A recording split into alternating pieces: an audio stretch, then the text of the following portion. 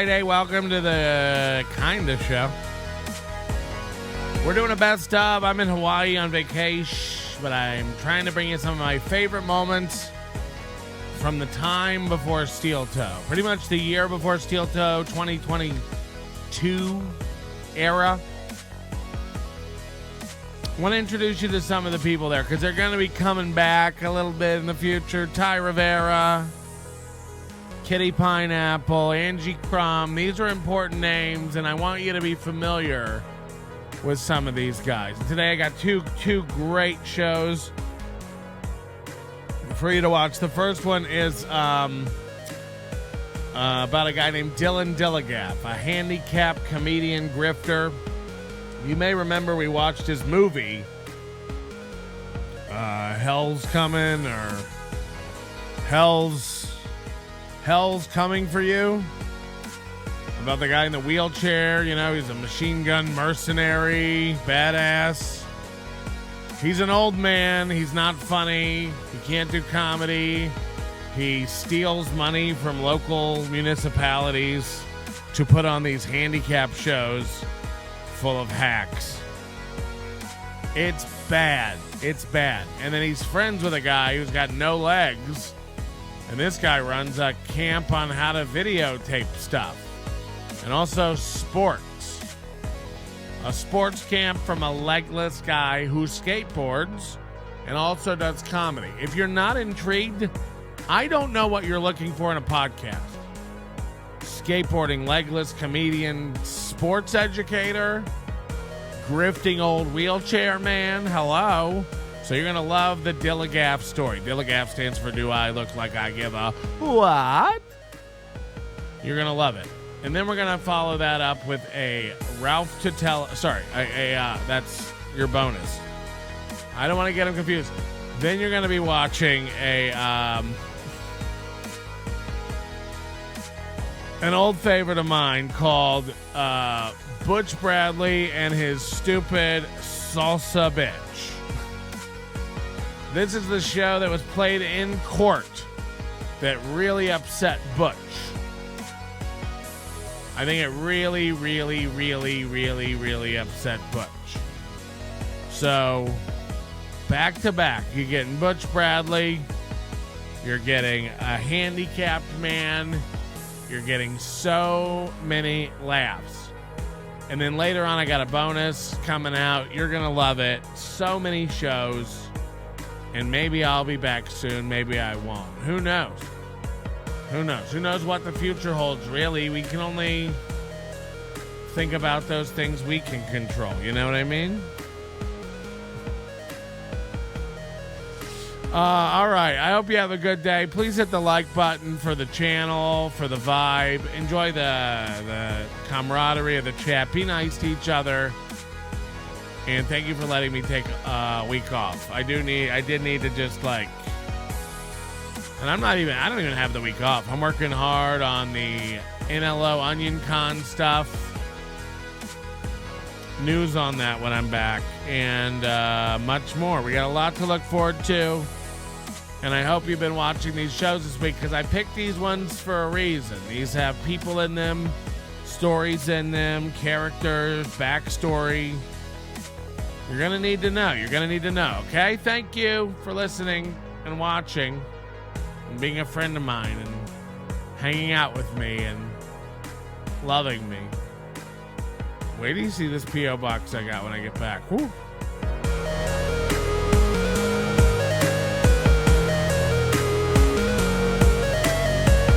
The girls get dizzy. This ain't entirely true, though. Live it at Patrick. Hi, everybody. Welcome to Sunday Fun Day. First of all, what's Adam Dominguez? Don't you do a show on a Sunday nights? I don't like that. Why do I feel so low? Hello? Is that too loud? All right. Anyway, Sunday Fun Day, welcome to the show. I want to we change titles depending on where our parents... What is happening? There's a lot of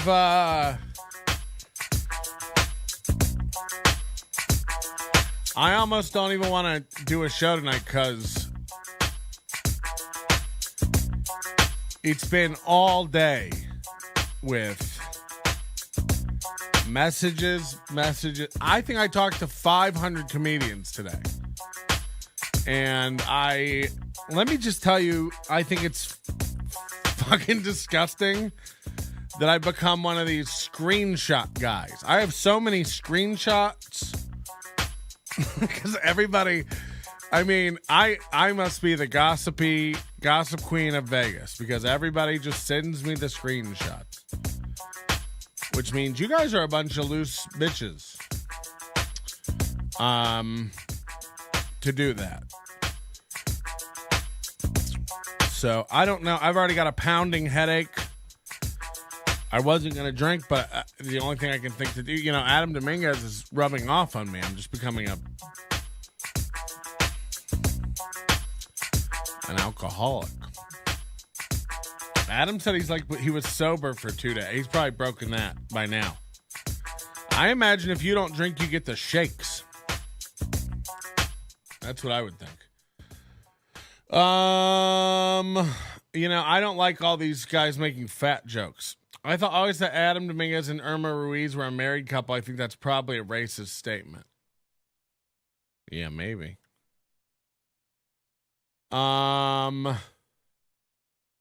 We change titles depending. That's cryptic for me. I don't know where to fucking begin tonight. This used to be a fun, lighthearted show. And I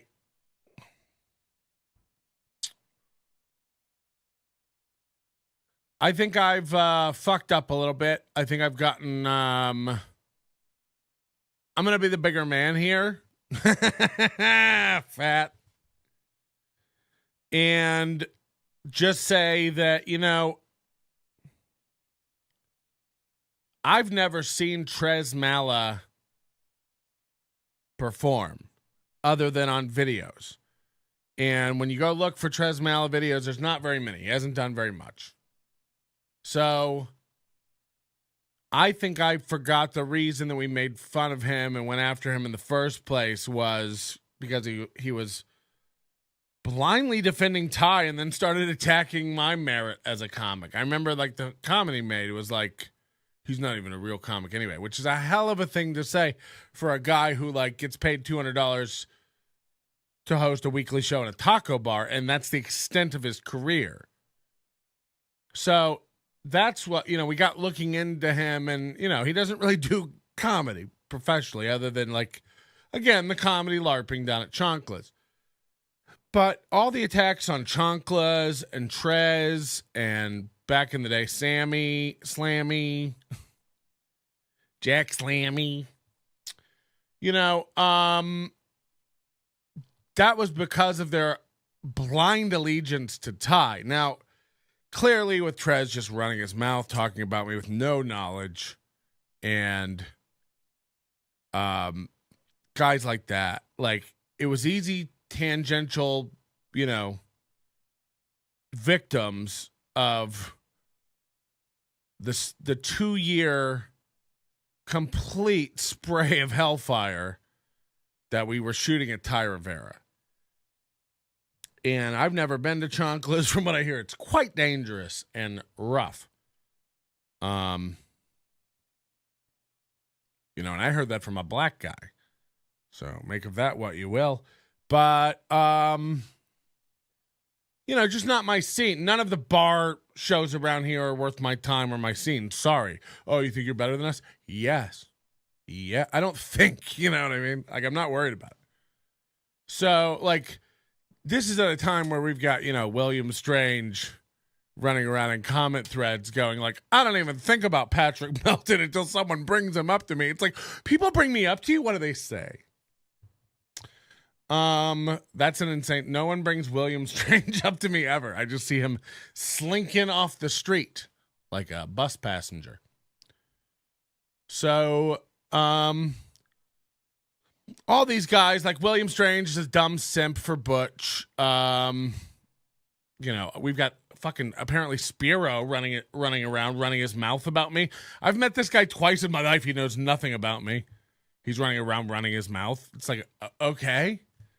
I hope that made your reward center ding, ding, ding, ding, ding. You know, I don't know. You don't know me, so I don't really care. Like, again, imagine giving a fuck what anyone on the internet says about you. This isn't real. None of this is real. This doesn't matter. This is all, not. And, these guys are not the battle I came here to pick fight. Lex Las Vegas is having a complete mental breakdown. He keeps messaging me. Is this a bit? Are we really fighting? I have no hard feelings. And then runs and makes 9 videos about me. And then he runs to, by the way, Alexa, everybody tells me everything. So I know you're running around asking people, is Patrick joking? Is this real? Like, calm down, man. Ask anybody. I've never badmouthed Lex. I think Lex cracks me up. I think he's funny. I think it's insane. And you might say, like, oh, Patrick, you're just saying this because of names. No. Think about it for a minute.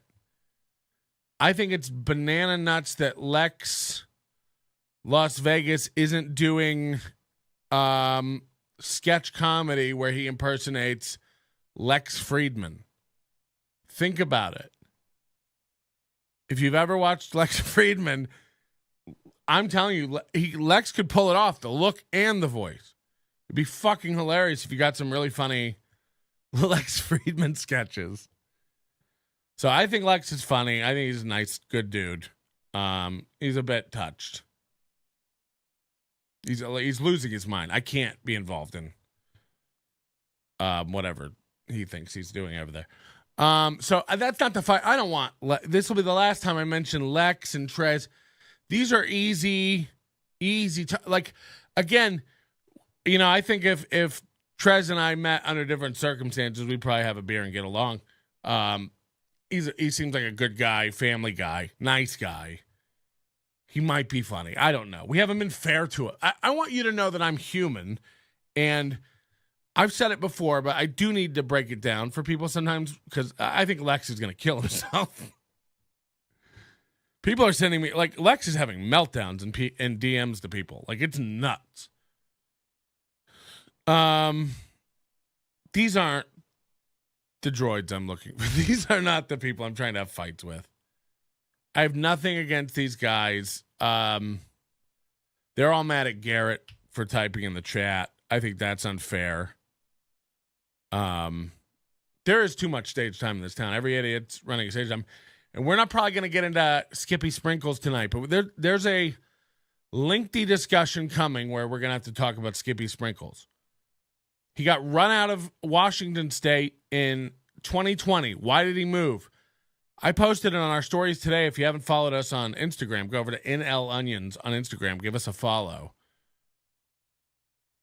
I mean, this guy has so many accusations, it's sick. And again, I'm not sticking up for Diaz Mackey, but you're all very, very happy and quick to jump on Diaz Mackey and crucify him and anybody who books him for anything.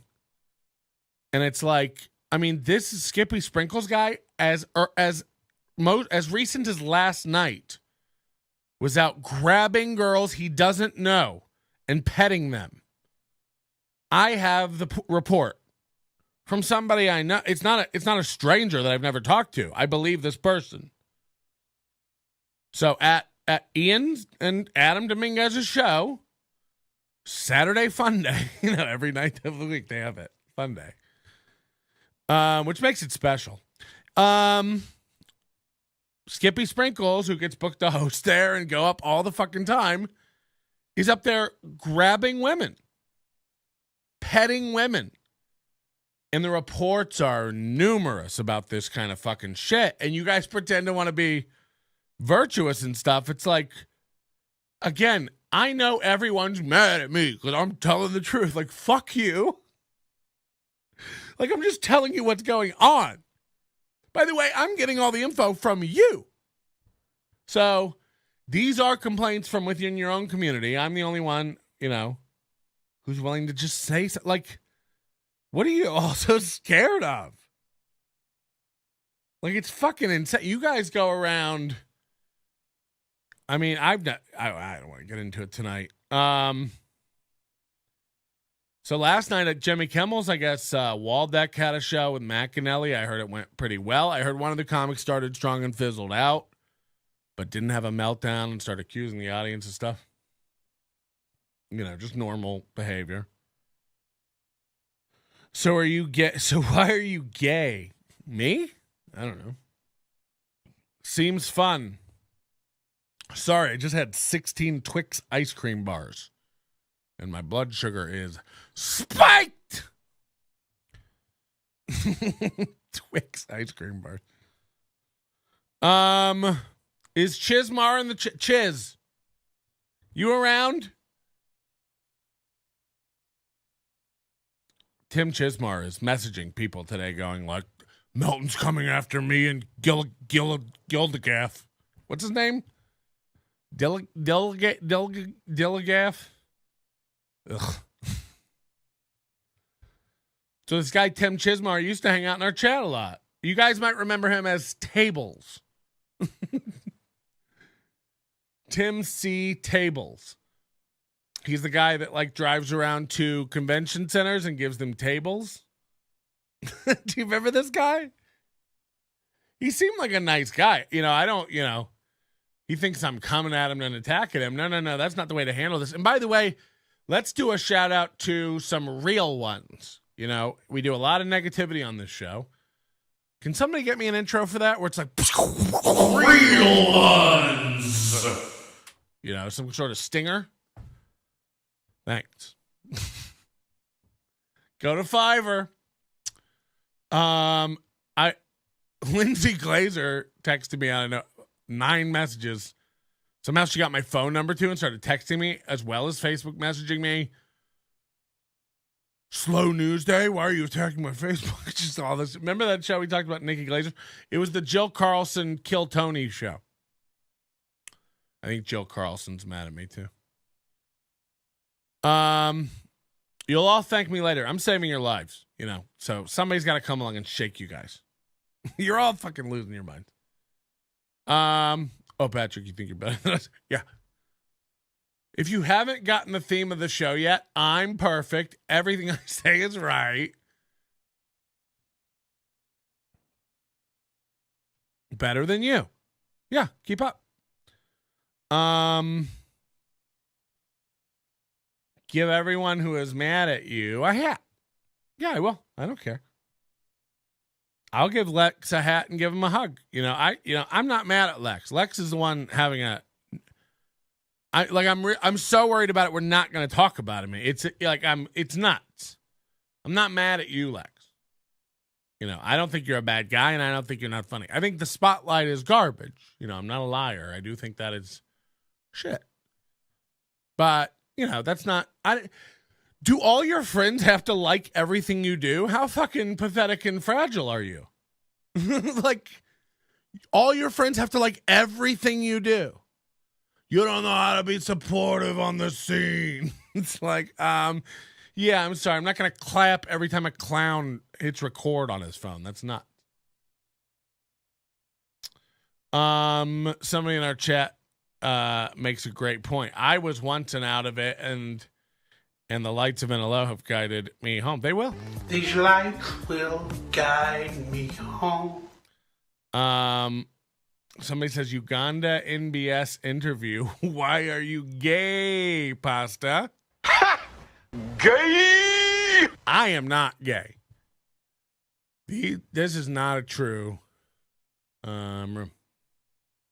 pasta. Pasta sounds good now.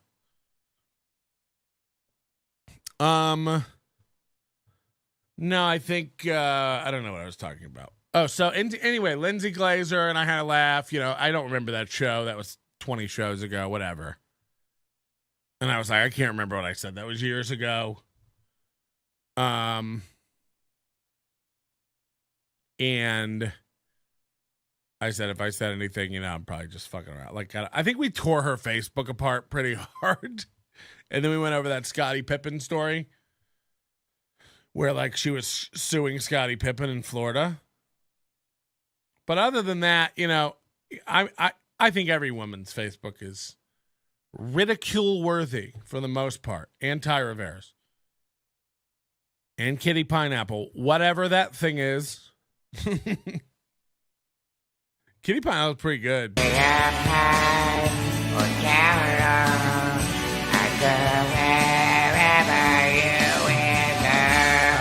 That was an actual clip from E.T.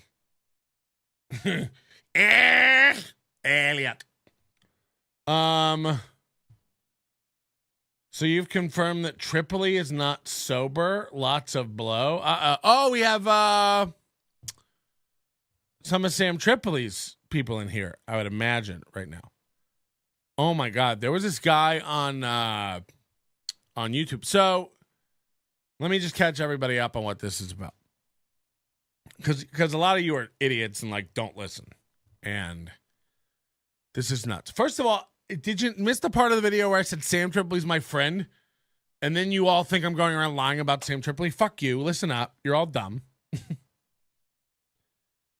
So on, I think 2 shows ago, the problem, this show took forever to get up and cleared because it had a shit ton of copyright shit in it. Like it took weeks to get this cleaned out and posted.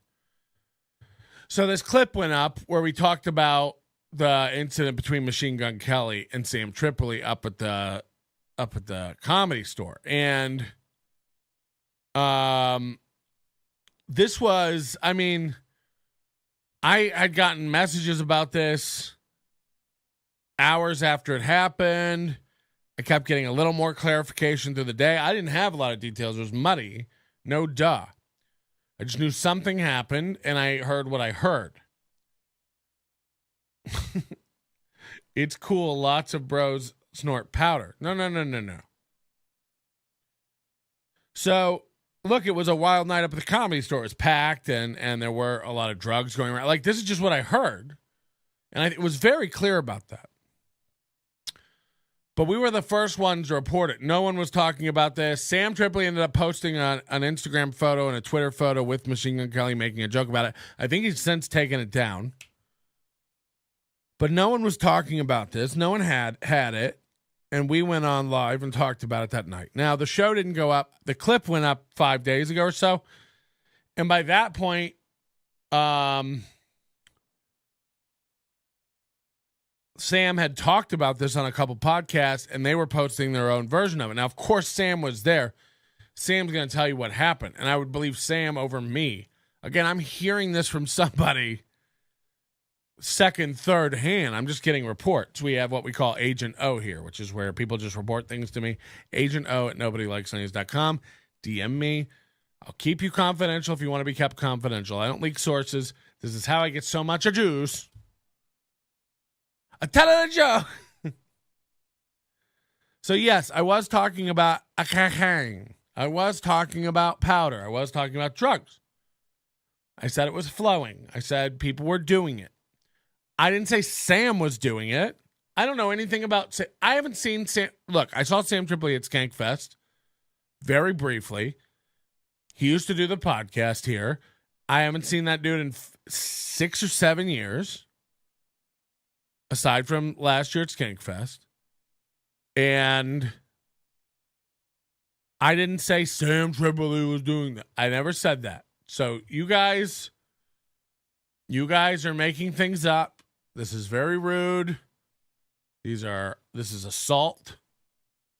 And then people were like, why are you capping? That is not how Sam said it happened at all. And it's like, okay, listen to Sam then. Like, people aren't understanding this was recorded back, a long ways ago. Weeks and weeks ago. Right after it happened, I think, January 13th. It happened on the 12th, I believe. So, I'm not capping. People are like, yes, you are, because Sam said this happened. So you're saying it didn't? It's like, no, I haven't heard what Sam said happened. I've moved on. We covered this weeks ago. You simps are just hearing it now.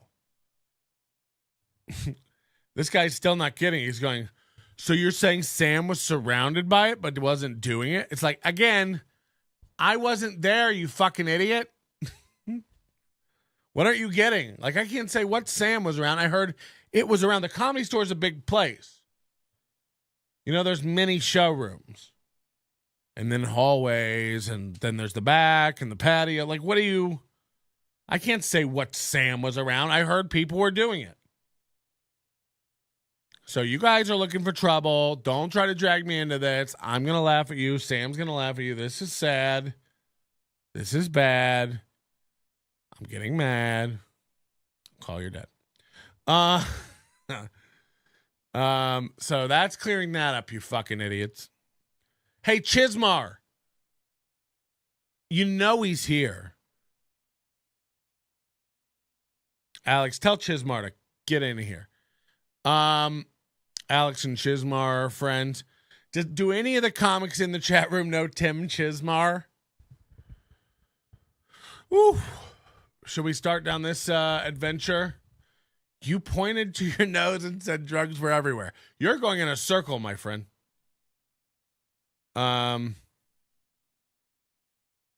Donkey, get over it. I'm sure Sam is watching porn right now, too. So he said he was knee deep in blood. Wow, yeah. That is what I heard. You pointed to your nose and said drugs are everywhere. Yeah. I think he got tested that night, too, and failed and got hauled off to jail. And then I heard he got out, fucked some of Machine Gun Kelly's, uncles, and did some more blow off Machine Gun Kelly's ball bag. Hey, Sam, I hope all your fans aren't this fucking retarded. Is this how dumb Sam Tripoli fans are? I know you all think it's like a flat earth and Paul McCartney was replaced by a cyborg, but, can you just get it together? I love that your biggest scandal of the world is, so you're saying he was adjacent to cocaine. It's like, okay. We got bigger scandals to fry tonight. Fucking Chismar. I think that Chismar is a nice guy, too. I don't even care that he looks like Guy Fieri had all the bones removed from his face. Sam is my NA sponsor. It's kind of a big deal. You're a fucking idiot. I like that guy, though. Don Kettlepuss? Is it Kettlepuss? You can call me Nannerpuss. And guess what? I love Kettlepuss. You can call me Kettlepuss. And guess what? I love Nannerpuss. Well, we got some stuff to do here. Maybe the flour fell over when they were making bread. What? Oh, yeah, the old famous Comedy Store Rivalry. They got Pumpernickel. They got Sam covers his funnel cakes and cocaine. You guys are getting quite trepidatious. Okay, can we go? I have to tell you about a little man named Dilligaf. First of all, Alex check, Jay check, Kyle Anderson check, welfare check. Can we, speaking of welfare checks, is there a way to is there an app to schedule welfare checks for someone weekly? Earl check. Great. And everybody, I agree with Josh. A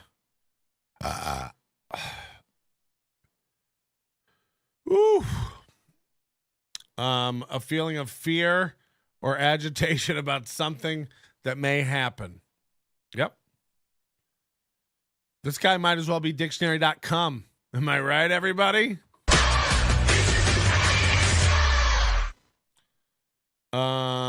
If there was an app for that, you'd be beeping. Okay, this is getting very, very aggressive.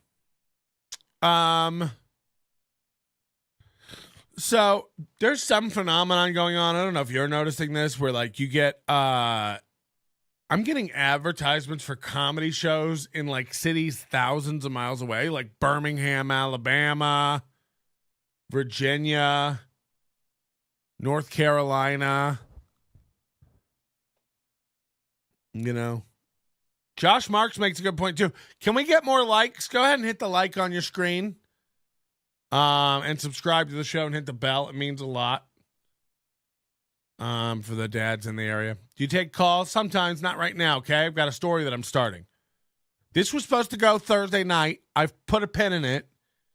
And we're going to do it tonight. Chismar's in the chat. So, he's excited about this. He's been sending the show around to people. Patrick's going to talk about us in the next show. Yeah. I'm going to talk about it in the next show. Fucking, I wish I had an Egg McMuffin. Doesn't that sound good?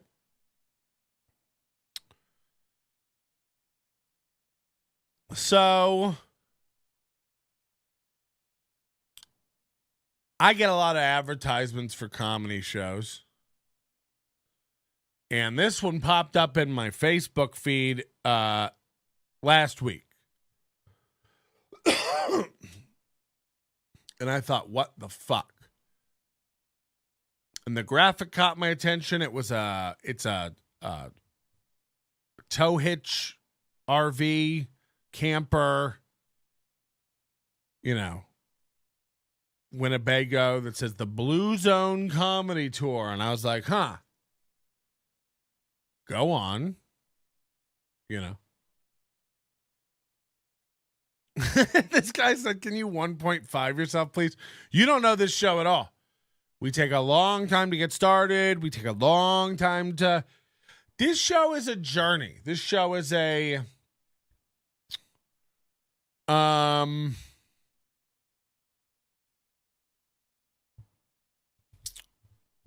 stroll. This show is a saunter. We meander down the path of life. You guys interact. You tell me when I'm wrong. You tell me when I'm right. You keep me in check. You tell me when I'm fat. You tell me when I'm thin. Nobody's ever said that one yet. But it is what it is. For a guy who's like pretty much, look, I've quit I'm not doing comedy. There's a bunch of guys in a group jizzing all over their jeans going, if he was doing comedy, he'd be booked on show. I've turned down 4 bookings this week for shows. I don't, you know, and by the way, I'm aware most of it's out of fear. You know, Adam Dominguez, like, you want to host the next Jimmy Kimmel show? I don't. And by the way, I think it'll be better. I'll come. I'll be a patron. I'll support it. He's like, please don't. I'll come organize it. I'll do graphics and sound. Let me do the intro. Let's get a pulse going in that motherfucker. You know, I'd like to be a behind-the-scenes guy. I'm not good enough on the stages. I've been called out by the very best in town. Will Strange and Lex Las Vegas. You know. It's like imagine reacting to that.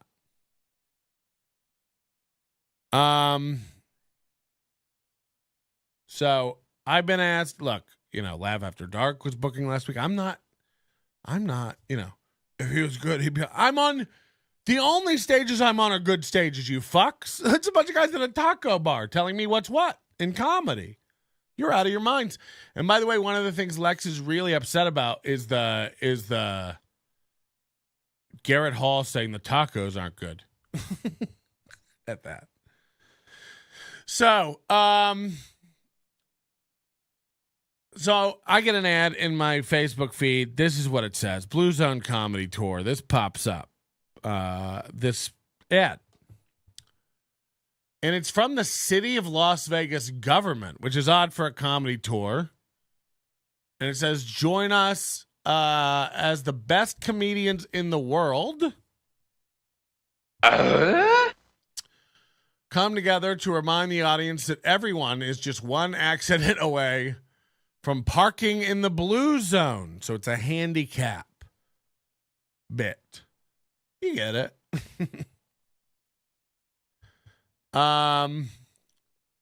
So let's laugh together and normalize disability awareness. Not everyone looks alike, talks alike, or smells alike. We aren't just humorous on stage. We smell funny too. Our comedians can get a little salty. Mature audiences only. Buy tickets. And then it sends you over to a website called the Blue Zone Comedy Tour. Now, the Blue Zone Comedy Tour is run by, or started by, two guys who are best friends. This is the highest res photo of them that exists. Tim Chismar and Jack Spear. Okay, these are two guys who got together and said, hey, you know, we've been doing comedy a long time. No one pays us any attention. We're not good. What if we started something on our own?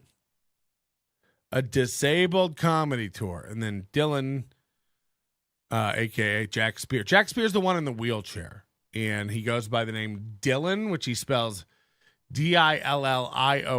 Dillion. So that's great. Dillagaf. Now, Dilligaf is an acronym that, well, hold on. I think I have a video. And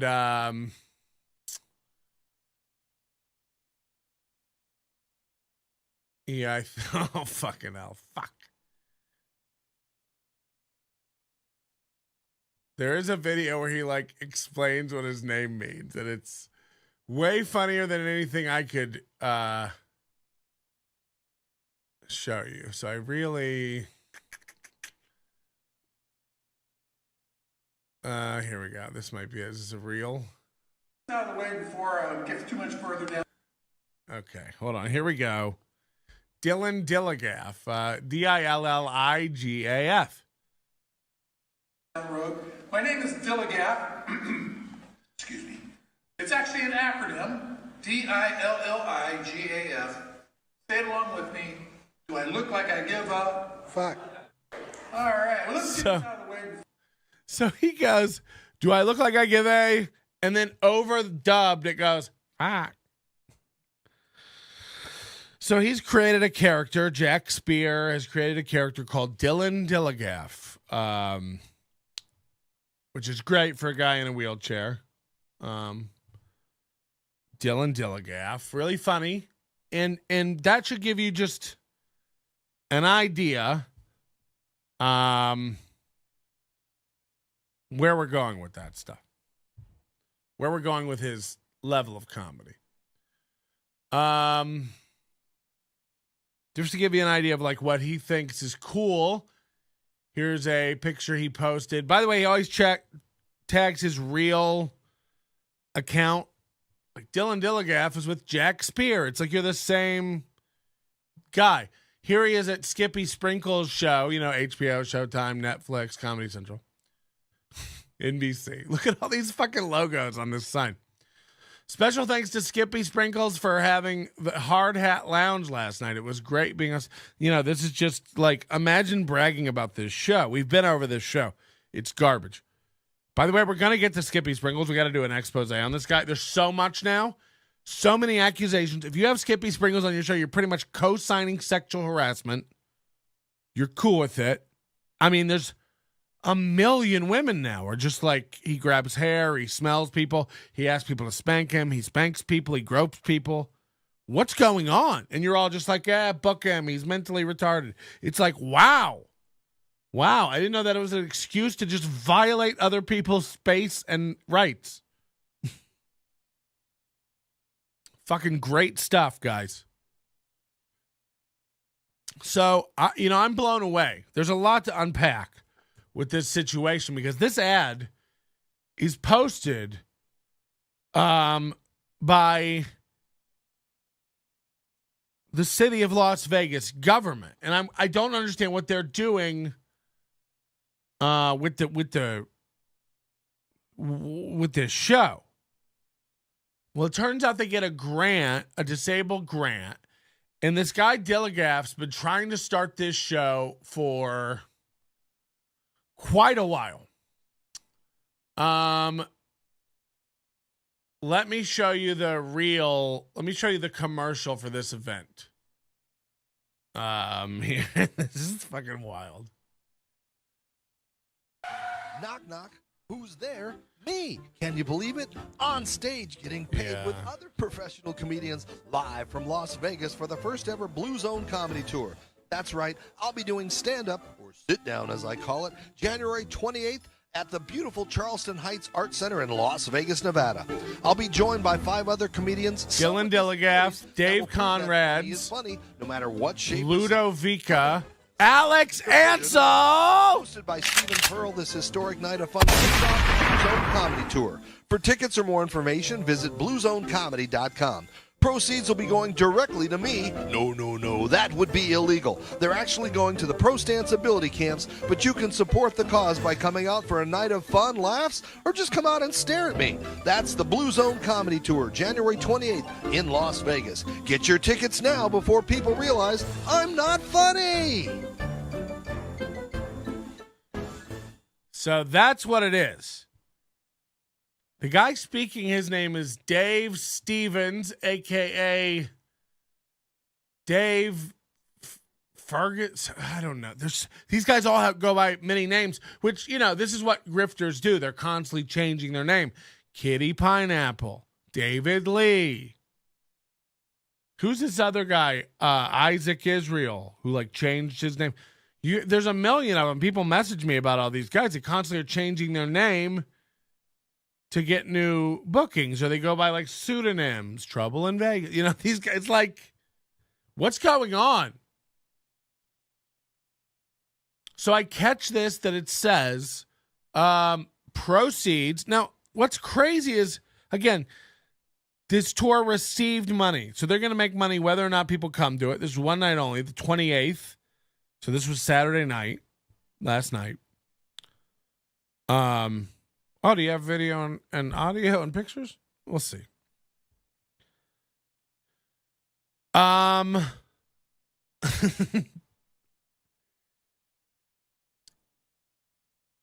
You received money from a government grant, and I reached out to the city of Las Vegas about this for comment. I'm a reporter now, so I contacted the city of Las Vegas and asked what was going on with this. And this is what they said. Let me make this bigger so you can see. The artist fee comes from the NEA Big Red budget. This year, we support a wide range of programming focusing on artists and audiences living with disabilities. This is one of our offerings for this season. We have several models of partnering with community programming. We've elected to provide a small guarantee from our grant funds with a 50-50 split of the house. This minimizes the financial risk of working with a new program while providing opportunities for community members to perform at our Performing Arts Center. We have worked with Dylan as a performer in our Story Slam. And this is the second time the Blue Zone Comedy Tour has performed in our venue this season. Our understanding is that Las Vegas is where they would like to launch the tour. So this is the second show they've done, both in Vegas, all with the same dopes. Sorry, Alex. I feel bad for Alex. Was a beast on this show. I heard he killed it. I also heard he was the only one that did stand up. So then, if you caught it in the video, they said that the money earned from this goes to the Pro Stance ability camps, and you're like, oh, okay. So this is a nonprofit. They're going to make money.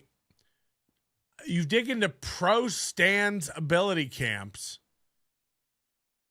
It's all a grift by this guy, Dave Stevens, who travels around. He's the the legless motherfucker in the ad. He rolls on a skateboard. These are his gimmicks. This pro stance ability camp. The ability camps are his business.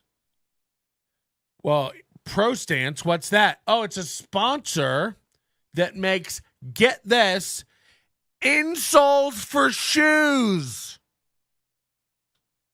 This guy has no legs. I'm pretty sure he has no feet. So why is he...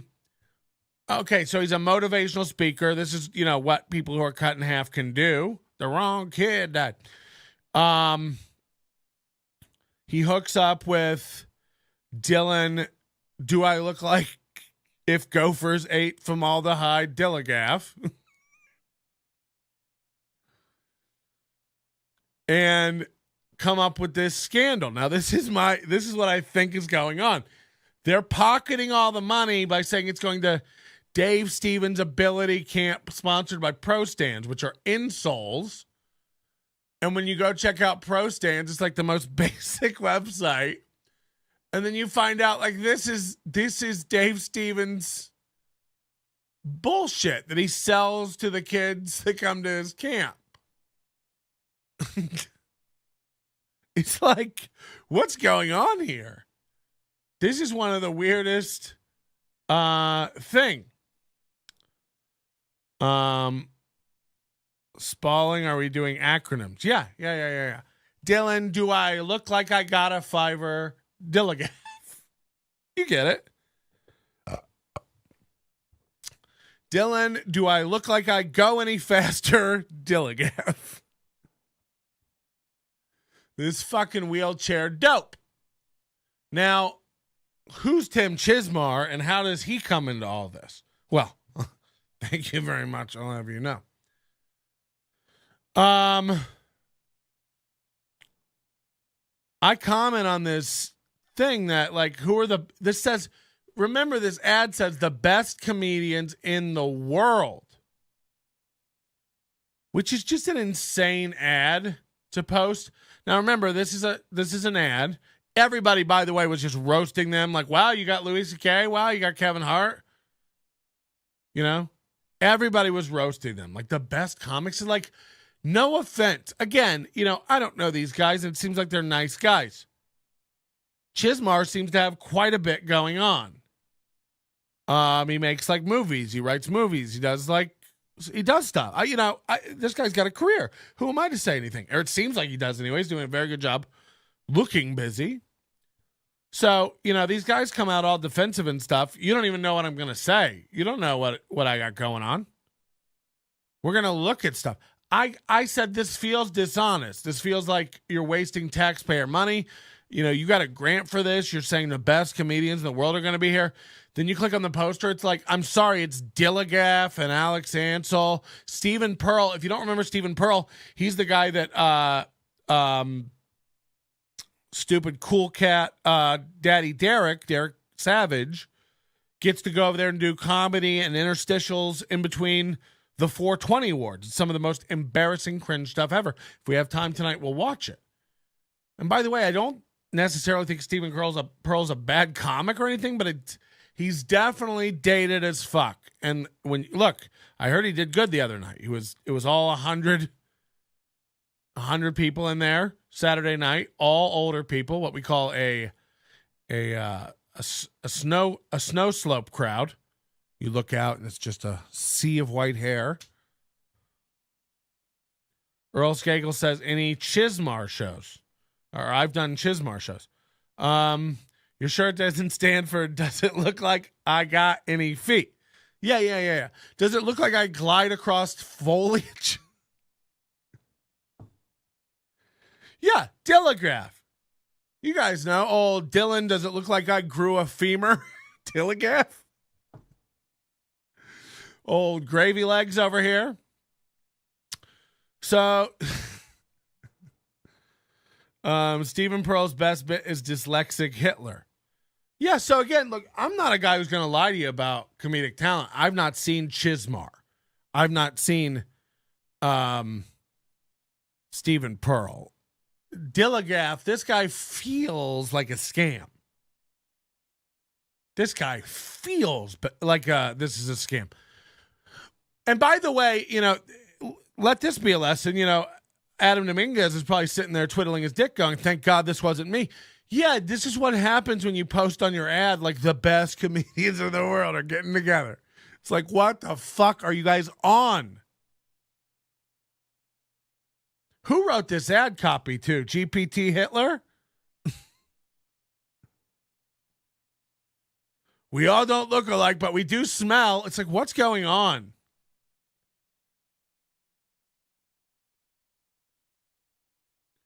So I got to know what's going on with this. And I post all these comments onto the ad. And then Chismar comes along and goes, this is all he does. He posts a video. He posts a link to like some Red Bar video where he's like, this you? And it's like, imagine like, I want you to think about what you think is going to happen to me. It's like, I've been doing this on the internet since 2005, dog. There's nothing like people talk about me all the time. Lex Las Vegas spent all day DMing people about me all day. I have the proof. People sent me the DMs, So this was insane. And then I just go, are you okay? My standard response. We get into this whole thing, and then Dilligaf shows up like an hour later. I assume his batteries died or something. They all show up. They're like, how dare, like, this is like how out of it some of these people are. They go, how dare you? They were like, how dare you accuse us of false advertising? Where? And I said, this thread, this ad, just look at it. Like it says the best comedians in the world. Yeah, right. Where? Like this is the argument that happened with Chismar and Dilligaf. This is the real argument. They couldn't fathom what I was even talking about. I'm like, I'm talking about the exact thing we're talking about. That this thread is full of lies. Yeah, right. How dare you not support handicapped people? Like this is how dumb people argue. They hear one thing, completely disregard it, and then just yell some random point that may or may not land or make sense.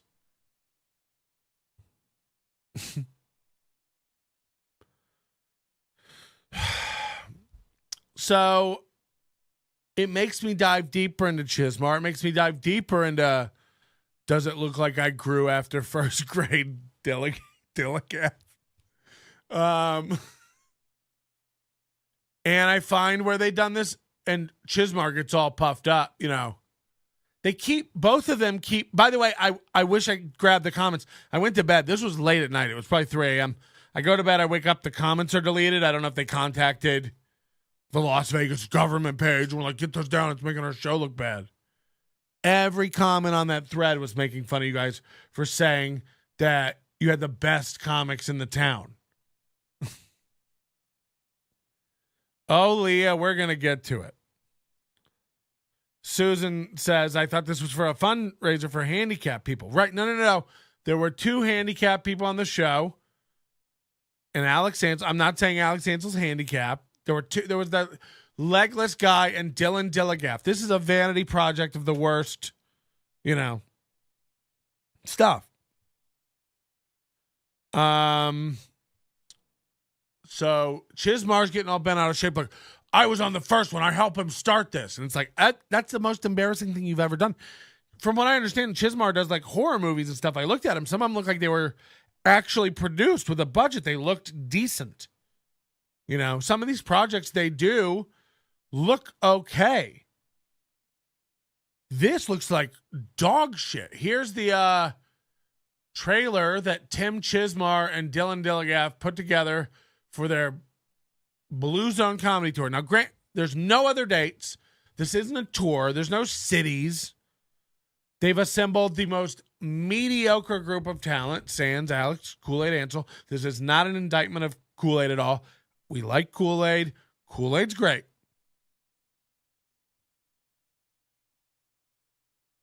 Susan said that she was, okay. I got booked on this show. I was told it was a fundraiser. When I saw the promo, I pulled out fast. This whole thing, once you start pulling, I'm telling you, I start pulling on the thread. It was like Dilligaf, Chismar, Dave Stevens, Jack Spear. You start diving into it's sponsored by this Ability Camp. The Ability Camp has a sponsor that's this Pro Stance footwear shit. It's all the same guy. Like, this isn't hard to figure out, you know. But I found this Blue Zone Comedy Store starring Dillion Dillagaf. By the way, this guy may be a nice man. I'm not saying he's not. He's an out of it who doesn't need to be starring in comedy tours. Advertised as the best comedians in the world. Does being old make you high as fuck? What's wrong with everybody? The best in the world? Get out of town. Let's keep this show rolling. And speaking of rolling, our next comedian is in a mobility scooter, and he is the man who created this entire comedy tour. He's been here. He's a Las Vegas local. He's been at it for 6 years on a regular. It's like if James Heskey had charisma. You know what I mean? He looks like the lead singer of Smash Chin. And he's about to bring up old Dylan. Do I look like I grunt at feces, Dilligaf? This will be great. A lot of different clubs around here. You may recognize him when you see him, but he has been the voice of God. Imagine putting in the ringing feedback noise into your trailer. These guys are making a sizzle reel for a tour, and this is it. This looks like an Adam Dominguez reel. Roasted. Confirmed. Let's keep this show rolling. And speaking of rolling, our next comedian is in a mobility scooter, and he is the man who created this entire comedy tour. He's been here. He's a Las Vegas local. He's been at it for 6 years on a regular at a lot of different clubs around here. So he's only been doing comedy 6 years, this guy. This is like the shot we had of the guy last week. It was like May 2009, started stand-up. June 2009, started teaching stand-up. September 2009, started my own tour and comedy club. It's like, you sure about that? You sure about that? That's the reason. You sure about that? Oh, I've seen... You guys, I've got all the videos. I've got all the videos and all the goddamn time in the world. Do me a favor. Comment, subscribe to the channel, hit the thumbs up, hit the notification bell, give a like, suck a dick, hug a friend, piss on a neighbor, squish an emu, hire a yak, get a guy with a boat. Oh, the alcohol's hitting. Anybody got any Twix ice cream bars? Twix ice cream bar. Continue. You may recognize him when you see him, but he's been doing comedy 6 years. He's never made it. He does bar shows all over Winchester. That's really funny if you're local. You may have seen him. You haven't.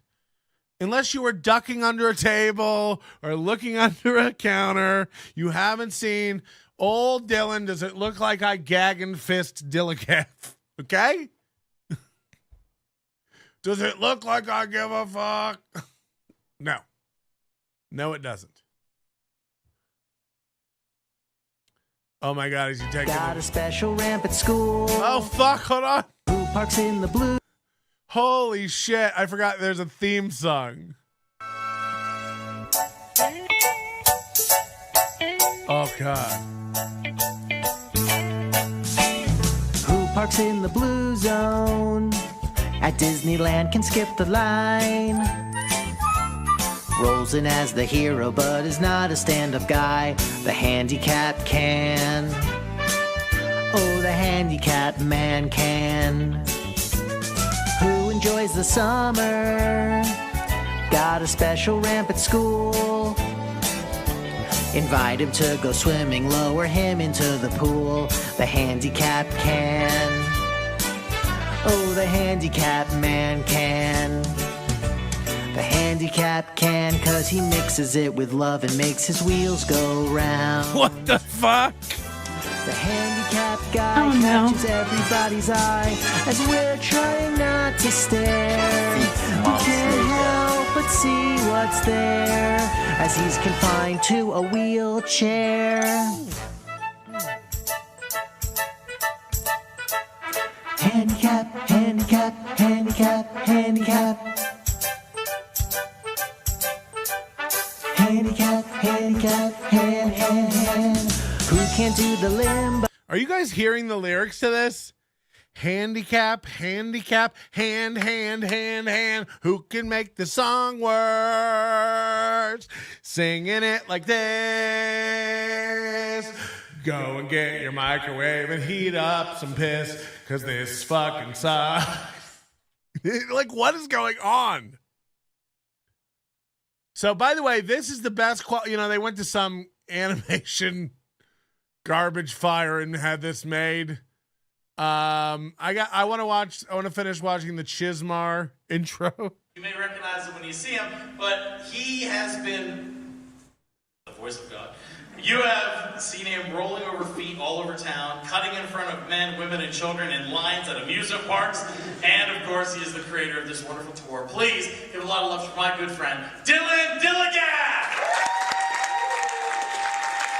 Big Irish Jay's here. Ahoy.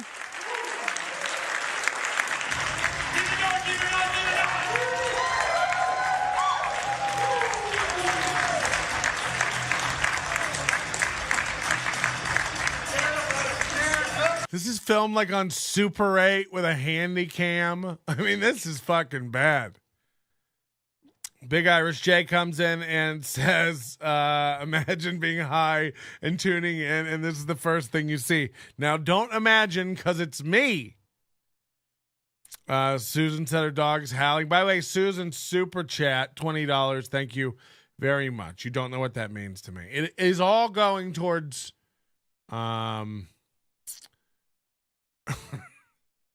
Egg McMuffins. Larry said, what the fuck was that? Send money to make it stop. Oh. Penny Prince is here. Good to see you. So I want to talk about like all the, people who are great. Again, Lindsay Glazer handled it like a champ. I spoke to Adam Dominguez today. He seems in good spirits. I'm sure, he just pretends to like me. So I go, easier? I can't trust him. You can't trust if Adam likes you or not. You know what I mean? I want to believe he does, but with the autism and the dishonesty, the handy cam can. Yeah, this is bad. Oh, fucking hell. How are y'all tonight? Get rolling. What? Too much further down the road. My name is Dilligaf. Excuse me. It's actually an acronym. Dilligaf. Say it along with me. Do I look like I give a fuck? He thinks that's great. I love how he dubs in fuck. So, when you see what comes out of this camp,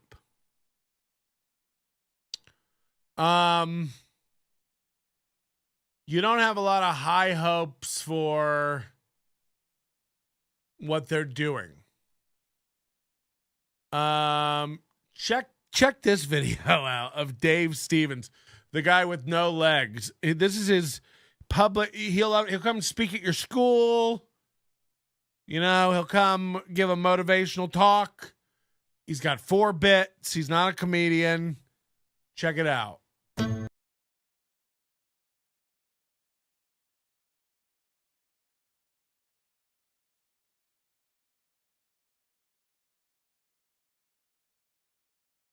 Julio he's a famous rapper, gangster in paradise, and here he is showing up to play golf, and I'm like, Julio, sit down next to me. Can somebody look and see what GiveBucks is? GIVBUX.com.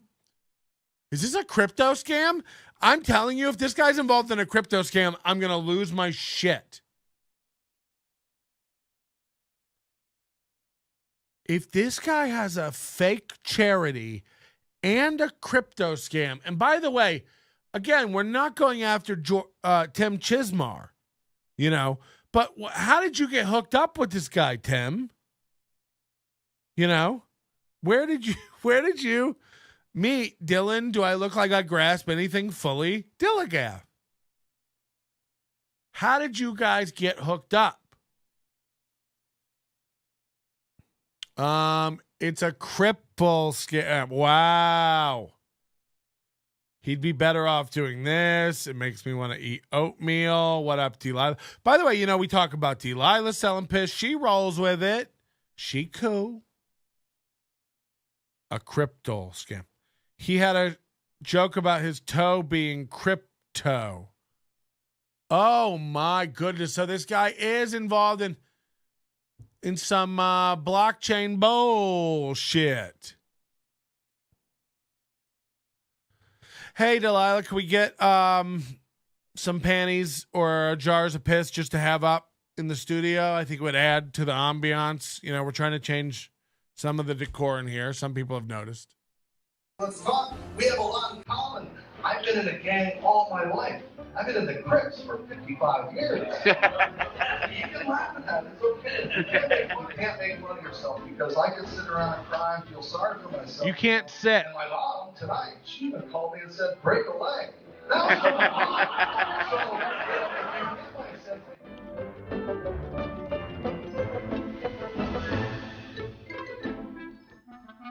What the fuck? Is this the puppy bowl?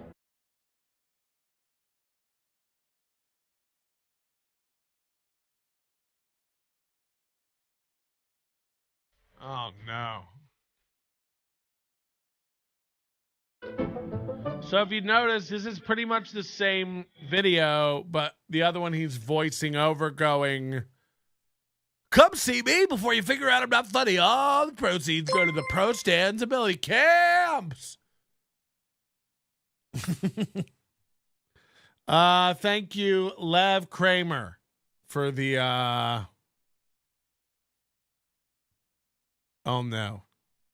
Justin is saying that GiveBucks is more than just an app. It's a move. Thanks, Lev Kramer. And I know I owe you that gift card back too. It's sitting in my Canadian account.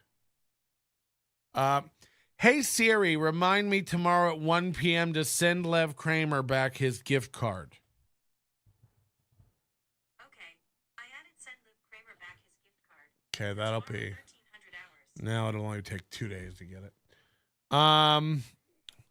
First Patrick attacks trans, now the handicap. The tranny capped. Kitty Pineapple is tranny capped.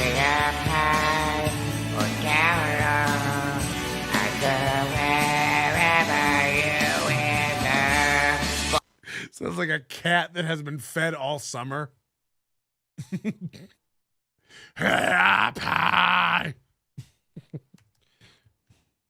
GiveBucks.com. Let's have a look-see.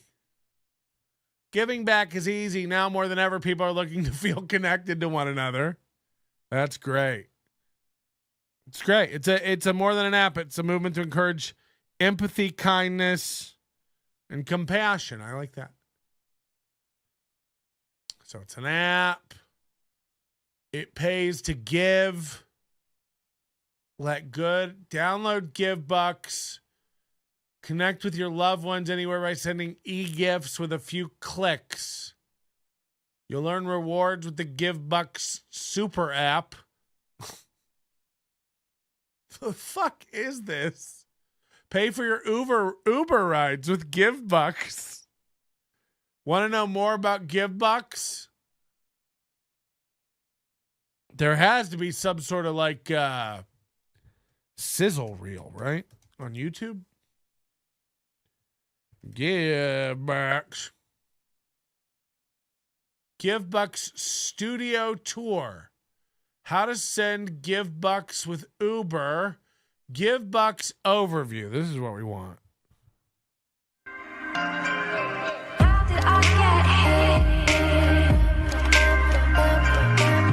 By the way, whenever you see RMB Web Services present, I mean, this has the credibility we've all come to know and love from a guy who does like comedy shows, car washes, and keys made while you wait. I mean,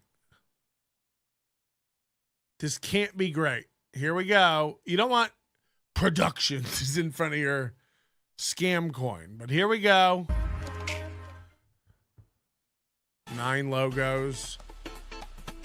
GiveBucks is a purchasing app that allows you to make secure payments in Was this recorded on some woman's kitchen in between takes? real time for purchases while also giving a select percentage of your rewards back to charity. It's easy to sign up and use. Download the GiveBucks app for free. Sign up using the invitation code you receive from a friend, then buy yourself some GiveBucks. Make a purchase from dozens of participating merchants, including stores, supermarkets, and restaurants. Oh, yeah, merchants. Use the barcode to scan for payment or pay at the register.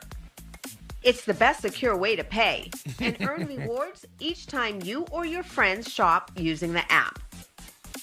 GiveBucks, the easy way to pay while also giving back a percentage of your rewards to charity.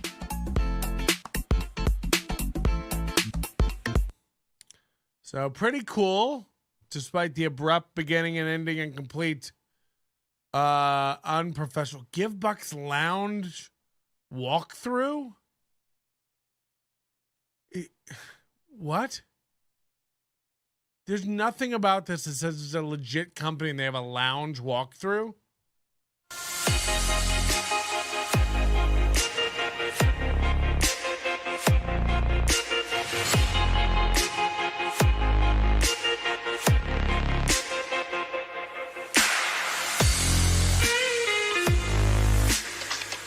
This looks like a fucking WeWork. Where is everyone? This is shit. And all these are, by the way, this is on an account called DG Media with 12 subscribers. The last one was on R&B Web Services. Jay says, I smoked too much to process this. GiveBucks is more than just an... Oh, yeah, we already did that one. If I donate, I get one of those dope St. Jude's blankets. I'm cold. Creating a space for people to connect with the brands they love and give back where it's needed most. It's all this ambiguous language that doesn't tell you anything. This is perfect for a guy like Dave Stevens and Pro Stans and Chismar and Jack Spear and Dillion Dillagaf.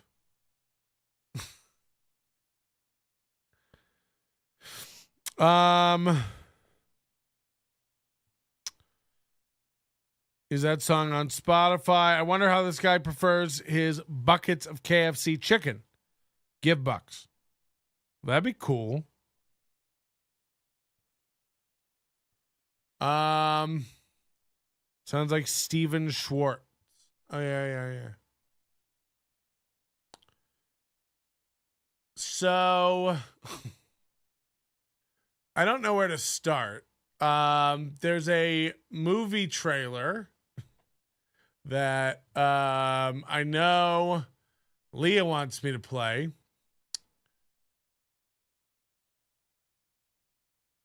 Called oh fuck, I had it pulled up. It's called like Drag 'Em to Hell or Hell's Coming for You. Official trailer. Hold on, here we go. Now, again, this looks pretty pro. But what's happened is these guys are clearly convincing somebody to dump some money into these projects, but it's like the idea for this whole project is this. Despite paralysis, Liam achieved great notoriety as an international bounty hunter. He's also collected a handful of enemies. When he learns of a terrible betrayal, he triggers bloody war with a group of savage misfits and old allies. Directed by Mark Savage, produced by Tim Chismar, executive produced, that means the money, by Dylan. Does it look like I got any funds, Dilligaf? And by the way, when you go to Dillagaf.com, and by the way, he has multiple websites.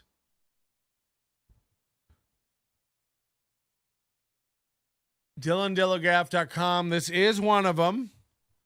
This website uses cookies. I hate them.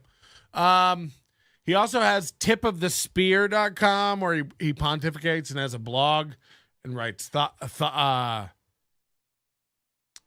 his thoughts. And Leah says that he announced at the show for everybody to keep an eye out because this movie is going to be on every platform out there. Netflix, Hulu, Amazon, etc. So he goes to the Skippy Sprinkles School of Delusion.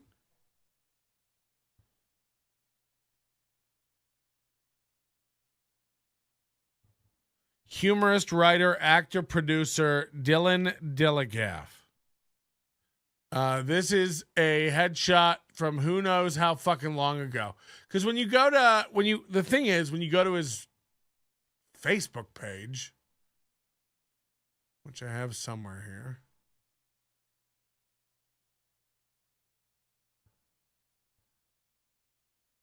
Let's find a recent photo of this guy. He's one of these guys with so much bullshit on his page. Oh, here's one. This is what he looks like now. Okay? This. And what he's putting out there is this. And what he looks like is this. It's like, this is, you look like Mitch McConnell here, dog. This is rough. So I guess in his world, he can just keep using this fucking headshot forever from 20 fucking years ago. This is a huge problem with these guys. This Chismar trailer we already watched is front and center. Finally, the official trailer for Hell's Coming for You, starring Dillion Dillagaf, Tim Chismar, Trista Robertson, Sin Bodie, Al Burke, Patrick Kilpatrick, directed by Mark Savage, mostly in Las Vegas, Nevada. Hell's Coming for You. Are you guys ready for the exclusive trailer? Hell is Coming for You. Ladies and gentlemen, Dillion Dillagaf. Have you ladies met the new guy yet? I'm Amanda from across the road. That's my son, Zach, over there. Thank you for the welcome. I look forward to getting to know you both. He's got to have some kind of military background. My buddies at the firing range say they've never seen such an expert shot in all their lives. Meet Liam Gunter Hell. Afternoon, folks. The only survivor from a horrific family tragedy. His name is Hell, and the movie's called Hell's Coming for You. And the whole pitch for this and how they're getting money for it is like, this is the first action movie starring a disabled man in a wheelchair. It's like, oh, God. How woke of you. Which left him paralyzed and alone. Amanda! What, you think the laundry's gonna fold itself? I'd like to give that prick a piece of my mind. Sometimes problems have a way of working themselves out. Maybe one day, he'll disappear too.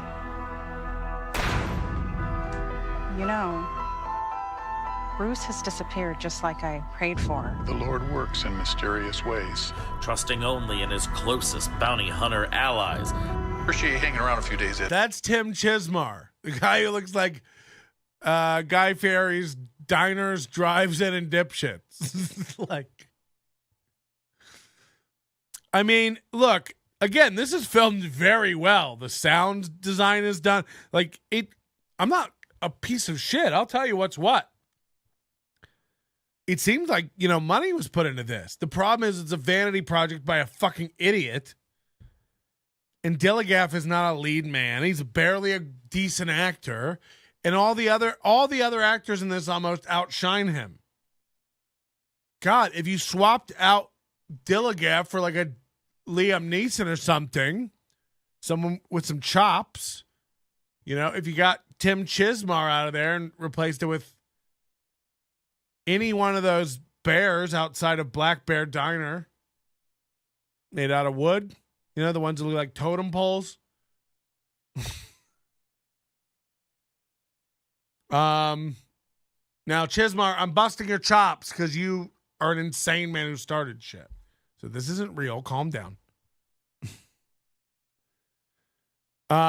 This is bananas. And you know what? This guy reminds me of that Detective Crashmore from I Think You Should Leave. You know that guy? This guy. I've seen every cock on the planet. I've seen everyone naked. That's exactly what this guy reminds me of. Old Santa Claus Detective Crashmore. While I get settled in. Are you kidding? After all the years and everything you've taught me, I wouldn't be a bounty hunter if it wasn't for you. That's Chismar. You know, I mean, again, like if these two guys weren't in it, everybody's a good actor. But because it's their movie, they had to be the leads. You ruined this could have been great. It's an interesting idea. Gara Hall's in the chat going, this sounds fucking awesome. A movie premise was based on what if I was badass. Yeah. Again, like you ruin a project to just make it about you and your disability. Patrick, but all these people too, like now it's whether you're gay or trans or whatever. It's just like, is that all there is to you? Yeah, the wheelchair. The fact that I smell everywhere. Imagine how bad this fucking duo smells. Every cock. I've seen every cock on the planet. I've seen everyone naked. It's exactly that guy. Tell me it ain't. I've never been more high in my life. I wonder what it's like to be that high and be that tall, Jay. I'm jealous. He just batting around people on top of the Strat. Sin was a WWE wrestler in the early 2000s under the name Kizarny. Yeah. Because of carnies, right? I get it. Kizarny. Hell's coming for you. Are you kidding? After all the years and everything you've taught me, I wouldn't be a... Are you kidding? After all the years and everything you've taught me? How does a guy this big have that voice? That's somebody... bounty hunter if it wasn't for you. Until a shocking betrayal reveals that in this world... Like, we could get Johnny B to do a better voiceover.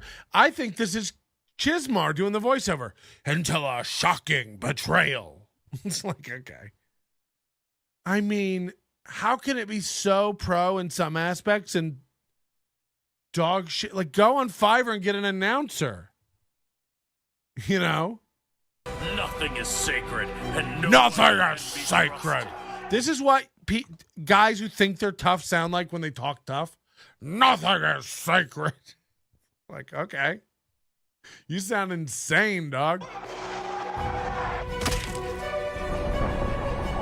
I'll be chainsawing off an appendage every half hour till you bring me what I need. You can't have guys with deeper voices in the movie than, and then it gets crazy. It's like, okay. First action thriller about a disabled hero played by an actual person with real disabilities. You don't know about... This is literally like old movie trailers. When like they would just play a movie and do a one-take dub over. Featuring Lila Storm as the seductress. And don't get too close to that lake, boys. She'll tempt you in.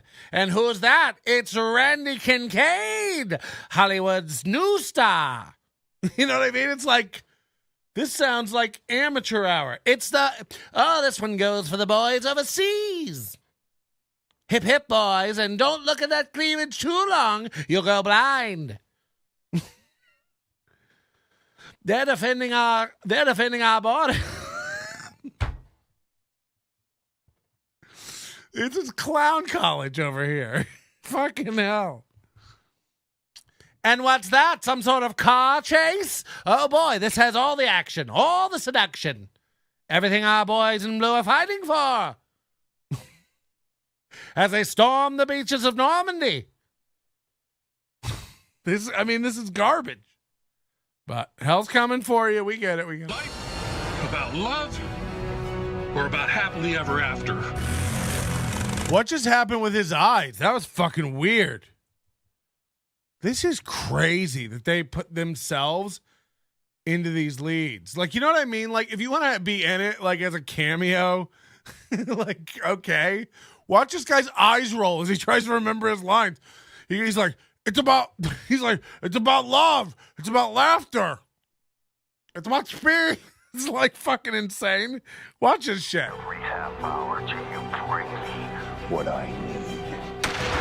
The first action thriller about a disabled hero played by an actual person with real disabilities. You don't know about love. Because that's what trailers do. About love or about happily ever after? It's voluntary. He's doing it like he's acting. Holy shit. You wouldn't know anything about love? Holy shit. And there's a motorcycle chase. You like motorbikes? Head on down to the Frosty Fountain and get yourself a fizz. Now I'm stuck in 40s radio guy voice. Shit, we know what you've been doing. Clive, Anton, Sin. Just putting it on the record that there's a target on you. And we're coming for you.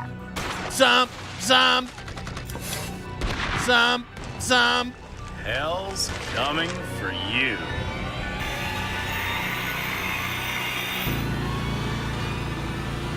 It's been. You know how fast you were going?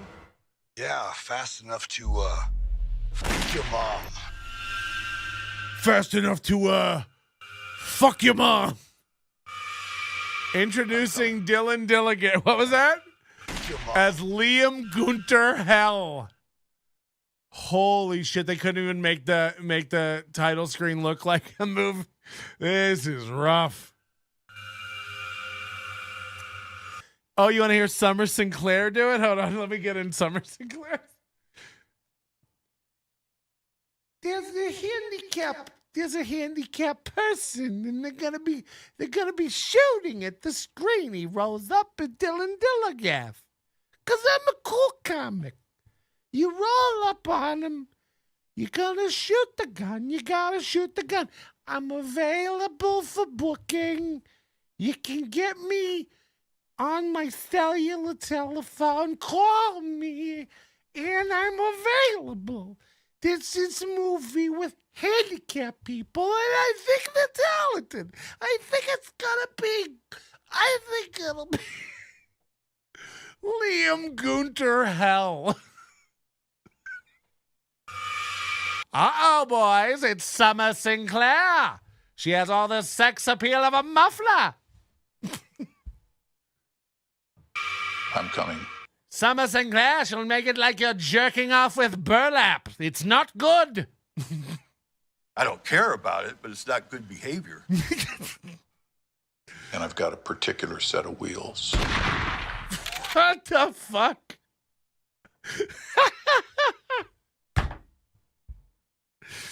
Ah! If you ever wanted to stab your eyeballs out and your ears simultaneously, Summer Sinclair, she'll bring it on faster than you know. Oh, God. Please don't shit yourselves. Thank you. I'm very, very drunk. So yeah, Hell's Coming for You looks dope. Again, I can't fault the production value of it. I've got a particular set of wheels. Is that a Hobart 820? Holy fuck.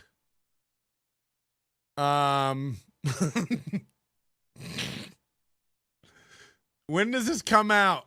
It's going to be on all the platforms. And Tim Chismar, of course, is on the thing going, I'm honored to produce this with such a great team. You go over to Chismar's YouTube, and boy, oh boy, is he just venting.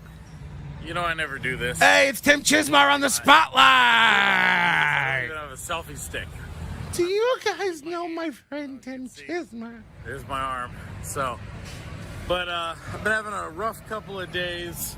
Look, in the grand scheme of things, I love he's like coming out of a Marie Callender's with his belt unbuckled. He's like, yeah, I gotta talk about this. It's like, all right, right here, right now, right outside the McAllisters. it's not that rough. It's not like I'm homeless or starving or, you know, it's first world white guy problem. I mean, this sounds like something Ty would make. It's my car and some work stress and some problems with distributing some art that I created and taking different opportunities. But anyway, that truck got kind of close to me. Anyway, I just thought I'd record something because I never do these types of things, these vlogs or whatever. And there were two things I just wanted. I can't believe you'd leave your 335 subscribers hanging like that. I never do this, guys. I never do this, but today, touch base on that were bothering me, and I thought maybe if I spoke about them out loud, it would help to make me feel a little bit better about the. Well, Kyle Anderson's lost a lot of weight. The first one is this: my least favorite thing about Hollywood and Hollywood land is when people. Oh, is that what it is? A farmer boy walking out. Garrett also just walking out of a farmer boy's being like, yeah, I've had a rough couple of days. Sorry, guys, just housed a couple double burgers, but I need to get this off my chest. Like, is it the jaws of life? It's been a... I just had a burger with an egg on it, but I need to vent.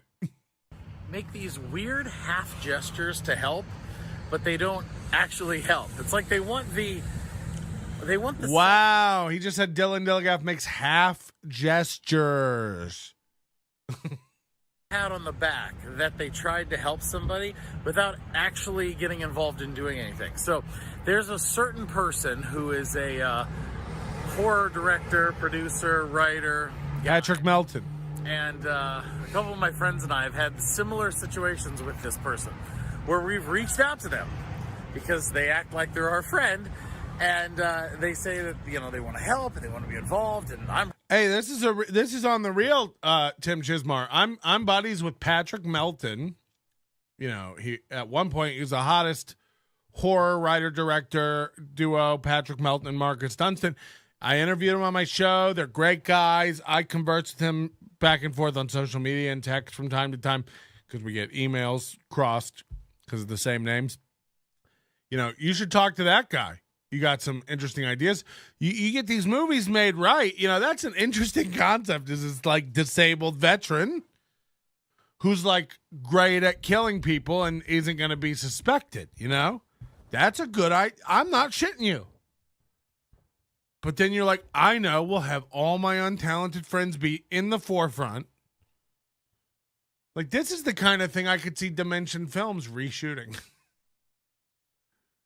So he's got vlogs, red carpet Hollywood Halloween hotness. I gotta see this. It's me, it's him, it's TIM at this red carpet shindig thingamaroo. Hey, there's Dillion Dillagaf. There's that guy. And look over here, we got Grant Offenberger, hypnotist. We got Grant's better half, Giselle. And then over. It's like, this is just your party of your friends. It's like anywhere that lets Dillion Dillagaf in, I ain't interested. Like fucking hell. Dillagaf. Grow up. So, Stephen Pearl got a big laugh. This is some shots from the stage on Saturday night. I heard Alex saved the show pretty much. Let's look at this.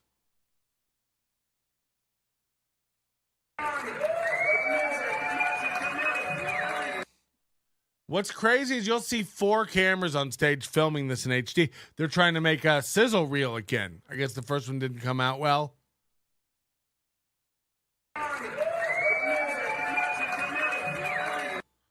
So Steve Pearl, this was his crowd, old people. It looks like there's 100, 120 people there.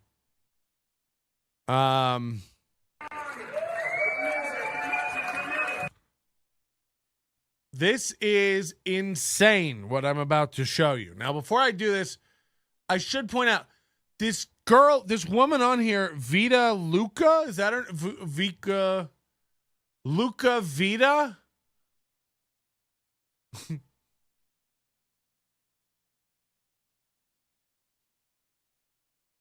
What's her name? It was bad.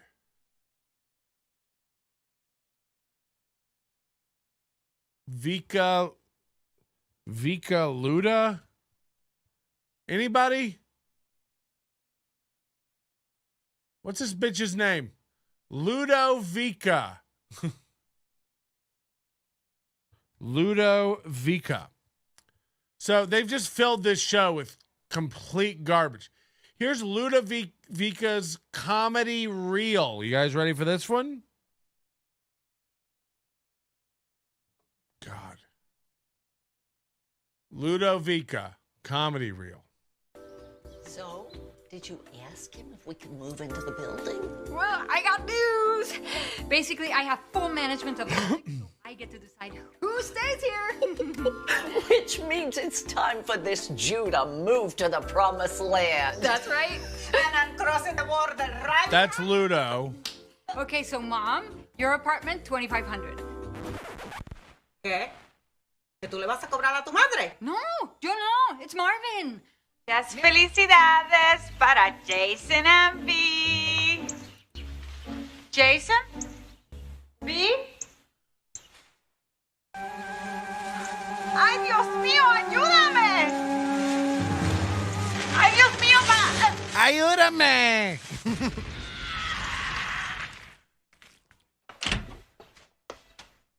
I quit! Oh, Claire, please don't go. They were just playing. What's his name from all the Christopher Guest movies? And if the money's not there by the end of the week, I am going to send some cousins to slit your throats with machetes while you're asleep. I mean... Infected? No. Now, I've been She's on Conan? Marta, The only person I've seen him with today was Marta, the cleaning lady. Are you worried about being infected? No. Just a photo of her. Now, I've been told that Marta... You forfeit the trophy to the runner-up, Regina Greer, and Okay, so you can see how if you've seen her work, you'd go, I have to get her on my show. We're doing a show of disabled comedians. I know she's not a comedian, and I know she's not disabled, but we're going to get her on. We're going to get her on immediately. Those aren't bad state troopers she's got there. Jesus Christ. She's 68 years old. This is like, I swear to God, these people all get on a bus and go back to a home.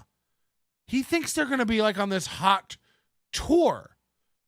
You know, and Susan Jones makes a great point. Everybody, give us a like, subscribe, hit the thumbs up, hit the bell, hit all the buttons. I'll wait. There's 40 of you watching. We can't get this to 27. I swear to God. I'll slip a flip.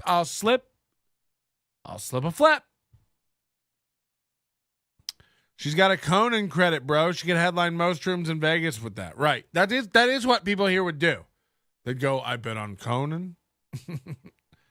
Dilligaf, dude, I literally love immediately getting assistance financially. Is that Ed Begley Jr.? Yes. 100%. This bitch is a star. So you want to get her on your show. You want to bring her in. She's going to add a lot to the performance.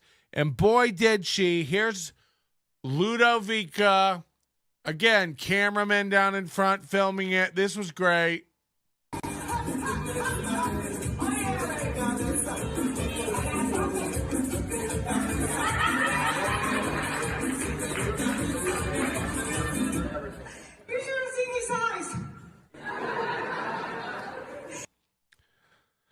So really good stuff. You know, I don't have a big film, but this auditorium was filled up. It looks like a great crowd. I can't imagine if I spent $20, it was all going to some phony charity.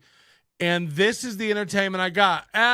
Alex, you may not want to give this info out, but if you don't care, you know, I'd love to know the payment for this gig.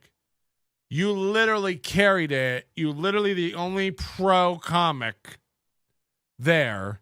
By the way, why wasn't Chismar on this? It wasn't worth the gas money. Be honest, Chismar. I don't know where you live, but I swear to God, if it's Boulder, it wasn't worth it. Take a look at this scene. I'm sorry, enhance. They all come out and do a Q&A at the end, just plugging old Roller Pigs movie. and the torso guy. I mean, this is a scam. It's Ludo and her husband, Dave Stevens, the pro stands ability camp guy, Kool-Aid, whose stomach has clearly chosen a side, and Dillion Dillagaf, the brain trust behind this entire ordeal. Why is Alex the only one standing? Yeah, I mean, if you had to bet. All the cameramen were disabled, I think. It was nice. They can clean up on old folks' home. Yeah, I mean, this feels insane. They probably did. They probably there's probably old folks' homes that get grants to go out for entertainment. This is probably just a circular grift where everyone just takes turns with this government money. You know? Like, what's going on here? I feel like I abandoned what? Yeah, this was $20 for these tickets. I feel like I abandoned Kool-Aid. Yeah, I mean, you did. This was the only guy.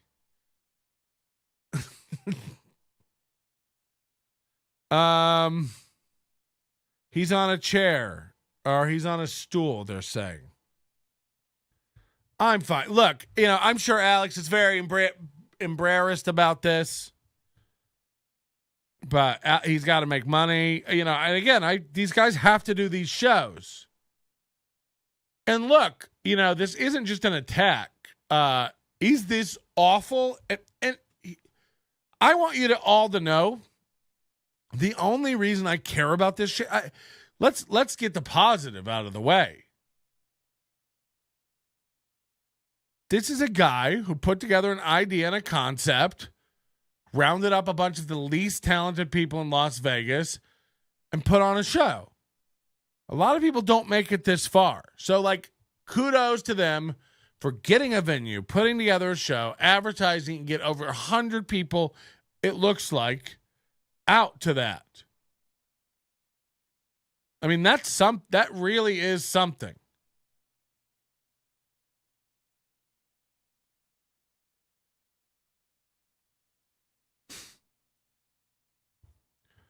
What do we got here? Who's Dante? Is there a Dante? Garrett's, is this Dante? King Pazzo Criminale? Garrett's right. If this town knew talent, they would have booked Dante more often. He's handsome, funny, and not fat. Is King Pazzo Criminale Dante? Because if that is Dante, I do need to talk to you. Is this the guy they call Dante the comic? I don't know if that's real or not, but somebody straighten me out. I'm so out of it, you know, I don't know. But Dante, if that's you, Dante the comic, we need to talk about a mutual friend. Alex is being ableist because he's the only one who can stand up. Yeah. I don't trust a lot of chairs at barbecues and pools. That's why no sitting, you know, fat struggle melted. Yeah, I think a lot of people don't understand that fat people can't sit in these, trust these plastic chairs. A lot of fat people do this, like where they sit and kind of hover. Because they don't trust it. And a lot of these plastic chairs, they sit out in the sun, especially harsh sun, like the Vegas sun. And they become really brittle and could crack under the weight of a Delilah and such. That's why I provide real furniture at my Oh yeah, Dante, I want to talk to you about Craig Quartermain. So we should connect. Susan says, I fear wicker. Yeah, again, it's one of those things like in the sun, it gets very, very brittle. And it could just collapse. Especially if, like, Delilah's furniture, she keeps all her furniture in, like, the same room as her jars of piss with the lids off. Then the humidity fucks with the wood. Get all swollen, dried out. That's not good. The contracting, expanding, the contracting, the expanding. It's not good for the strength. Bulimia is on the menu for tonight. Thanks, Patrick. Yeah, that's fine. Lose some weight, you old big-titted sea monster. Oh, fuck. You old, big-titted sea monster. Right, Butch? You are fucking dreaming. Oh. He's cagey tonight.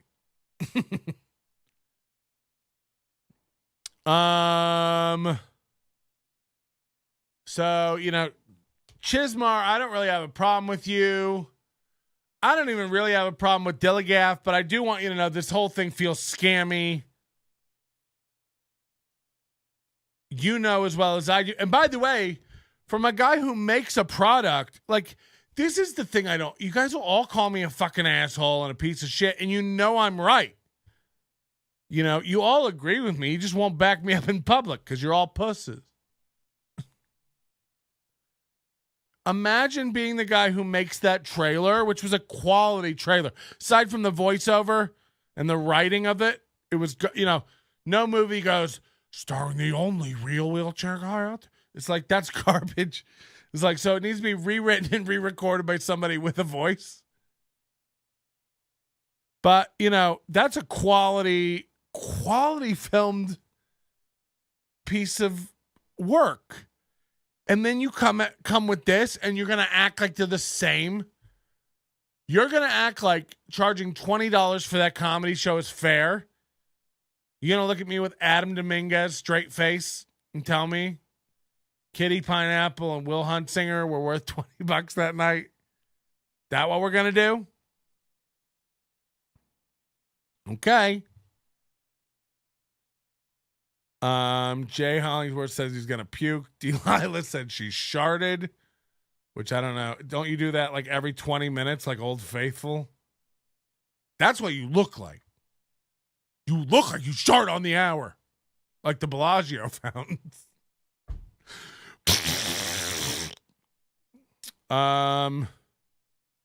D should get those meaties filled with helium. Meaties? Oof.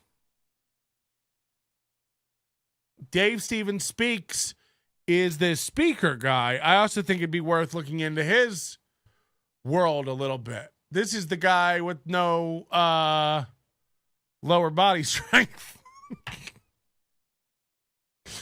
Ho, ho, ho. Happy holidays. I'm Santa Dave from the Geary Stein and Stevens Show, and I'm getting ready to give all the good boys and girls Manscaped products, except there's one problem. The problem is you can't keep Manscaped on the shelves in the stores. So go to manscaped.com, type in the code GSS Show, save 20%, and get the Manscaped products. And poof, overnight, we've got Manscaped products. How cool is that? That means that by popular demand, they had to fill these shelves, all of the amazing products from Manscaped. And as I said, you get 20% off. Hold on.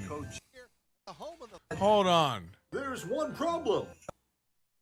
Manscaped products. And poof, overnight.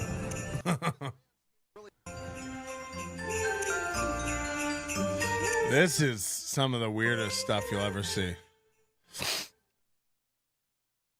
Hi again, everybody. Dave Stevens from the Gary Stein and Stevens Show for Manscaped here at the home of the Philadelphia Eagles. And why am I on the turf? Well, because Manscaped really helps us groom that turf. The stuff down below, when you use all the Manscaped products, all the amazing Manscaped products that they have to groom, to shave, to keep clean, to smell good, with the shampoos, the conditioners, the deodorants, the lip balm, all of the great stuff. So this guy, again, he's getting some kind of like sympathy sponsorship or something. This is a guy with 417 subscribers and 39 views on every video. Comments are turned off. Why? Manscaped has great products, not only for down below, but This is an 8-minute Manscaped commercial. I'm not shitting you. So right now, if you'd like to save on Manscaped products, go to manscaped.com. It's like this guy uses Manscaped to shave his feet. I mean, balls. Same location.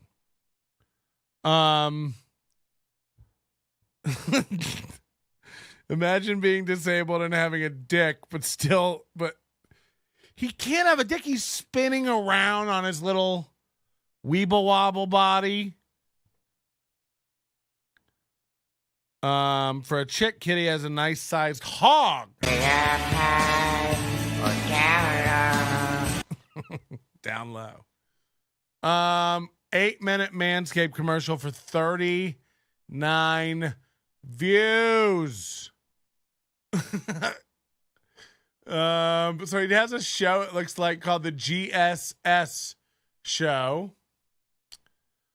All his videos, 25 views, 39 views, 37, 21, 24. Madison Ward live performance on the GSS show, whoever that is. And Madison, you're sitting there with a guitar. So if you got a riff or something like, I got no legs, I'm sitting on the floor, my friend Madison's taking me out the door, you know, something like, are you working on anything? Hey, what do you think of this song? I wrote this a long time ago, and I haven't kept on. I never play this, but I was just thinking about it recently. I never do this. Here we go. But I'm singing very quietly. Sounds like D right before she squats over a jar. You're okay. Burn, burn, burn, burn, burn, burn, Birmingham is where she said she was from, that's no lie. Barbados is where she flew to and stopped on a dive. No, I wanted one about not having legs. I'm a narcissist. Day one of Ability Media Production Camp. What is going on? We talk about Stranger Things and that show, and you know, we also talk about not judging the book. Ability Media TV and Production Camp. Orientation. So again, this is a guy who every one of his videos has the worst sound, shaky cam, like I have a fucking Osmo Mobile sitting in the closet. I could do better with a cell phone. Imagine signing up to this guy's video production camp. It'd be like getting an EPK from Adam Dominguez.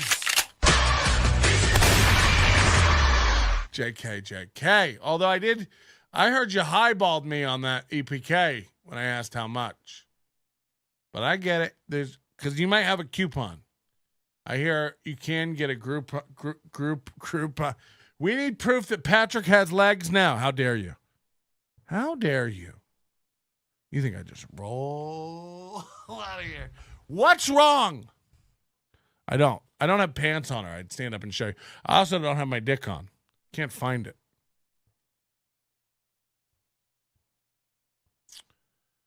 Let's get back to Dave Stevens. I don't like the look of it. Me neither. Things, it's not always what you think you see. So in my situation, we talk about Stranger Things, but look at this. I was born without legs. My name is Dave Stevens, and this is my normal. And I know a little bit. Hold on. How do we know that this is CGI and this is just a trick you pull on day one of video production camp? You're all shocked right now, but again, this is the world we live in where we have a 7-second attention span, and then we swipe off and we judge. And it's like there is more to us.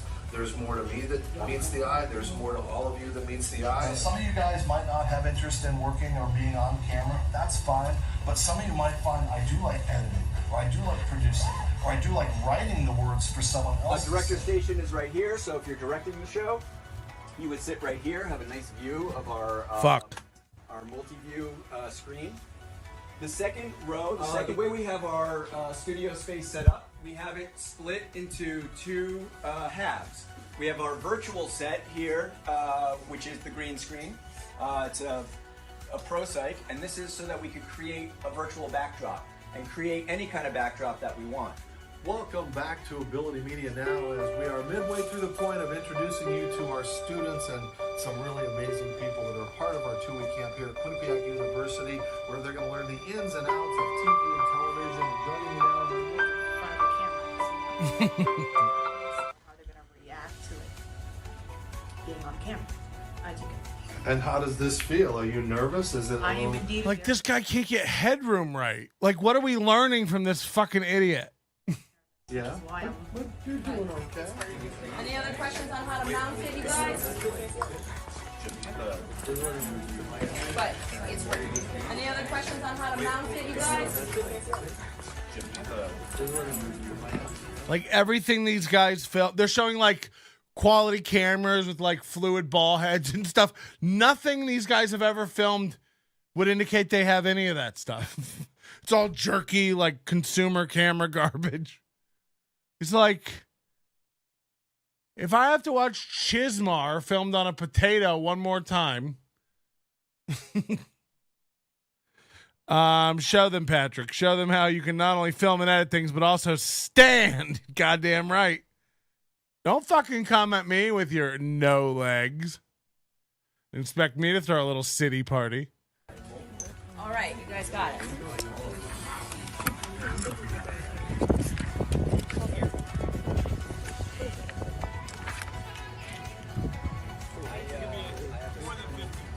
Hey, I think these people stole these cameras.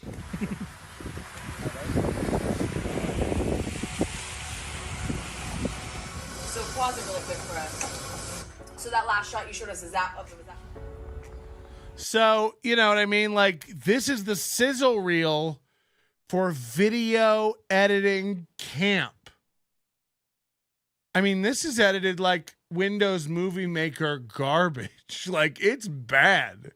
So, like, what is this Dave Stevens guy up to? He runs production camps. He has a radio show.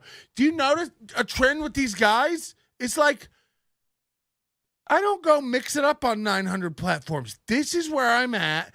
This is what I do. This is what I produce. These guys have camps and insoles and Blue Zone comedy tours. And they sell you Manscaped, and they have a radio show and a production camp. It's like, what's going on? What's happening? Like, none of those insoles look like shit. The Blue Zone comedy tour looks like shit. All the videos, your production camp films look like shit. Nobody seems to know what they're doing. It looks like shit. Your Manscaped commercial is 8 minutes long and has had up to 39 views. 2 of them were me. What are we doing, everybody? What are we doing?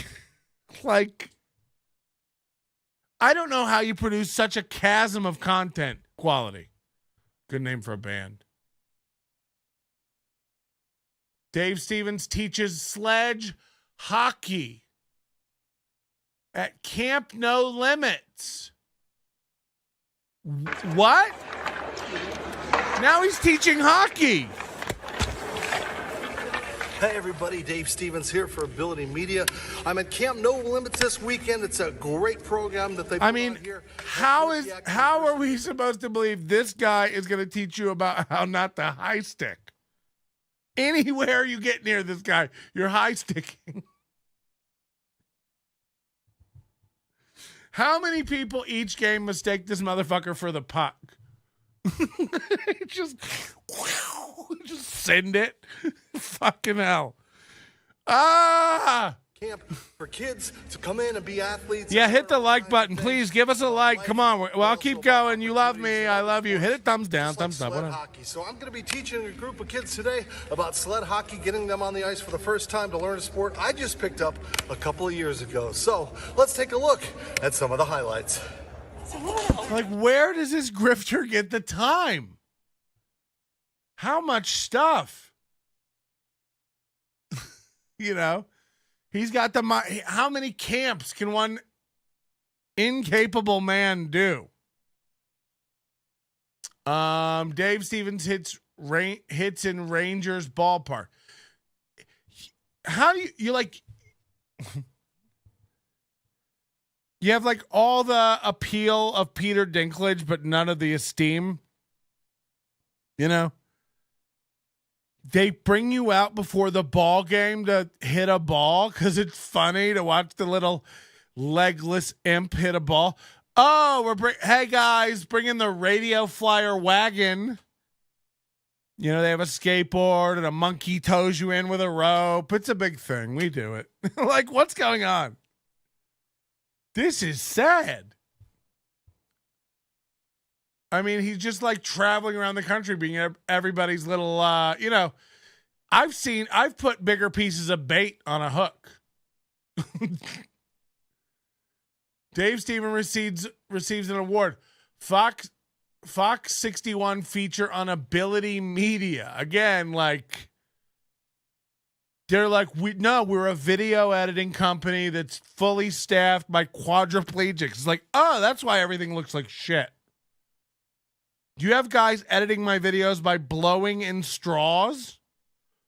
You know what I mean? What's going on? I got to see him on TV talking it up. Maybe we'll learn what's going on. And as we gear up for the NFC Championship game right here on... Not even a clean copy. He filmed this on the TV on the back of a headrest in a cab. Like, what's going on? This Sunday, they are already talking Super Bowl on the Quinnipiac campus in Hamden. And that's because a group of students there are upping their game and will be working at the Super Bowl. It's all part of a unique media program. Here's Fox 61's Jim Altman. The Bengals and Chiefs, the Niners and Rams. Who makes it to the Super Bowl is anyone's guess. Communication is going to be key. But we do know one team going to the big game. Without a doubt, definitely the opportunity of a lifetime. They're from Hamden. Monday, we could go cover that. You guys could go out and cover that. That's captained by Quinnipiac adjunct Professor Dave Stevens. The credentials are... What? They just learned they're headed to L.A. Born without legs, Dave's inspirational story is well known in broadcasting circles. The former ESPN producer now runs what's called Ability Media at QU. Ability Media has been put together to give students with disabilities and without disabilities a chance to work together to tell stories, to have content, and to get that voice out there that hasn't been heard before. All told, the QU contingency will be a team of 12 when they get to Los Angeles. We've got 12 people going. Every shot we do is a dolly shot. Yeah, that's a good point, Dillion. Arms and legs that were wounded that are going to do TV, and we're going to be live from Radio Row all week. AJ Roberts is a QU senior, now Super Bowl bound. Again, like, how bad does everything they do look? What the fuck's going on? Lee Steinberg's party event, and then the Super Bowl itself. And on campus, the pre-gaming has already begun. I mean, it's pretty incredible. I mean, I'm a big sports guy, and I've never been to a Super Bowl either. So to be able to provide this opportunity to students is unbelievable. We're bringing students with abilities with students with disabilities, and we're merging them. What? We're going to be one voice, and that's what I want everyone to know is everyone has a story to tell, and that's what Ability Media is trying to do. In Hamden, Jim Altman, Fox 61 News. I never got to do that one. There's another one of these dopes who's like, everyone has a story to tell. It's like, tell me more without telling me anything. Like, what's going on? You know, everyone has a hit. Oh, I never really thought about it that way. Those baby blues have seen accessible ramps in 5 states. Careful. I don't like you talking about him like that. Yeah, this is wild, dude. Hartford Yard announces new 2022 menu items. Here's another video on his channel. No idea. Let's see what's up. They put together some awesome food here at the park. And folks, of course, as excited as they are about the game, you have to pass by the food stands. And so here we are. What you're looking at would happen to be our street corner. And when you look at the street corner, you're like, oh my goodness, what is going on? Well, for this first one here, we have the jalapenos, plus we have the dusted, flaming hot Cheeto spread on top. A cotija cheese. Spark extra Does it have cotija cheese? You already know what corner I need the cotija when cheese. you have that dusted flaming hot, and then you have the jalapeno, understand your taste buds are going to get a kick. They may or may not be ready for it. Then, if you want to take it to the cooler side of life, you can just go with the queso spread. Joe, what other goodies do you have for queso spread? Does it look like I got a friend? We have the smoked paprika, some fresh parsley. It's more of the original style of the street corner. Easy to hold while you're sitting there watching the game. Again, if you don't want anything too spicy, you always have options. And that's So again, this pro media company, another video with awful audio, really dicey, dumb transition fades, like pretty nuts. Watch out, Adam. Someone might watch this entire podcast and cherry pick all of your moments in the chat and then call you out on Facebook. Oh my God. We buried that earlier tonight. Lex, we're all good. Nobody worry. Lex, I've made some mistakes and we didn't focus enough on the positive that Ty Rivera beat it from this town. Lex is not a bad guy. Trez is not a bad guy. Look, they're simple guys who got roped into like battles that they have no idea what the fuck they're doing. Like, that's fine. I don't care. If they don't like me, they don't like me. It's, again, you know, ooh. But my battle isn't with those guys, and it's not with chanclas, and it's not, you know, go over there, make your $50 at chanclas. Don't talk about the tacos online. They get very upset. Delilah says, I'm gathering all us brain damaged comedians in Vegas. We're making a production company, Forgettable Studios, applying for grants now. Yeah, it'd be great. Let's just fucking like put all the money into press-on nails and camps to teach Skippy Sprinkles how to strap more Game Gears to the side of his head. What does he have? He has such a fucking weird getup. He looks like Marty McFly in Back to the Future 1, 2, and 3 combined. He has like boots with spurs. He has the VR goggles. He's got shit strapped to his wrist. Everything's pink, V-striped. He looks fucking insane. Man, I don't know. I guess this is all just video production garbage. Like, all these videos on his channel seem to be like they're just things his retarded students produced. Watering Seeds TV, Episode 2. TDC Press Box. Dave Stevens talks with Senator Blumenthal. It's like,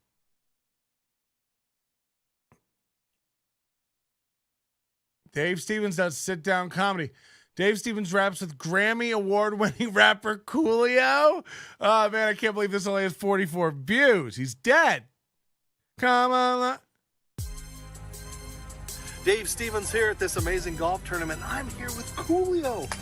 Oh, man. Check this out. So, you play golf? Did you just scoot closer to him, you fucking weirdo? I have no clue. The good thing about it is, like, you always just tuck your shirt in to the ground. 58 now. Wow. So tell us about your life, updating. I mean, we all know Gangster Paradise, but what are you doing these days? Working on a new album. The new album is called Rob Steal Repeat. So 1 year ago, by the way, and when is that? I have no clue.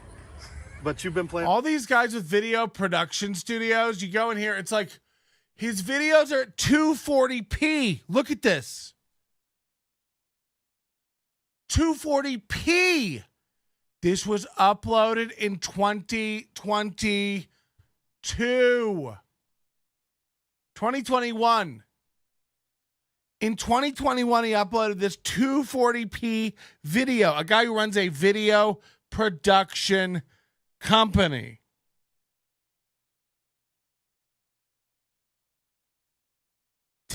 Prove to me this isn't a scam.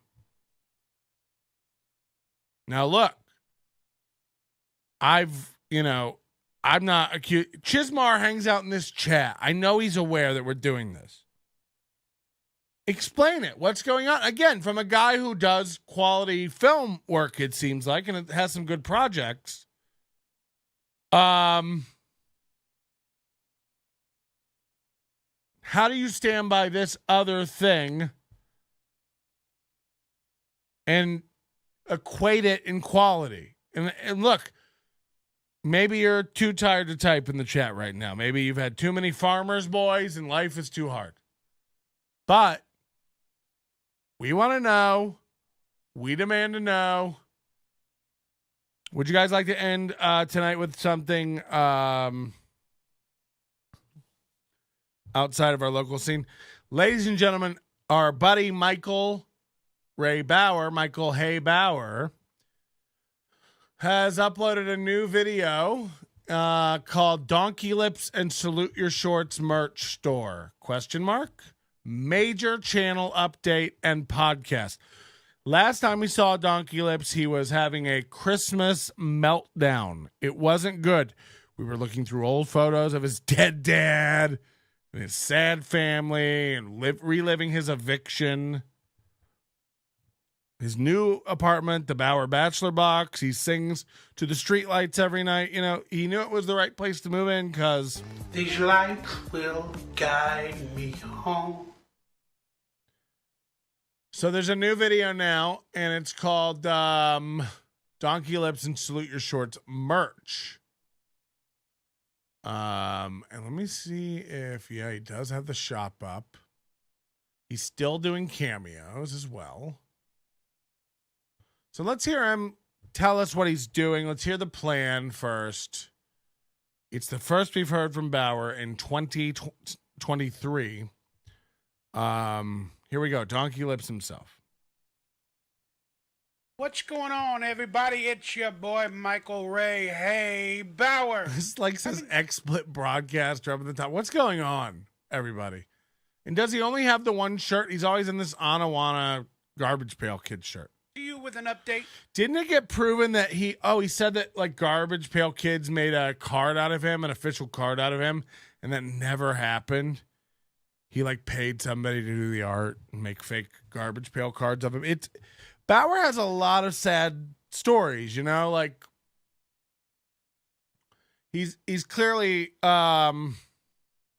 like Kitty and Lex and these guys tormented inside. By the way, we have a big bombshells coming about Skippy and Kitty Pine. I'll just tell you this. Kitty's been running her mouth to a few people while she's drunk. Telling them she has legit multiple personality disorders. And that one of her personalities, and I don't say this lightly, hold on,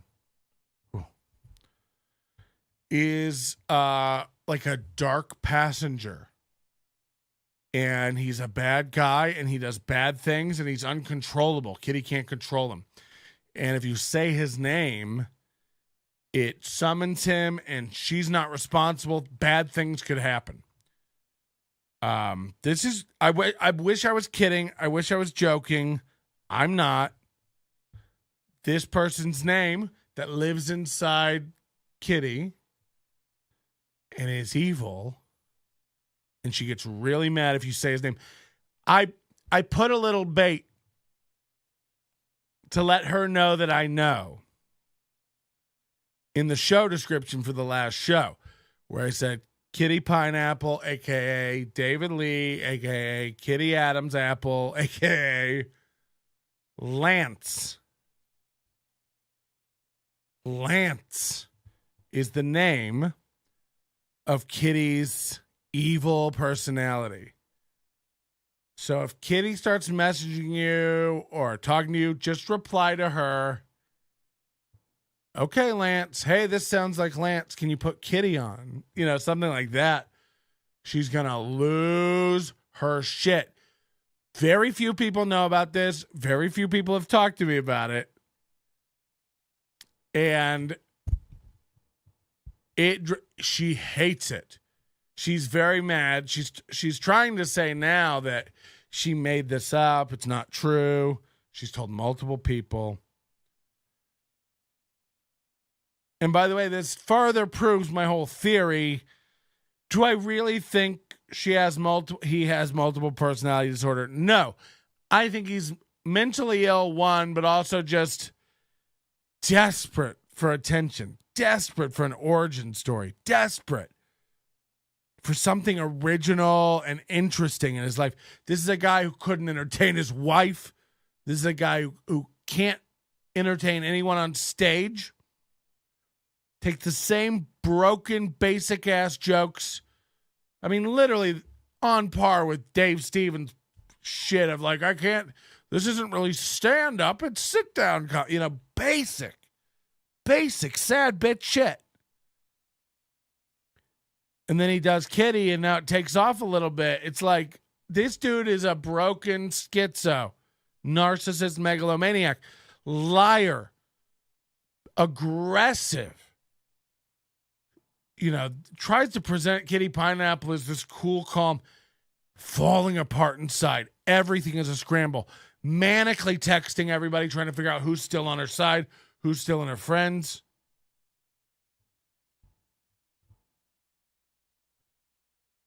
Hey Dudes, the 90s Call is an actual podcast launched last month on iHeartRadio, so maybe they're still bucks in Salute You're Short.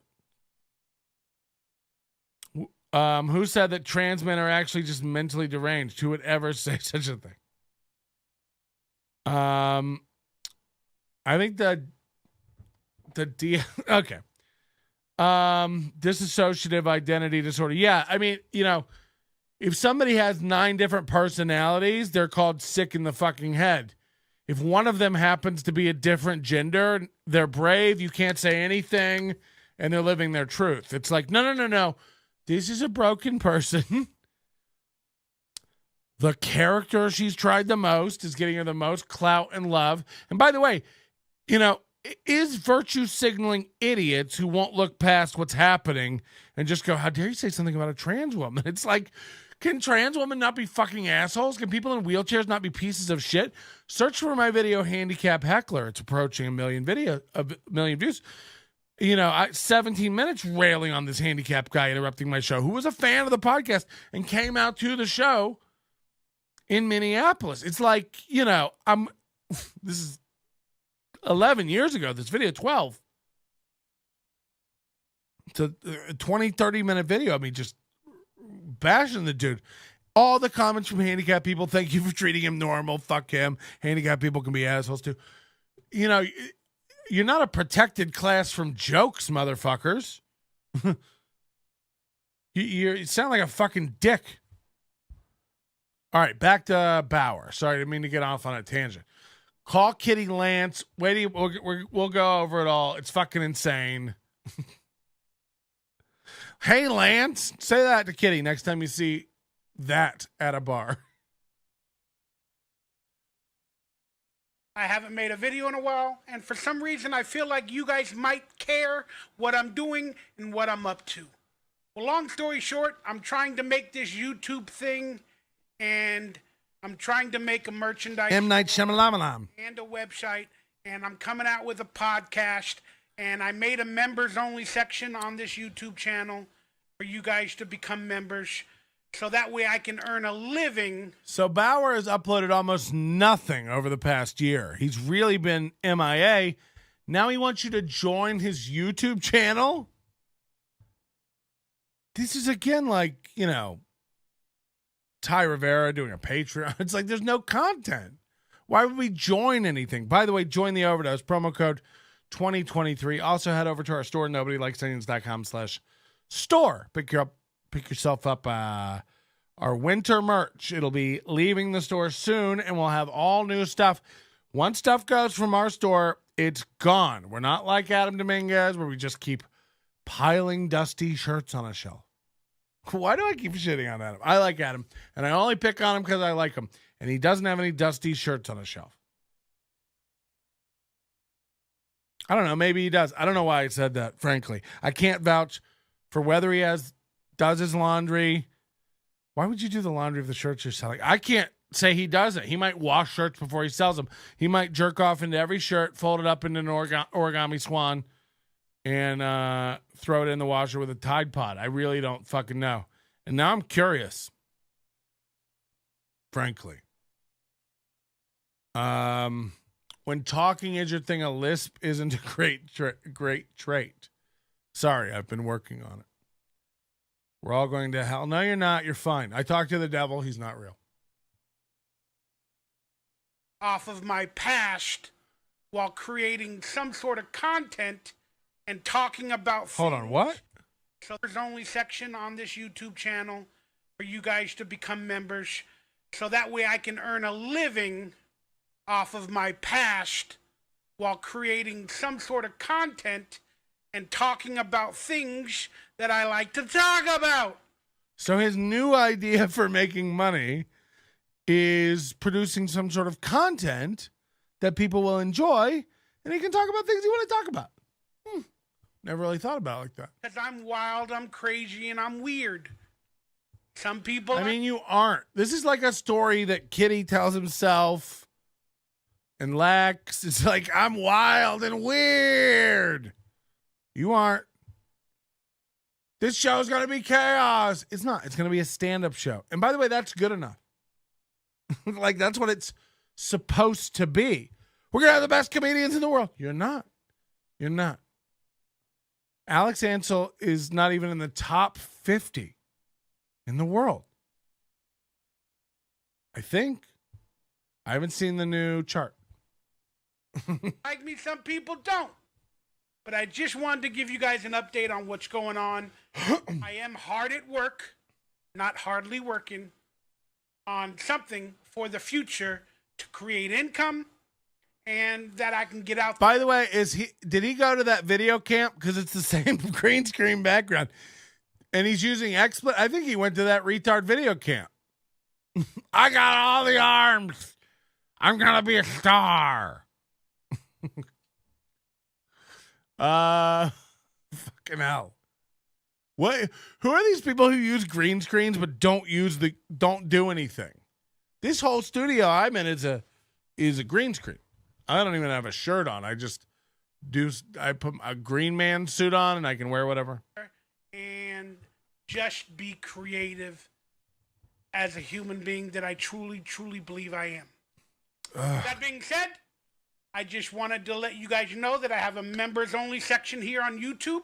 I might have a Patreon in the coming days or in Why both? I do not You know don't yet. put out content on the one thing. Why are these people always spinning up new shit? It's like... But every month I will have a live members only question and answer or podcast or video that I do every month.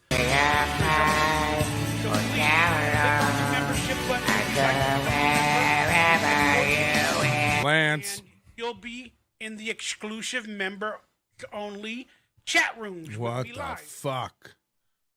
I guess you gotta pay to prove you're a fan of mine. I've And seen even every if you're a cop on hater the planet. I've seen and you want to talk everyone crap naked. to me, you're still paying for it. So it's a win-win for me. That being said, the membership is $1.99 a month. It is down below. The link is down below. You just click the join button on the YouTube page. And I do have merchandise, some available, of my career, of my retro, Salute Your Shorts parody, nostalgia type stuff. Parody. And I put it all, and I partnered with Fourth Wall, And I just got about 10 things on my store. I got some autographed photos is there as well. Yeah. If you'd like to pick up an autograph, salute your shorts. Oh, God. He's on merch booth. Other photos from my career. I will be adding merchandise weekly. Fuck yeah. How much for that chair? All items are limited. And course. let's give you a little bit of the storefront of how it looks on the web right now. So there it is on screen. You guys can see it. Check out my hot merch drops. Why would you make yourself bigger than the thing? See, there's Salute Your Shorts parodies, Evolution, some career stuff as well right now. Dope You can also merch. donate on that page. You can find out more about me. You can follow my Instagram, and it also has my recent videos.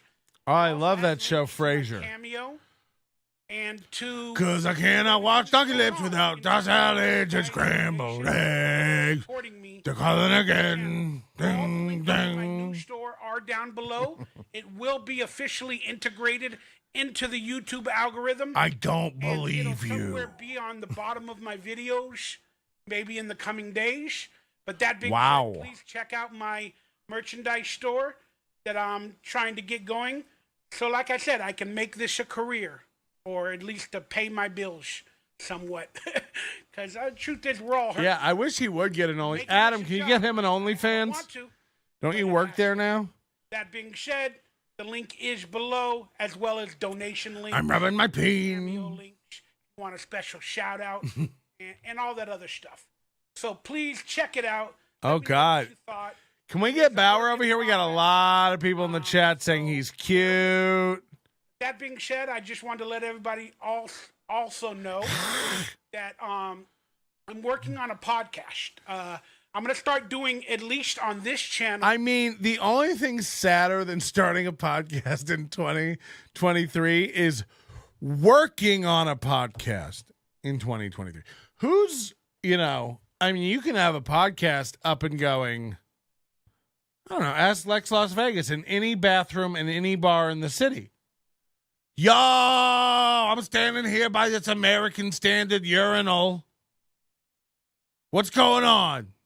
Strange man. Nothing. I'm trying to urinate. Yo, that's crazy out here in these streets they representing.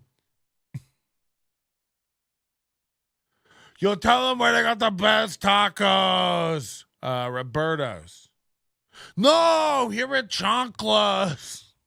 Oh, we're lying? Yo, that's crazy. You don't see the hat. You don't see the hat. Holy shit. 3 videos a week and 1 members only monthly video. There might be more than 1. I do not know yet. Still in the beginning. Anything could happen. I'm also going to have a podcast every 2 weeks on the Okay, what will that podcast entail? Well, everything. I'm basically calling it My Weird World. That's what she said. We're gonna go into conspiracies. We're gonna have guests. We're gonna talk to people about the weird world. We're gonna go into pop culture. We're gonna review all articles, politics. We're gonna watch TikTok videos, react, and all this. Holy shit! Called Nannerpuss.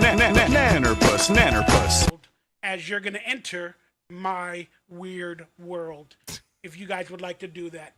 So this is My Weird World. Great name for it. I wonder if that's taken by Anything Ever Always. Date yet for the first episode, but it is coming. I promise you. And we're just looking for a domain name. Weird World. Everything was taken. myworld.org. Net. Only video will be. Holy shit, Susan! You're gonna make me rich. Give me that cruise ship money. Oh, you're throwing ones at Donkey Lips? February 1st, we're starting. You want to get in Bauer's britches? Did you see his cum-soaked chair where he jerks off? Live question and answer. He gave us a tour of his apartment, and his computer chair is like covered in cum stains. It's so funny. It can be nothing else. It's exactly where his little peen would be. His little fire hose spraying chunky oatmeal. video for members only. So please just think about becoming a member, supporting your boy, and we'll get that video out. Are you having my boy? Exclusive content that is members only as well on this channel. That being said, You guys want to join my podcast? Make this channel a little bit better for everybody. And like I said, I'm going to do 3 videos a week, a podcast every 2 weeks, and I will have a vlog as well in there, a home vlog from when I go out, whenever I do anything. Everything that guy just says is I have bullshit. some cooking videos. I'm going to do a few different things into my weird world. But I'm really looking forward to the podcast because it's really easier for me to just sit down and talk to people and present my weird world to And it's going to go bad. That being said, I just wanted to say Happy New Year to everybody. I hope your resolutions are doing good. And other than You're that, a phony! I love you. I truly do. And all I can say is... And then... Support your boy. Check out the merchandise below. He's one of these guys that like half the video is him just wrapping up and repeating the same shit. So support your boy. Just telling you, just wanted to say. So I'm out of here, but that'll be soon. So just click the link for the podcast. I can't say when it'll be out, but click the link and get the merch. Support your boy. I'll be doing at least one show. So click the link and join it and buy a shirt. Support your boy. Until next time, click the link. I'll be back in the... It's like, holy fucking shit. Will you just please wrap her up? Stuff will be added weekly. And because I love you guys, if you want to pick up anything, all items are limited. But enter the code DonkeyLips for 10% off your purchase. Is that with a trailing H? Donkey Lips. That's Donkey Lips for 10% off. Donkey Lips made Delilah's fart roll up her My back. store till Monday. Because I love you. Again, thank With you her for supporting your boy. corseted, cavernous... okay. February 1st. We're not using that sort. Starting this new... I can heal his ankles popping through his We're mouth. also gonna have game nights for members only. We're gonna do game nights. You guys saw some of the videos where I did the, No, but just join the website, click the link. Night or I'm gonna do that. Members only though.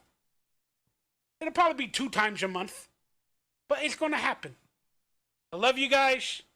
Thank you for supporting your boy. I appreciate it. Nah. You're standing on my necks. So yeah, check it out. He's got merch. Let's go over to fourthwall.com. This is worse than merch booth. What is this? Check out hot merch drop. New releases, view all. Camp on Awana, we hold you in our hearts. $25. This guy's better than Dominguez. I bet you can't get a 5X for that much. Yeah, that's 33. These guys know about margins. Dominguez is over there like, what if all your fans were 5Xs? You'd make no dollars. He loves this hold on a second. Autographed Donkey Lips photo, Garbage Pail Kid Donkey Lips parody card.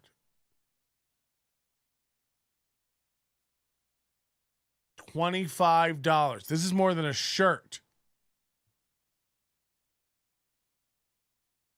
It's worth more if it was unautographed. So everything is just a throwback to this show. Aside from that, like this dude has nothing going on. Oh, Evolution, the movie. Salute your shorts. This looks like a Shel Silverstein book.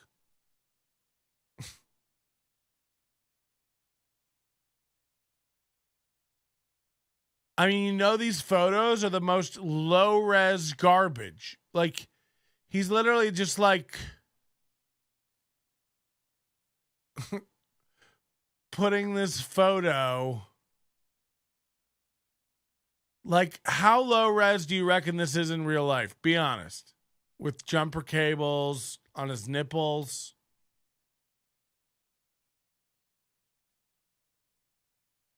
Donkey Lips Fan Club, Camp Anawana. Whew. Game Night. Annie Milanakis. We just saw Annie Milanakis. Oh, wait. No, that guy had no legs. I thought it was the same. Let's be honest. That show blew, and they've admitted that they were even concerned about acting talent. It's all just nostalgia. 100%. 100%. Oh no, the dick is falling off the wall. It's going limp, guys. Yeah, it's the point of the night where that happens. So maybe we call it here. We have done 2 hours and a half, 2 and 33 minutes. And I don't feel like getting into it with anybody else.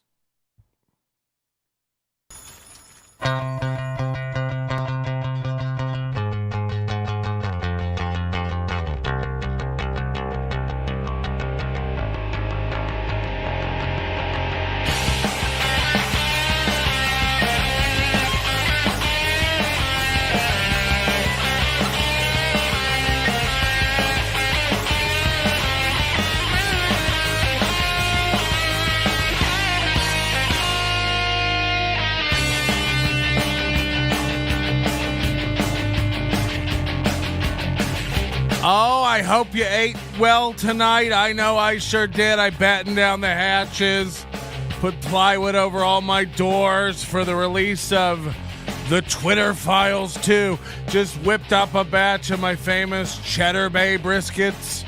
It's where I take a whole brisket and I deep fry it after I coat it in breadcrumbs that I make out of old leftover Cheddar Bay biscuits from the Red Lobster. Remember that place where you used to go down to the Red Lobster and you used to get your Cheddar Bay biscuit?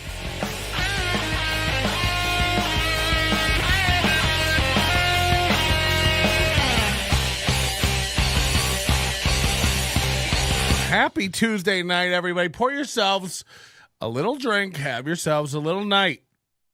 I got to be honest, this is my second one I just poured, and I'm really getting used to this Sky Vodka nights, okay?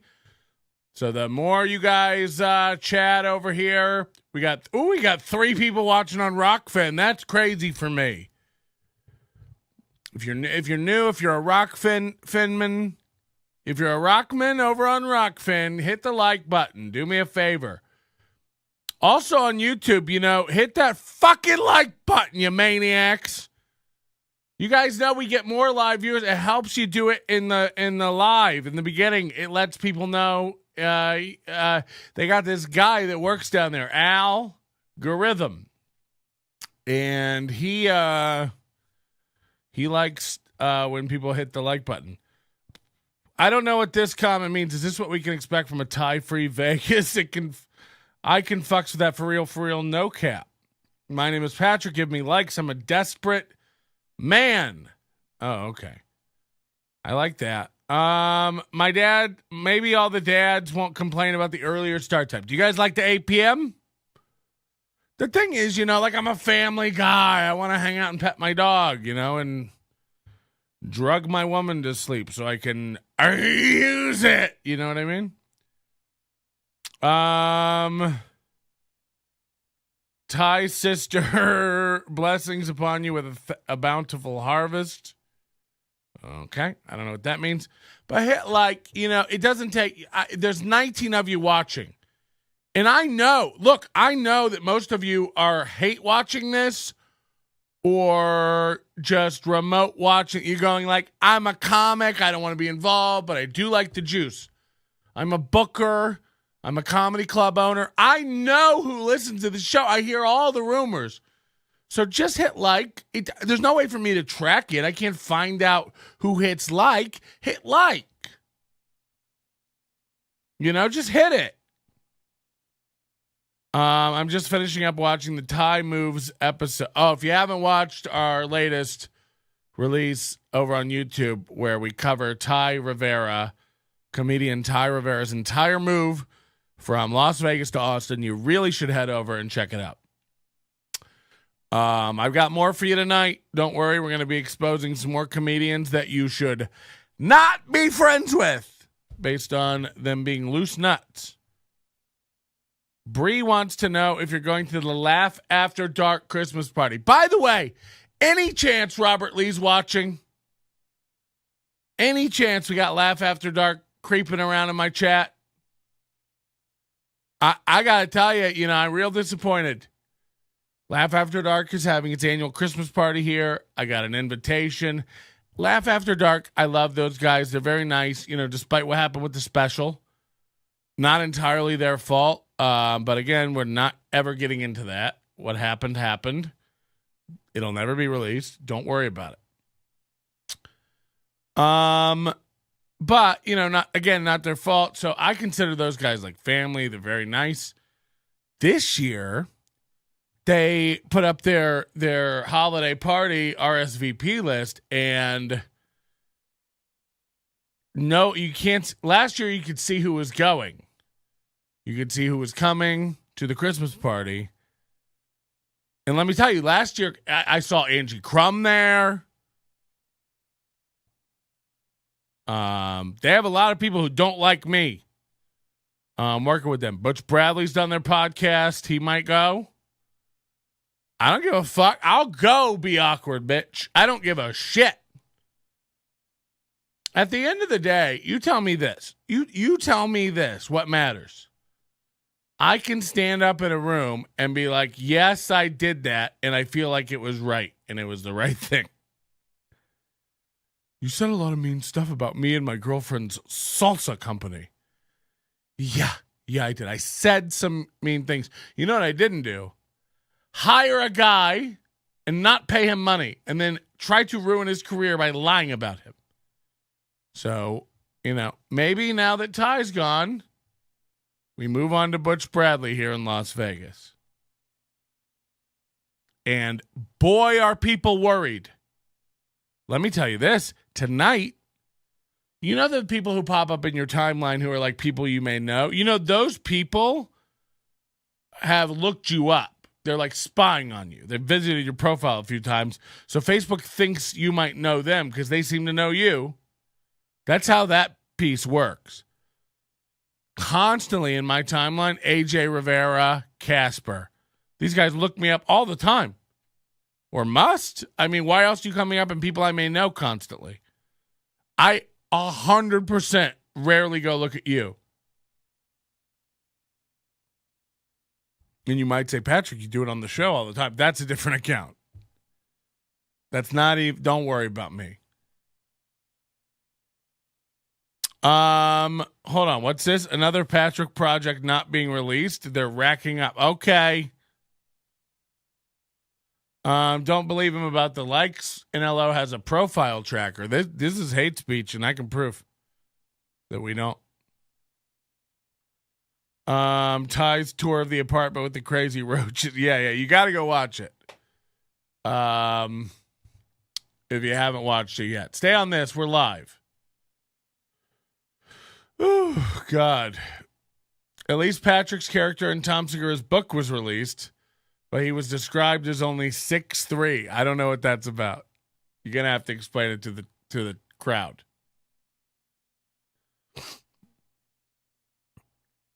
I love being in a book. If that's true, that's great for me. But use my real name,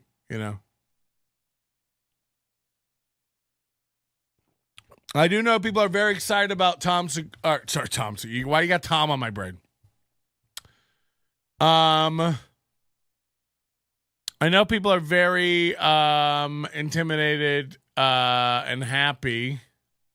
Sorry, why did I say intimidated? I'm reading this in the chat. What is this?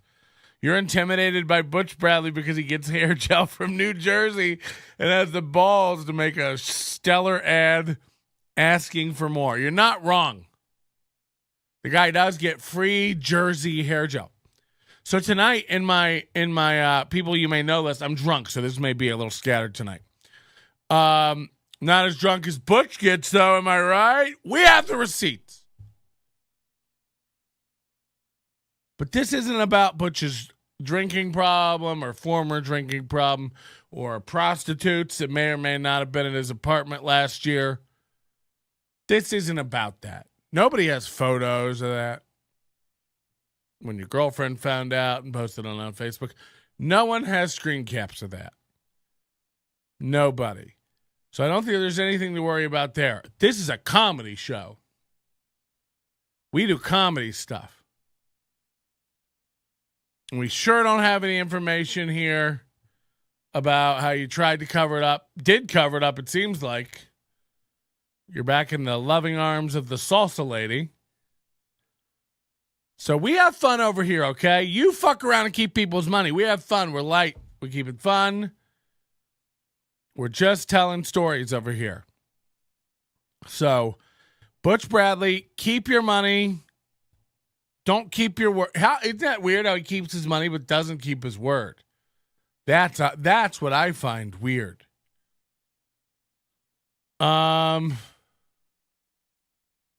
You are called Phil in a chapter called No Fat Chicks. It's clearly you, though. You're insane. I'm not falling for this bait. I'm telling you, I'm not a big enough part of Tom Segura's life for him to write about me in his book. I promise you. Tom Segura and I haven't seen Tom in 5 or 6 years, and it's fine. That dude's had a whole nother life since we used to hang out. Do you understand that? He's on such a different level. I don't think he would remember my name. I just looked you up on Facebook. I refreshed it a few times to make sure Facebook thinks you may know me. Oh, so anyway, these people were popping up. And I was like, who are these? It was weird because it was noticeable. And they were like these new people. And it's oh, they're employees. You click them. They're employees of LA Comedy Club. So LA Comedy Club, for people that don't know, is a comedy club where Butch Bradley has a residency. And I posted Butch Bradley in the thumbnail for tonight's show. So I assume word got back to him that oh, fuck, Butch, did you hear Patrick's going to come? First of all, everybody relax. Nobody's,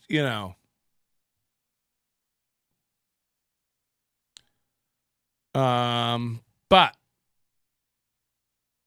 we'll see. The strat is a shithole, Butch. We'll get into it. I promise you, I 99% doubt any character in Tom Segura's book is based on me. As nice as that would be, I'll take the bump. But yeah, we're going to talk about Butch Bradley tonight. LA Comedy Club. Those people have nothing to worry about. I bust balls. Because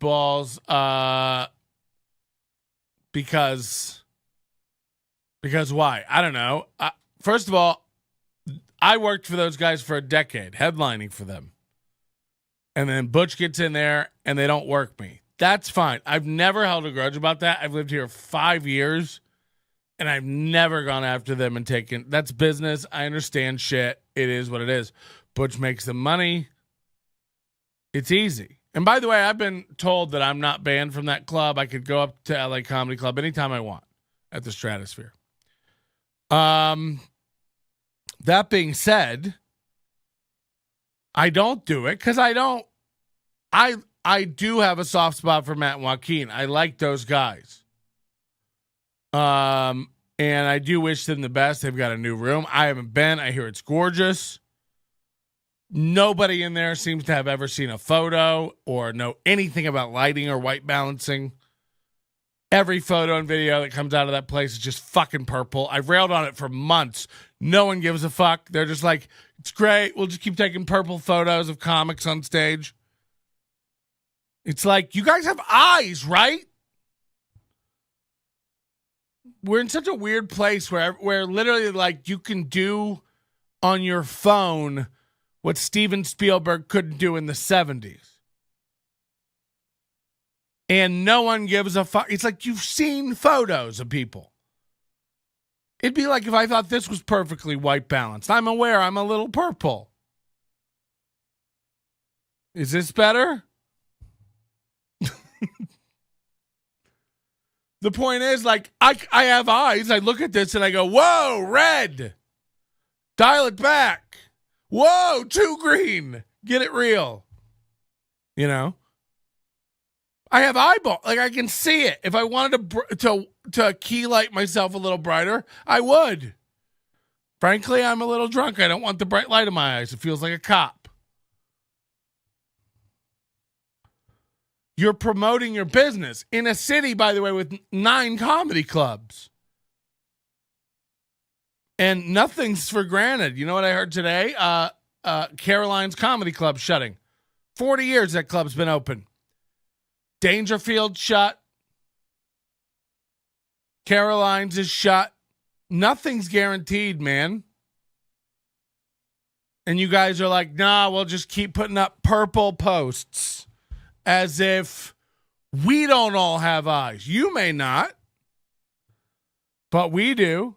And it's like, not one comic there says anything. Everyone now goes along to get along. It's fucking insane. Kimmel's is open now too. Yep. And by the way, Kimmel's, has a state-of-the-art theater. It's really nice. It's nice. And in a town where no one's nailing social media right, as far as comedy clubs, no one seems to give a fuck. Brad Garrett's has a new room. They can't dial it in. I mean, how long has LA Comedy Club's new room been open? A year? Like, no one can white balance a photo? No one can figure out key lighting? And by the way, you opened a brand new beautiful room. And again, I'll make fun of you till I die about this because I'm right. You put up a plastic shiny sign. It looks like a fucking flea market, dog. It's like you're in Vegas. This is your city. By the way, in a world where you can order one of those shitty custom LED neon signs, custom with your logo or whatever, and hang that down in front of your curtain. Those are, what, $50? No. We'll go have it printed on fucking core flute. We'll go have some fucking corrugated plastic shiny ass sign made at fucking Staples for our brand new state-of-the-art club. It's like, ugh. And by the way, if I was working there, I'd tell you this. This is a friendly thing, I'm telling you. Everything that comes out of your club looks like crap. It's purple garbage. Sorry, it is. You put it out, not me.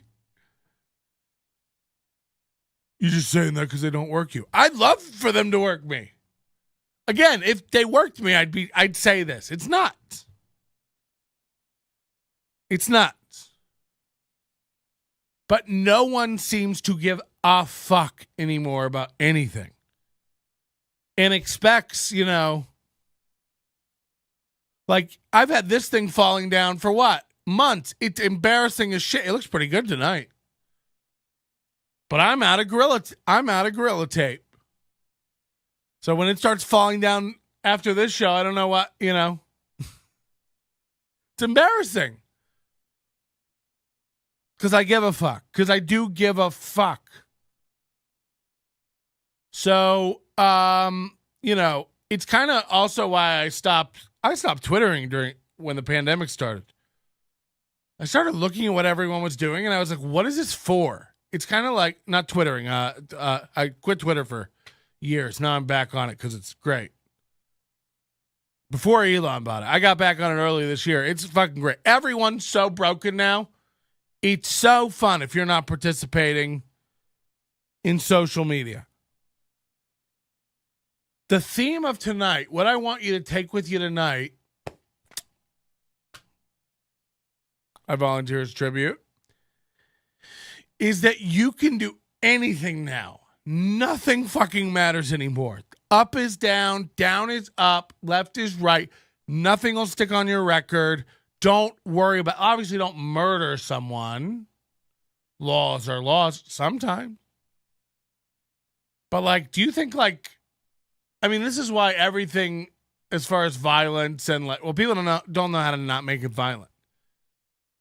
But, I got a mess. I don't know. I got some fucking message. I got on some text list for some healthcare company or something. And they're texting me hey, interested in lower health. Spam, you're interested in lower healthcare rates. And it was and I was no, thank you. Please delete my number from your database. And they're we're just trying to get you lower rates.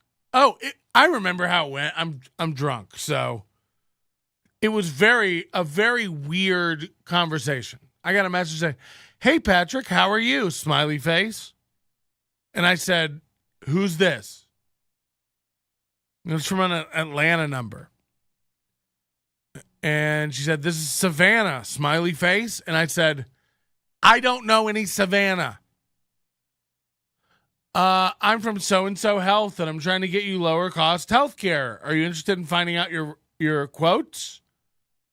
And I was like, no, I'm not interested. Please delete me from your thing. And she's like, we're trying to help you get lower rates. And I was like, and I said, fuck off. And then she wrote back, you first. This is a real person for a company. And then I wrote, eat my ass. This is, I think I did just delete it today, finally. And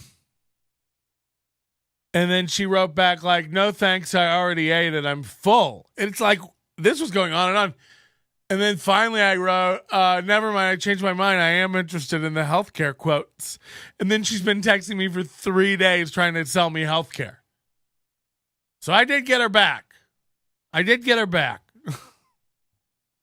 Casper's Comedy Come Hall is thriving on Thursdays for the weekly costume contest. Wear your silliest outfit and win $15 and a spring roll. Woo, got him. My got him graphic isn't working, just the sound. Does anything work? Smoke weed every day.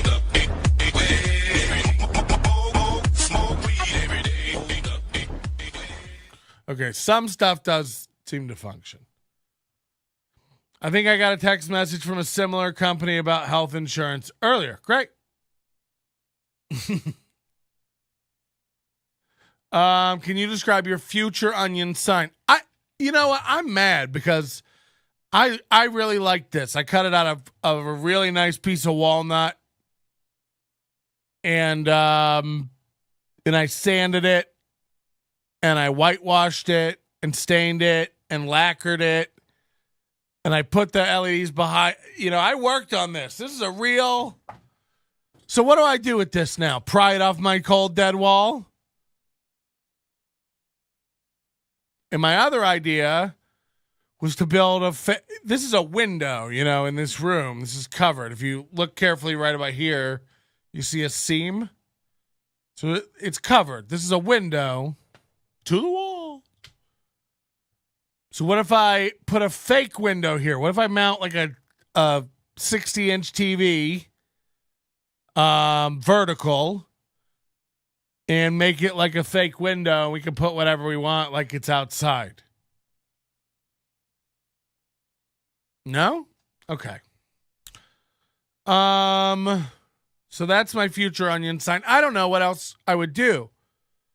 I've tried to get these guys to do the neon sign I want. It has to be controllable. I've lost the Wi-Fi controller for the wall, for the lights behind the wall. So these all have to be replaced. So if I'm going to have a sign that lights up, it's got to be programmable and changeable. I want to be able to do stuff. Sabrina says, hey, Patrick, random question. You mentioned Dave's Hot Chicken before. No, I haven't.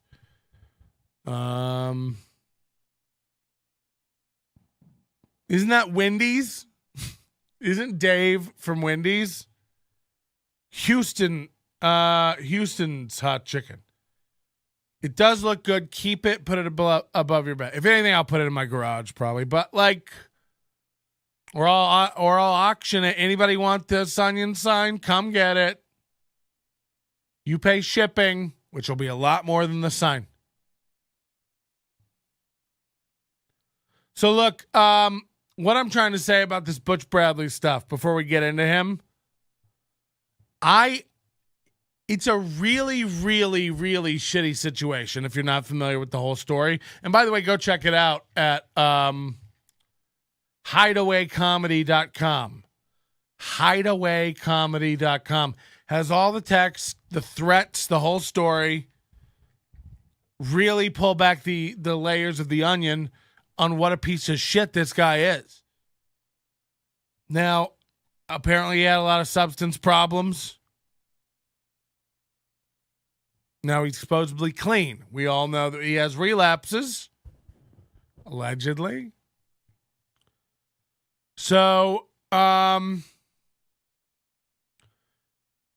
he moves to Vegas. Now, your fucking club in New Jersey got shut down. You had a community of sycophants there. I went out with drinking with you guys. And you had a whole community of open micers who sucked your dick and thought you were amazing. I've been doing this 20 years. I know you're good. But we both know you're not amazing, and we both know other people are just as good as you. It's wackadoo to pretend like you're the only guy who can make up a show every night. You don't make up shows. Stop it. I'll go toe to toe with you. Same offer as Ty, Butch. $1,000 to a charity, minimum guarantee, all the door to charity.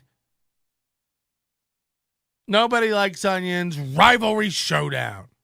Minus $1,500, whatever you owe me. He'll never do it. None of these guys know how to have fun. You know what I mean? Like, Ty's so dumb. It would be packed if he agreed to come do that. And by the way, it could go any way. I could bomb. I'm not delusional. And by the way, you're voted 2 years in a row, 3 years in a row, whatever, Vegas's best comic. And I have a voicemail from you saying that I'm funnier than you. That makes me Vegas's best comic. Then I remember that you lie about everything, so, you know, nothing really matters. CF makes a good point. Step 9, you know, if you're clean, you should be making amends. And by the way, amends means a check. So for people who don't know, I headlined a weekend at Butch Bradley's New Jersey comedy show. There's 2 full shows about it. Go watch them all. Hideawaycomedy.com. Full details on what happened. Bottom line, this guy lied like a motherfucker about me and then tried to, like, ruin me. He has no clout, so, like, you can't. And I'm a self-made man, as Adam Carolla would say. I got a pirate ship.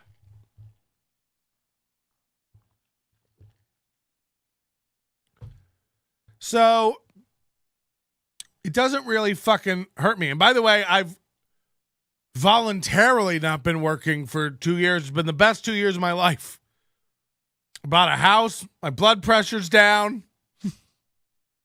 I'm engaged. I'm happy. So, oh no, do I not have to go work comedy clubs? Ugh. We'll see. So in 2018, I think, right before I went off on a 9-month tour overseas, I meet up with Butch Bradley in a coffee shop. He gives me this woe is me, my partner fucked me. Never really kind of admits guilt, but we come up with this thing that if he can make it up to me, he's in a couple clubs here that I'm not in, the Cellar, Laugh Factory. It's about it that I'd be interested in. And he said, I'll get you into these clubs. We'll get you some gigs and you'll make the money. You'll make money you never would have made. And that's how I'll make it up to you. As if he doesn't have the money. You know what I mean? This is like a guy. First of all, I do think a lot of open micers think that Butch Bradley has a residency in Vegas. He's got to be raking in money. That showroom ain't full every night. It's getting a little long in the tooth.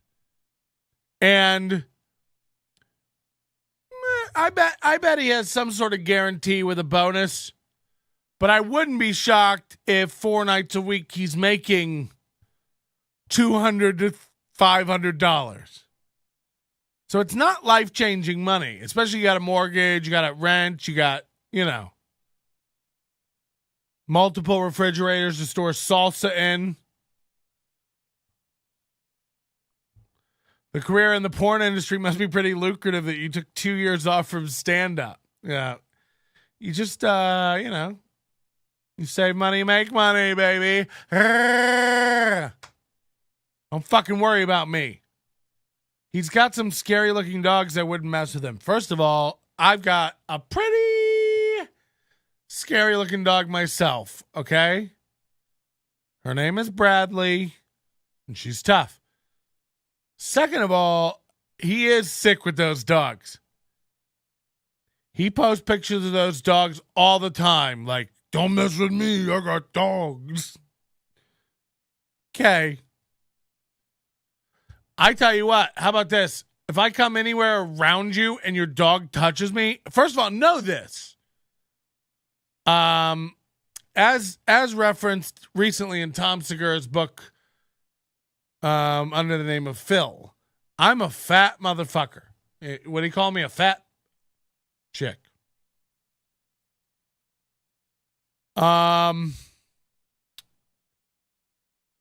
So if your dog, I just want you to know this. If your dogs come anywhere fucking near me and I think they might do something, I'm going to punt your dog's head harder than its life is prepared for.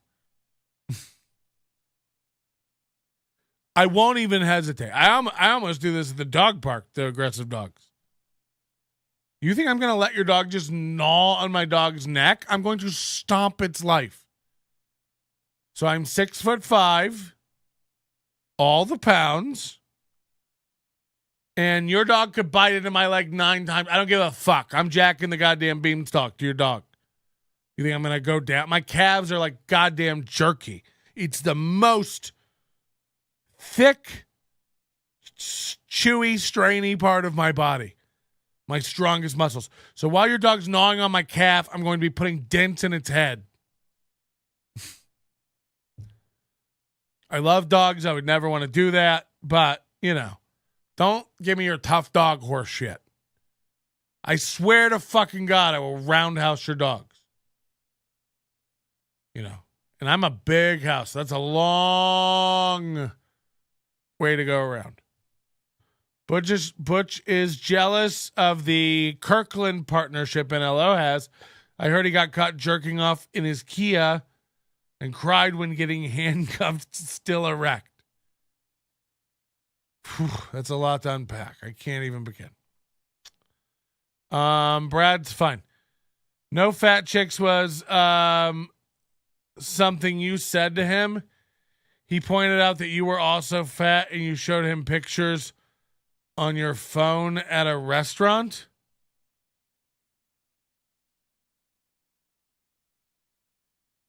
This wasn't me. you know. And while I certainly have no predilection to fat chicks, I never said I was fully against them. Yeah, honestly, like, this doesn't sound like first of all, I don't show photos on my phone of girl. Like, this isn't me. He might know more than one fat person, right? I love the human hours we're keeping today on an LF. Fuck off.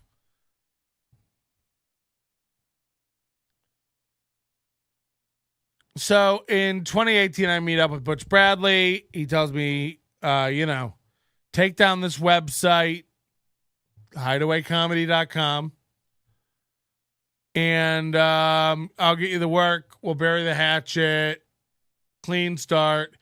I actually went out to Butch Bradley's show at the Strat once. And he put me up on his show, on his 10 p.m. Butch Bradley show night, and it was fun. And then years went by and he never got me that work. And I'm not petty or poor. So who cares? I have my own stuff going on. I don't really think about it. I don't wake up every day seething through my nipple rings about Butch Bradley and what he owes me. And then I get word in 2020, 2021, 2 different instances that he's running his fucking mouth about me. One of the first inklings was like, I tried to have Jeff Keith on the show. It's back when we used to guess. Give a fuck. Jeff Keith's been on the show. I tried to have Jeff Keith on the show. He's in town. And he's like, yeah, Butch said I shouldn't do your show. You owe it, that you're a bad guy. And it's just like, what the fuck? What in the actual fuck are you doing, dude? Like, I honestly, I kept my head down. I don't try to fuck with you. You're the one who fucked me over, and I'm doing nothing to you, and you're going to interfere with my shit?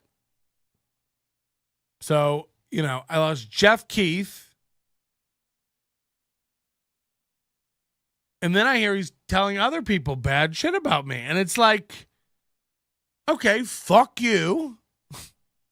Website back up, hideawaycomedy.com. Let everyone see what a piece of shit you are. And he said it was costing him work. He said it was a problem. It was hurting his reputation. Good. By the way, he's threatened to sue me over this on the phone. As if you think that's a good way to go with me. I told him that too. He tried going down that road with me on the phone. I wouldn't have to get it. Pat, I don't want to have to get involved. Pat, I don't want to have to get anybody involved with this. It would be a shame to get lawyers. You can't afford to pay me the $1,500 you owe me. Get lawyers involved. Go ahead, I'll wait. You think you're the first? By the way, just so people know, I just got out of a big lawsuit. It cost me a lot of fucking money. Remember when I was begging for $15,000 and I couldn't tell you why? I just got out of that. And I won. It was very expensive. But come at me, stupid. He's telling the truth about me. We'll wait. So you've already used the fucking bullet in the gun as you're going to sue me. Come do it. Come do it, Ginger Snap. I'm waiting. Know that this is very hostile and aggressive for entertainment purposes. It's very sad to me that Butch and I aren't friends. You know what I mean? I knew it was a lawsuit. Nailed it. Called it. You called it? Okay. Well, thank you for your support. We'll be getting that gift card back to you shortly. Don't worry. I will send that today. I haven't had time. Yeah, but by the way, I don't even think I'd hire a lawyer for Butch Bradley. Please let's go in and let me just show everybody the show. It's going to be a hoot. So I'm happy to do it. By the way, even if I lose, you're going to come out looking like a goddamn douche. It's sad to me that, you know what's really, really fucking sad is that Butch Bradley has no vehicle in this town. What I mean by that is like no heat. Look, I have no doubt you get people coming into the Strat on half-price tickets into your goddamn show at 10 p.m., drunk straggling in. But you and I both know, I've seen pictures and I've heard reports.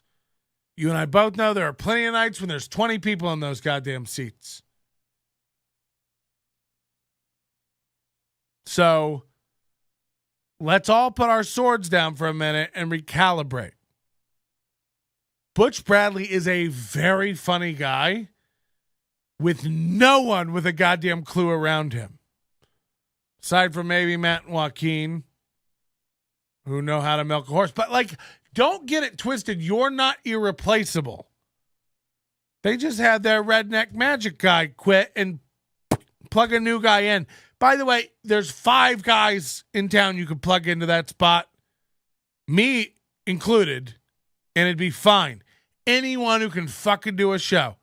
Big Irish J would be great in that spot. Anybody who knows how to handle a fucking crowd could handle that spot. So you're not irreplaceable. We both know before you came to Vegas, got run off to Vegas.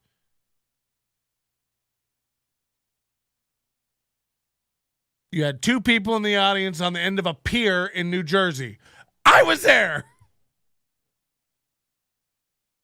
So it's a sad thing for me to watch you post social media posts that are nothing but cringe and embarrassing. I know you're funny. People know you're funny. And yet everything you do looks cringe as fuck. Again, it's like no one around that place has a clue about art design or aesthetic or how to film something, or I know something that I shouldn't say, but I'm pretty drunk.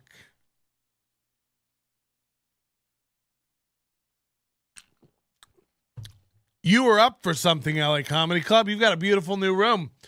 You were up for something. A filming. A project. You were going to get it. It's a beautiful new room. And the producers attended a show. I got to be very careful. Came to Vegas, attended a show, left, sucked your dick. I think they met you, sucked your dick while they were there. Oh, yeah, probably. We'll do it. And then you didn't get it. You know why? They said this would be a horrible room to film in. The lighting. It's not good, man. But nobody's got a fucking eyeball there. So why would it ever get better? Go to Butch Bradley's Instagram. Let me just show you.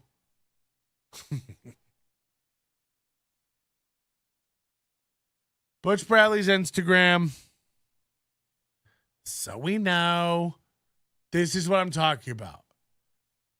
Purple, purple, purple. This is like, this isn't styla. It looks like it has like a grain effect on it. No. This is what they do. This is what they put out. Like, fuck yeah. Find me a point and shoot from 2002 that looks like, I mean,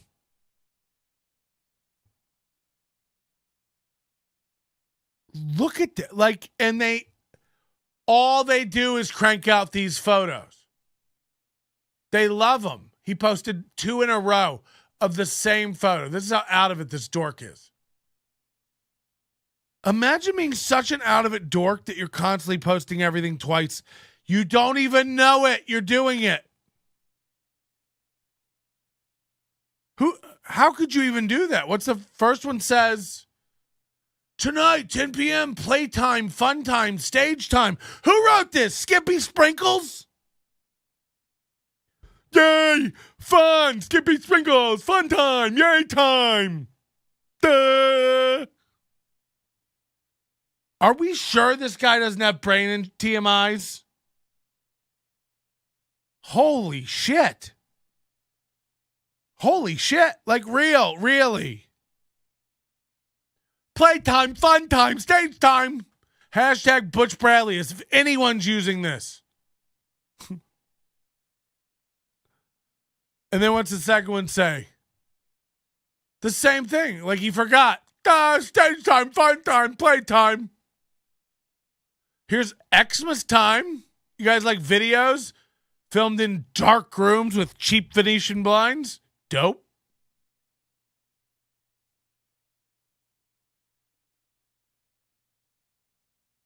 Is this the video?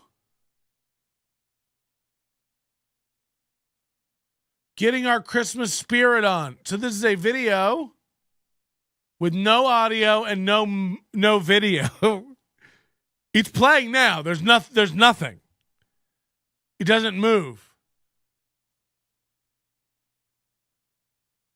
Okay? This is Stephen Roberts and Marsha Warfield. It's an incredible honor to have Marsha Warfield pop by to say hello. Marsha Warfield does a show at the club, a residency. Pop in. She works there. It's like you working at the Chipotle in Terminal 4 and thanking people for coming out to visit you. No one did that. They had plane tickets.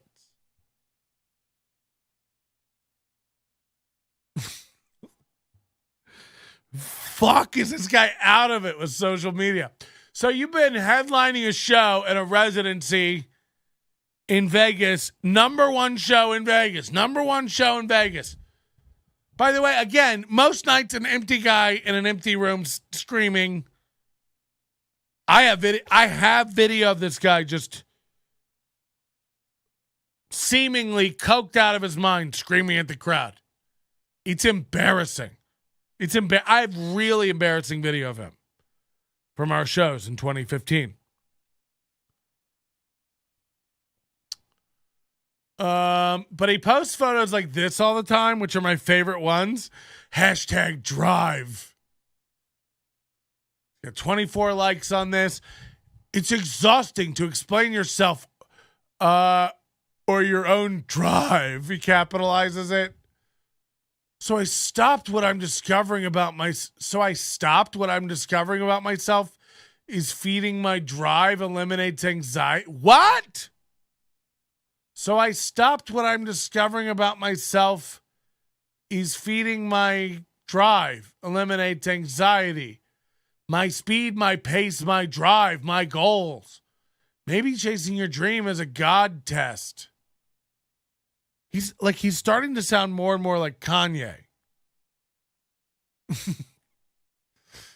Anxiety tells you to move on from your stationary position. Find your hashtag feel good. So imagine thinking, first of all, everyone knows it's a trope. Gym selfies are cringe as fuck. Stop it. Knock it off. Number two, thinking that this is a great photo of yourself that you're going to share and you're this inspiring guy.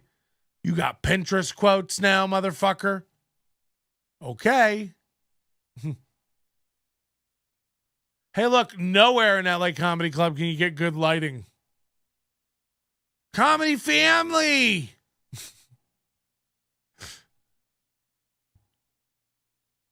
This is just a picture of Las Vegas. Again, this is a video he uploaded, but it isn't. So that's dope. I like your beard, sir. Tonight, LA Comedy Club. I like your beard, sir. Okay. Holy fuck, what is this?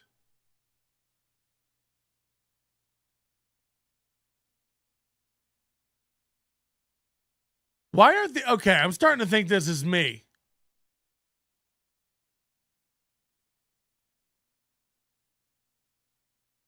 Why aren't these playing?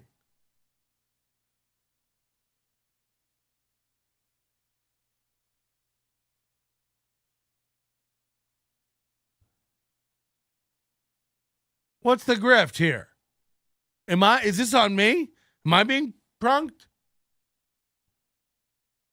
Is he this stupid or am I dumb?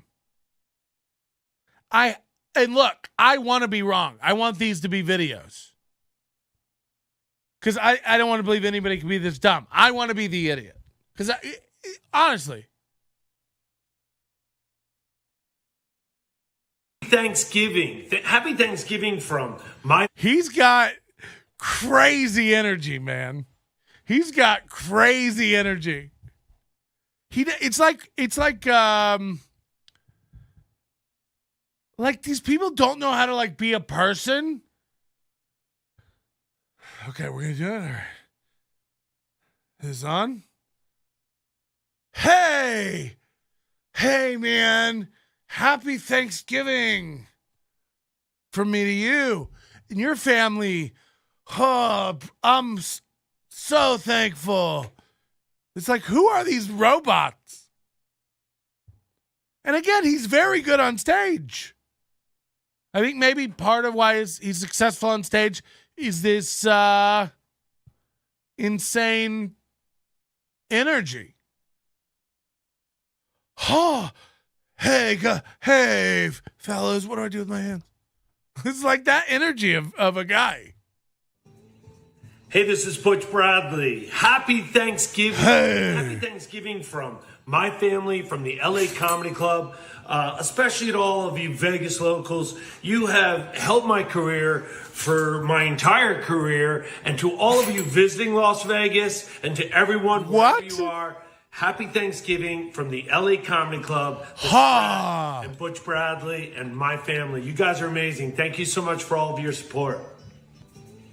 By the way, so listen,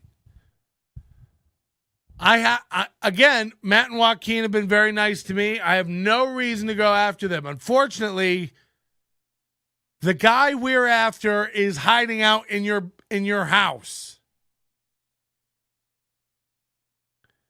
And this is another tactic that like guys who have nothing do act like they're like is he delivering a package? I hear the bell ring-a-ting-tinging in the background. That's exactly what I was thinking. Hi, I'm Ted Theodore Logan, and this is Bill S. Preston Esquire, and I am Butch Bradley. Pleased to meet your density. It's a cross between Crispin Glover and and Bill and Ted. I mean, from everybody here at LA Comedy Club, like, as far as I know, you're not involved in LA Comedy Club. I mean, if you are, what a mistake, Matt and Joaquin. And by the way, now I am against ya. If I find out Butch Bradley is a partner in your business, it's over for you. I'm not under the delusion I'll ever perform under your roof again. So I don't really give a fuck either way. But, you know, I do like Matt and Joaquin. And Joaquin talks, not Joaquin, Matt talks shit about me too. I've heard. And I'm still going to take the high road. I don't get, that's fine. Have your fucking opinions. I'm telling you, you're with a snake. And I'm telling you, I'm Patrick. And if you haven't heard the old tale in Ireland, I chase the snakes out. I chase them out.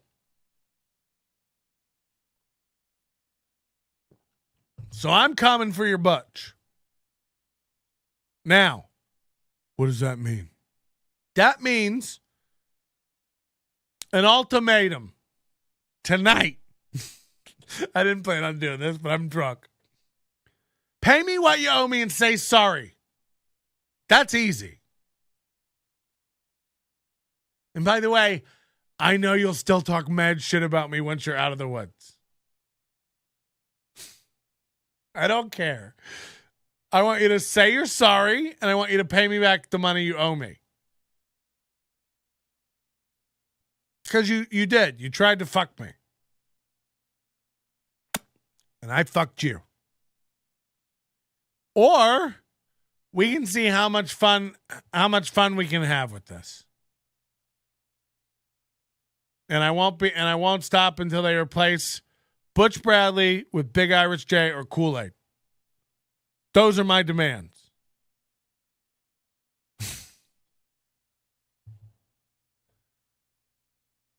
So that's where we're at. This, like, from everyone at LA Comedy Club, it's like, it's gonna fucking be hilarious when they boot you out. 3 years. They're giving you the light, dog. From everyone here at LA Comedy Club, me and apparently Marsha Warfield, I found out recently.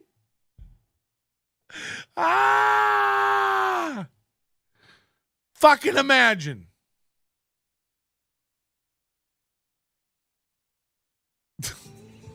Hey, this is Butch Bradley. Happy Thanksgiving. Happy Thanksgiving from my family, from the LA. Why can't I pause this? Oh, I can. This manic fucking energy. And is this your house? Like, who are the bitches on his comments too? We're coming for you. I see Alex Ansel on here. John Harrison comedy. Fucking hell. Just selfies. These are my dogs. Another example of baller lighting over at the LA Comedy Club. Just this is what I'm talking about. This sign is cheaper than this. This looks nicer and more bespoke and is not hard to do than this. This is, you get this made at Staples. It's garbage. I'm sorry.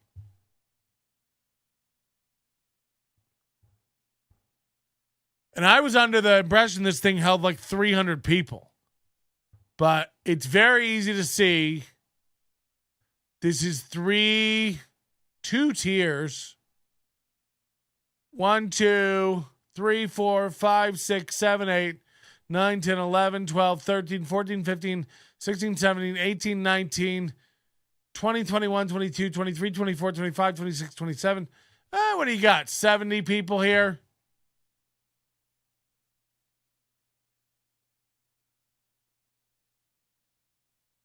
Look at, like, he doesn't know how to be human. This isn't how a man hugs. Also, people don't hug and pose for a hug photo. Like, who's taking the photo? He's not a human. This is not how people sit and act. I saw Kool-Aid Butch and Angie getting blackout drunk at Chili's on 3rd Street. Alex was looking real chummy with Butch playing feetsies with Angie. I don't know if we can trust him anymore, Pat. Whew. Now, I did see these photos of Angie and Alex playing footsies, but if Alex is running back to Butch, being a Butch pal, that's all. Like, no one else needs to carry my fucking sword. So I don't, that's fine. Again, a lot of people don't fuck with me because of this kind of stuff. I get it. But yeah, Alex did not tell me. He told me about the Angie stuff. He didn't tell me Butch was there and they were chums.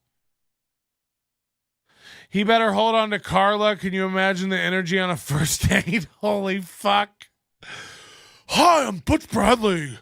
Welcome to the first date. You don't want my army digging into your past. What is this? Family, oh shit. Family, oh shit. And here's Butch. Did I do that? Haven't been east in over 3 years. So good. Like, he's really run. There's no reason to go back. You're loathed in that community. You owe everyone fucking money. You fucked over local comics. You were a goddamn nightmare. Oh, first time back east in a few years. No one wants you.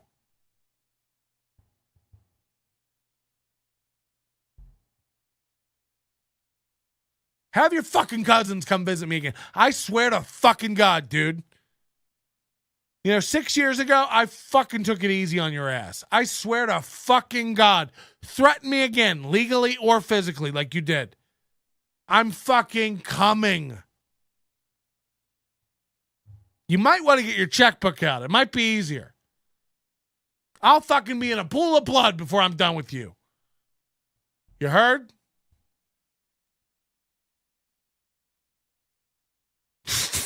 Fucking hell. Imagine taking this and not only immediately burning the phone that took it, going, not only will I save this photo, but people need to see it.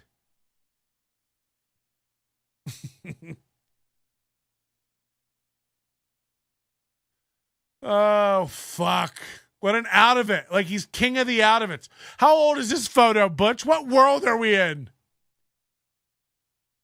I love that even the 3D mock-up of LA Comedy Club's sign is like a Cortex cheap version. I swear to God, all these comedy clubs should hire me. I can make your business, I can improve your business in 10 key ways in 1 week by walking around and using my eyes. Tell me you give no fucks about your... Imagine saving up, opening a business, opening a comedy club, opening a restaurant, opening a whatever, and giving so few fucks about it that you're just blind to this shit that, like... Oh, are all of our pictures purple that we put up? I haven't really noticed. Ah! I want to fucking gut you.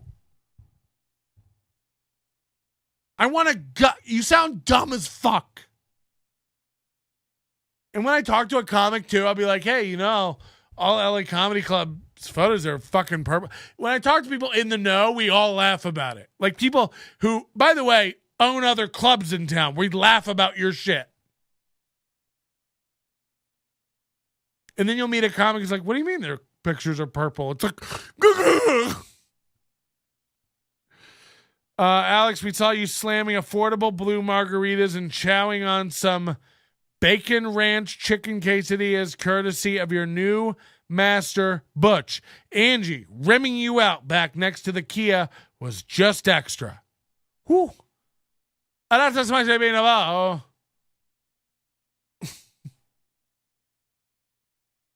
Yikes, dog. Yikes.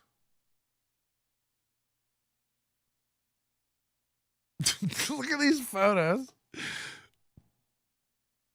He double posts so much. Why the double post of everything?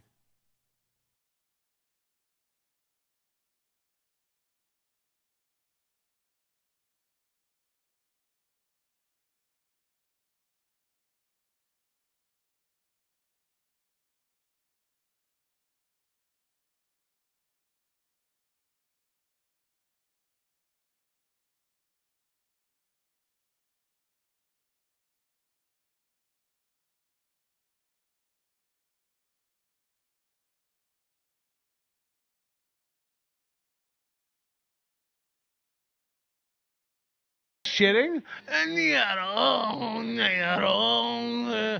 Chili verde. What's the LA stand for in LA Comedy Club? Lavender. Ayo! That's fucking great. What is this? This table just has like cut open fruit and pictures of like Butch's dead relatives.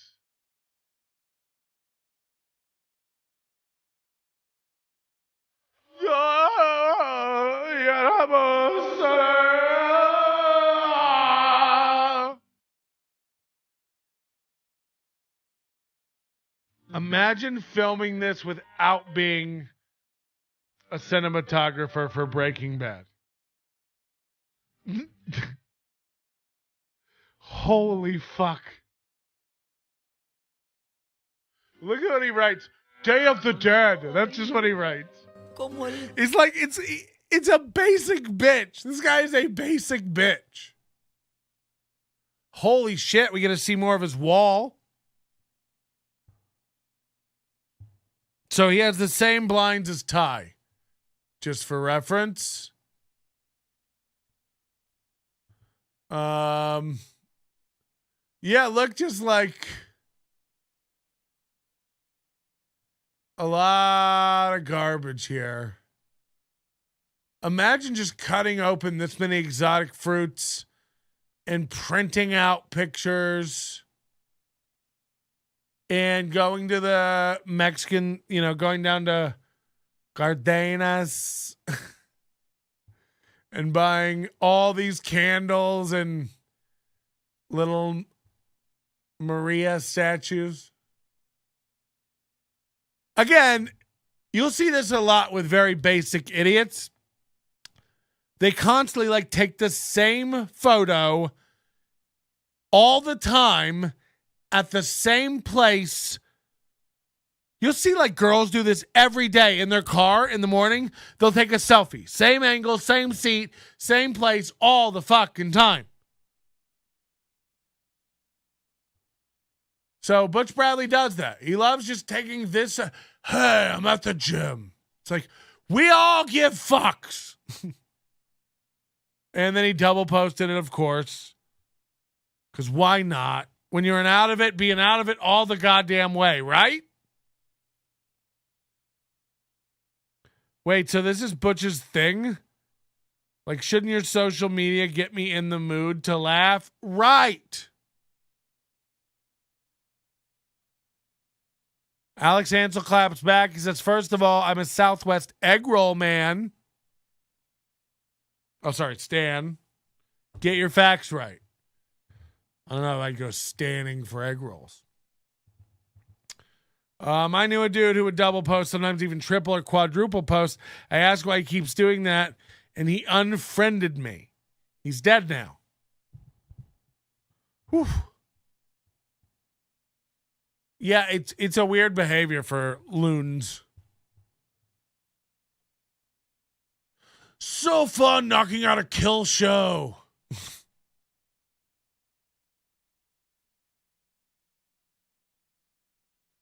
This guy goes, that dude's hair is so terrible, though, but I think they're talking about Butch. Butch has 8-year-old meet my son Max hair. This is like when you have an 8-year-old kid, you take him into the barber and go, yeah, he wants kind of a faux hockey cool, it's back to school haircut. That's Butch.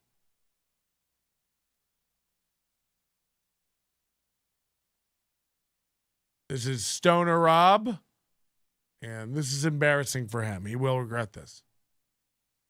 Who's this guy? Whew. What a fucking loon. Pauly D hair over here. And he double posted it again. This guy's fucking out of it.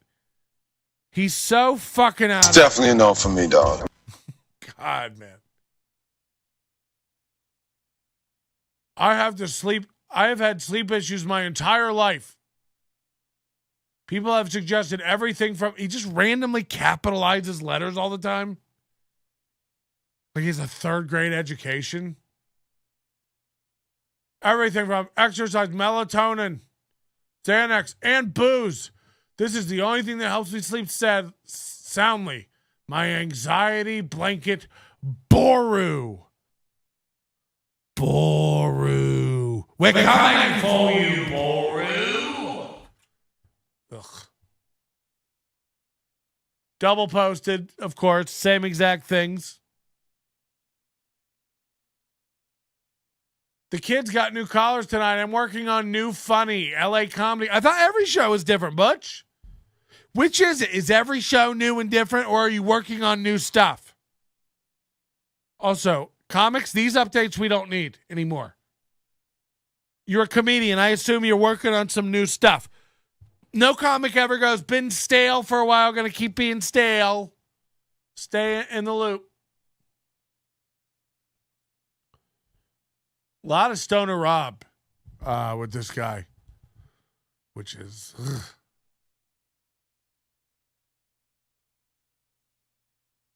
Yeah, these are gonna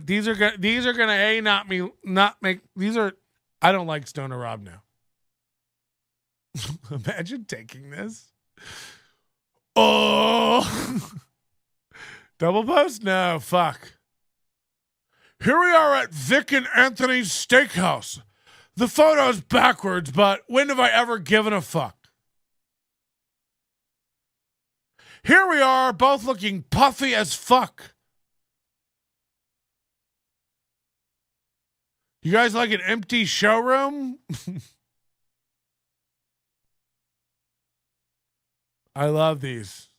Fuck yeah. 8 weeks ago.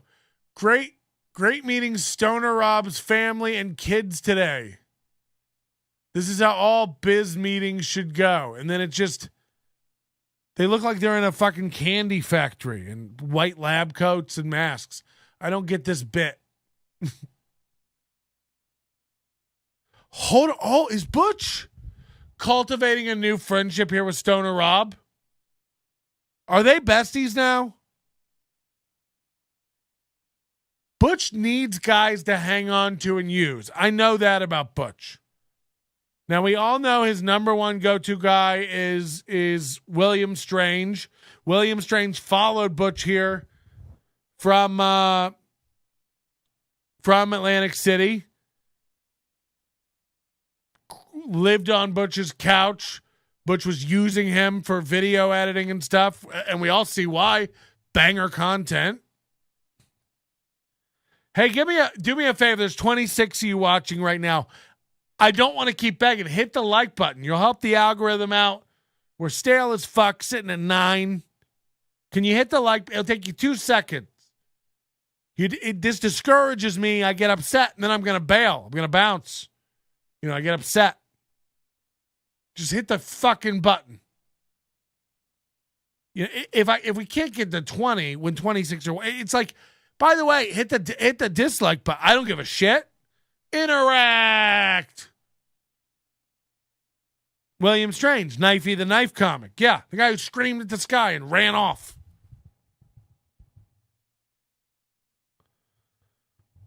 Butch took him to Asia on tour.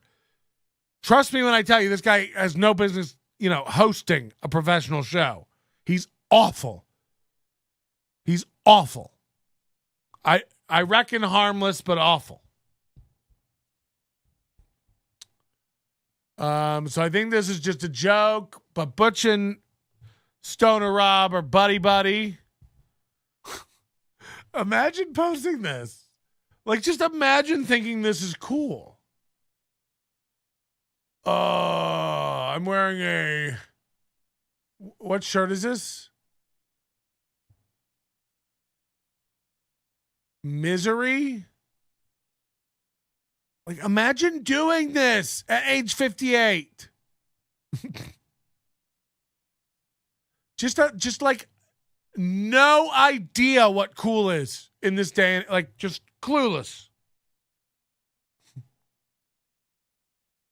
Yeah, this does look dope. I can't blame that. Oh, fucking hell. This is bait. No real guy thinks this looks good.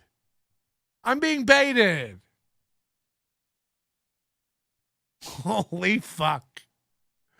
Yeah, David Hollywood Hewlett. Ugh. He's so fucking out of it.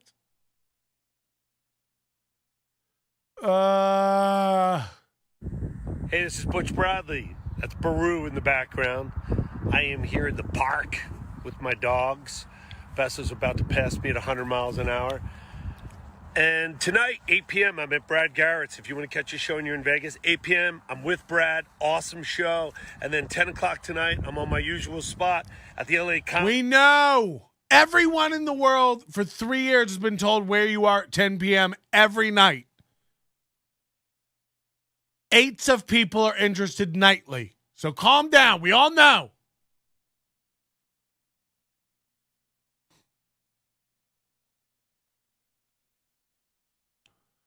Guys. And then he just, look, who regurgitates photos of themselves like this? Like what kind of, look, this photo here. Here it is again.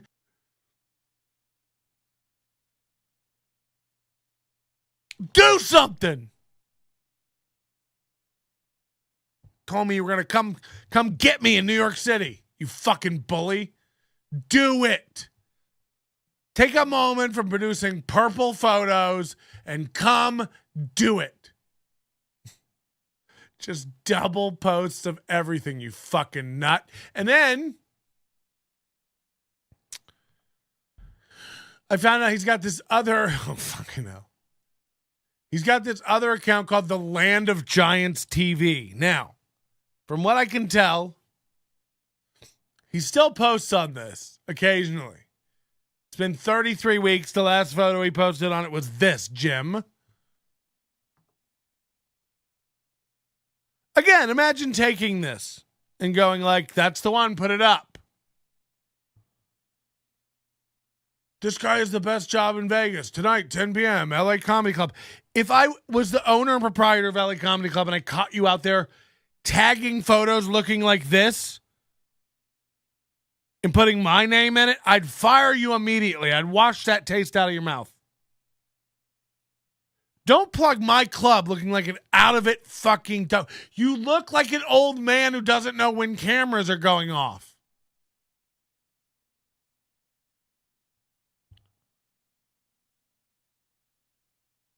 Just Marsha Warfield and him. This is 33 weeks ago, but he has a photo up this week like, so glad Marsha Warfield popped out. She works there. You see her all the fucking time. Why do we have to tell you this? Or is this just appearances for the gram? Because you can knock it off. You get 20 likes on everything. So, I don't know who you're trying to impress. Marsha Warfield swung by. Who? Did what? No one cares. No one gives a fuck.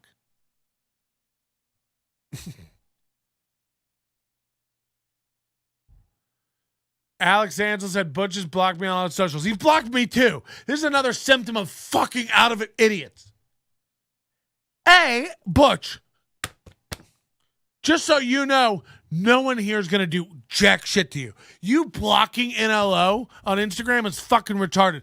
As if we were tagging you or bringing you into shit. No. We're watching you fucking fail, dog. You blocking me just means you don't have to watch me make fun of you anymore. We can still see all your shit. It's public. Like, this doesn't stop anyone from saying, oh, blocked. It's like Ty. I've never tagged Ty in anything in my life. He's blocking me. It's like, that's because you can't do. You're broken and your brain can't take it when you see me doing something. How dare he, blah, blah, blah. I love it when something new pops up from you on my feed. It's like, whoa, did Butch cross his eyes and look stupid again? Just an empty state. Like, what is going on, dog? So all these are just out of it garbage photos. A lot of pointing again. What is the Land of Giants TV? What is it? Bitly. Boom. And this just goes to a special.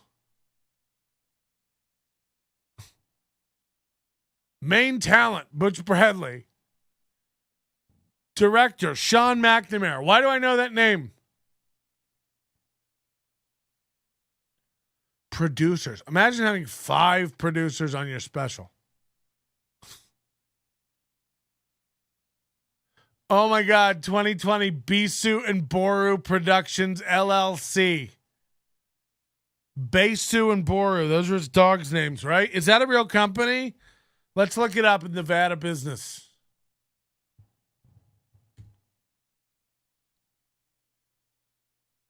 It is. Woo. Make sure there's no addresses. Nevada Domestic Limited Liability Corporation. Lawrence Bradley. Managing member. Yeah, it's got his address here. I don't want to show it. June 30th, 2021. So he started a business for this fucking special? You must have made hundreds of dollars, dog. I'm telling you. Holy fuck, if you started the business for this special. We're going to get a lot of profits in from this special, so I'm going to need to start an S Corp.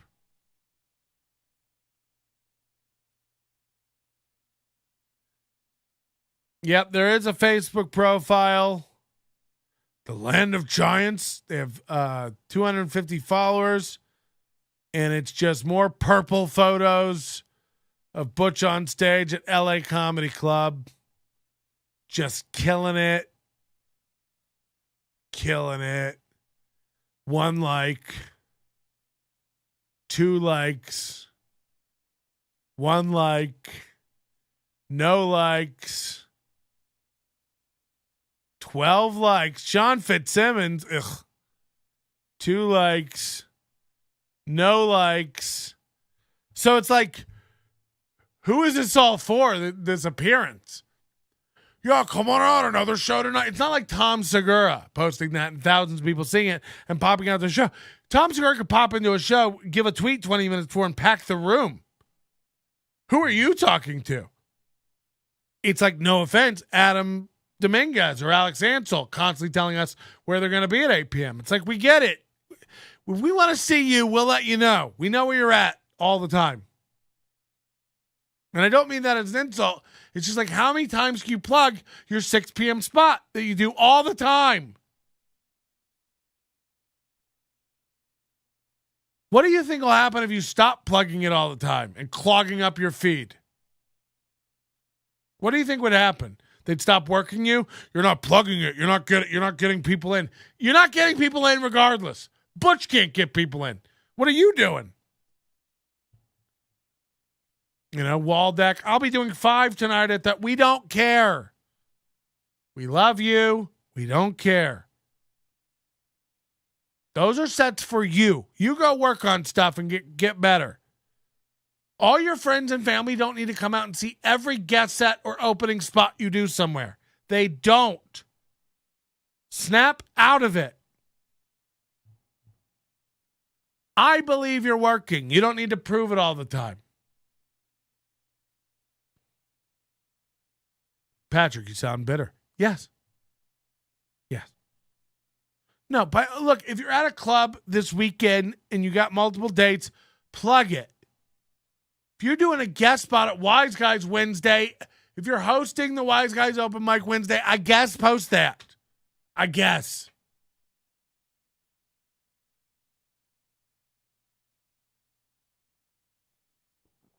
If you open for James Michael McMagic every week at 6 p.m., 3 out of 4 days he's on or whatever, we don't need a post every day about it. We know where you'll be.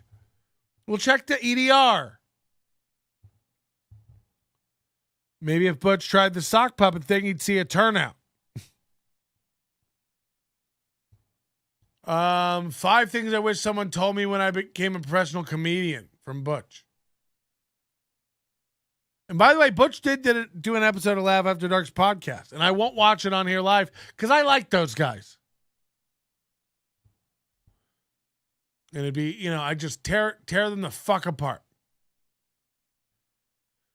So then I find Butch Bradley's YouTube page, and it has 56 subscribers, which is crazy because he's the funniest comedian in Vegas. These titles mean a lot, and they carry a lot of weight, and they translate into real money, real dollars and seats booked, as we've seen.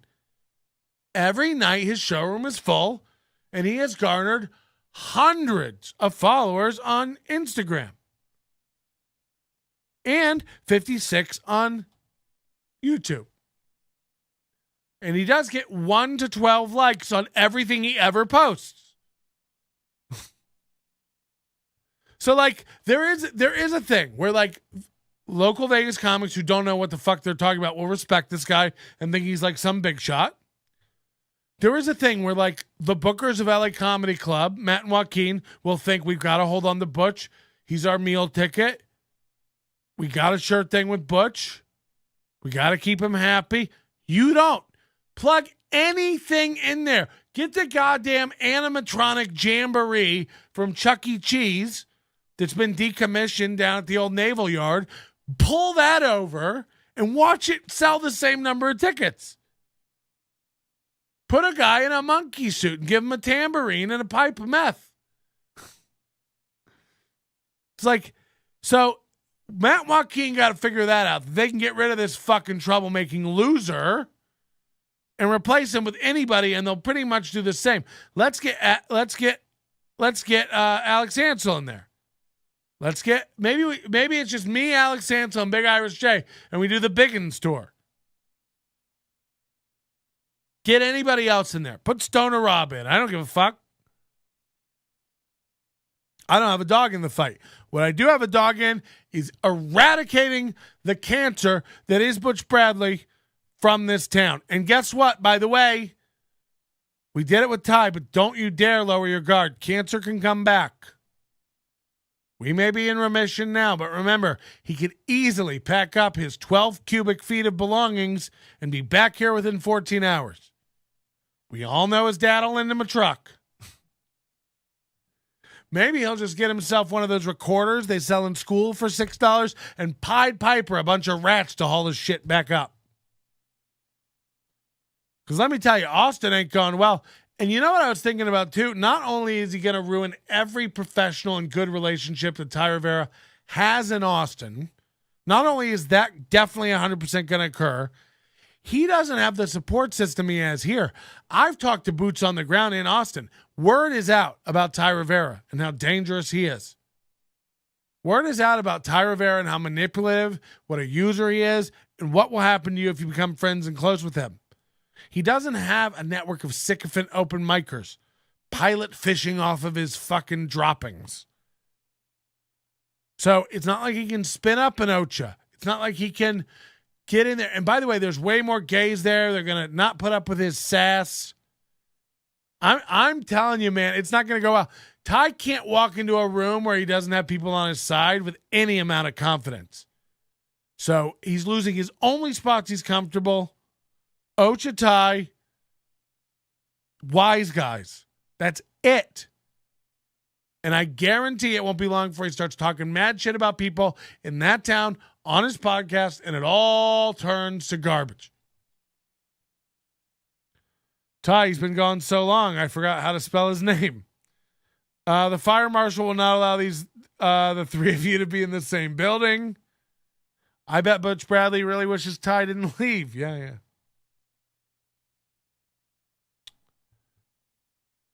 I always love it when people make social media profiles for production companies before they produce anything. Well, look, I mean, you do kind of have to do that. There is such a thing as pre-marketing, but it's like there are certain profiles of people. There are certain archetypes that have a reputation for constantly announcing new projects and never finishing anything. And before you go off on me about the Edinburgh thing, let me get a spoon so you can eat my asshole out like yogurt.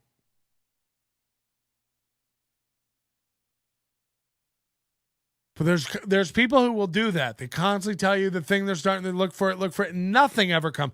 Ty Rivera's Patreon. Nothing ever came of it. Ocha Tai was going to be the Kill Tony of the West. Never came. Now he's secretly moving and he's like, oh, real G's move in the shadows. It's like, okay. Be right back. Going to masturbate at that porn site. Porn bot site? There's a porn bot? Patrick, where does this end? When will the piles of bodies stop? You already ruined Keenan and Jam, and now Butch. How many more must fall? Tell me you don't recognize a bit when you see it. Come on!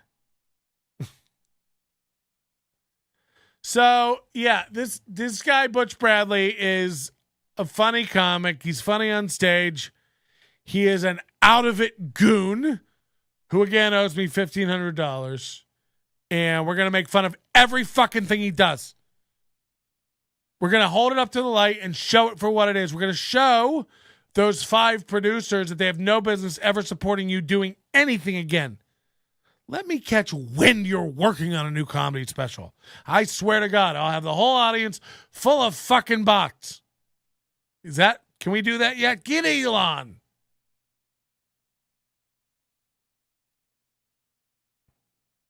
Back to Butch Bradley. Oh, yeah, the bitch. So we found this Butch Bradley. He's got 56 subs on YouTube.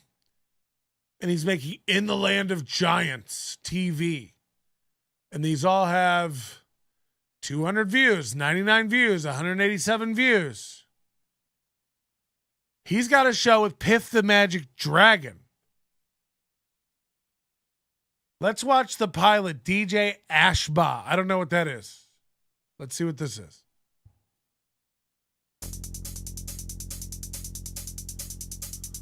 Hey, this is Butch Bradley with the Land of Giants. I love this project. I get to hang out with everybody I want to meet and talk to. This week you're going to get... It's episode 1.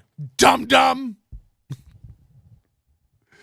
Imagine this. Just like, again, you've seen TV, right? You want this to get picked up. You want this project to get picked up. You've started a show called In the Land of Giants TV that features your dumb back-to-back Bees logo. Bzzz. Butch Bradley, B2B, baby. I have an idea for a TV show. It's called The Land of Giants because Vegas is like... There's so many big giants out there. So 3 years ago, 2019, Butch Bradley starts the Land of Giants TV. We don't need to tell you how this turned out because you've never heard of it. Let's watch as Butch explains a lot. And by the way, anyone ever start a TV show off like that? The episode 1 of Punked with Ashman Kutchman was like, hey, welcome to Punked. I love this project so much because we get to like punk the people that were like trying to punk. I think Bob Saget did that on the first episode of America's Funniest Home Videos. Hey, everybody, I love this project so much because we're going to watch so many funny videos. Tell me you don't know how to do this without telling me you don't know how to do this. Tell me you're not cut out to host a show without telling me. You have the energy of a fucking rapist with a full trunk. Hey, everybody, Butch Bradley.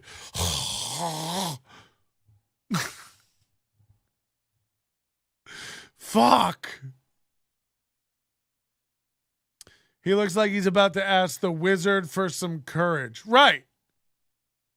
Cue Skrillex after the cold open. Are you predicting it? Let's see. Look at the world of D. I want to see him just go, like, I love this project that we've never done. This is the first sentence of the project, dumbass. Hey, this is Butch Bradley with the Land of Giants. I love this project. I get to hang out with everybody I want to meet and Also, like, people in the biz don't call it a project. talk to. This week, you're going to get an inside. What about like a TV host would do to their show? Hey, everybody, my name's Patrick Melton. Welcome to the Land of Giants TV. On this show, we're going to get to hang out with some of the coolest people here in Las Vegas. Tell people what it is. Don't just have a break down the first sentence where you geek out and break the fourth wall. Oh, I love this show. We got to talk to the people. Who are you? What is this? Hey, everybody. Oh, I love this show. We got to... What show? It's episode 1, fool. Fuck. Hey, this is Butch Bradley with the Land of Giants. I love this project. I get to hang out with everybody I want to meet. Same, bro. This week, you're going to get an inside look at the world of DJ Ashba. He's got Ashba Media.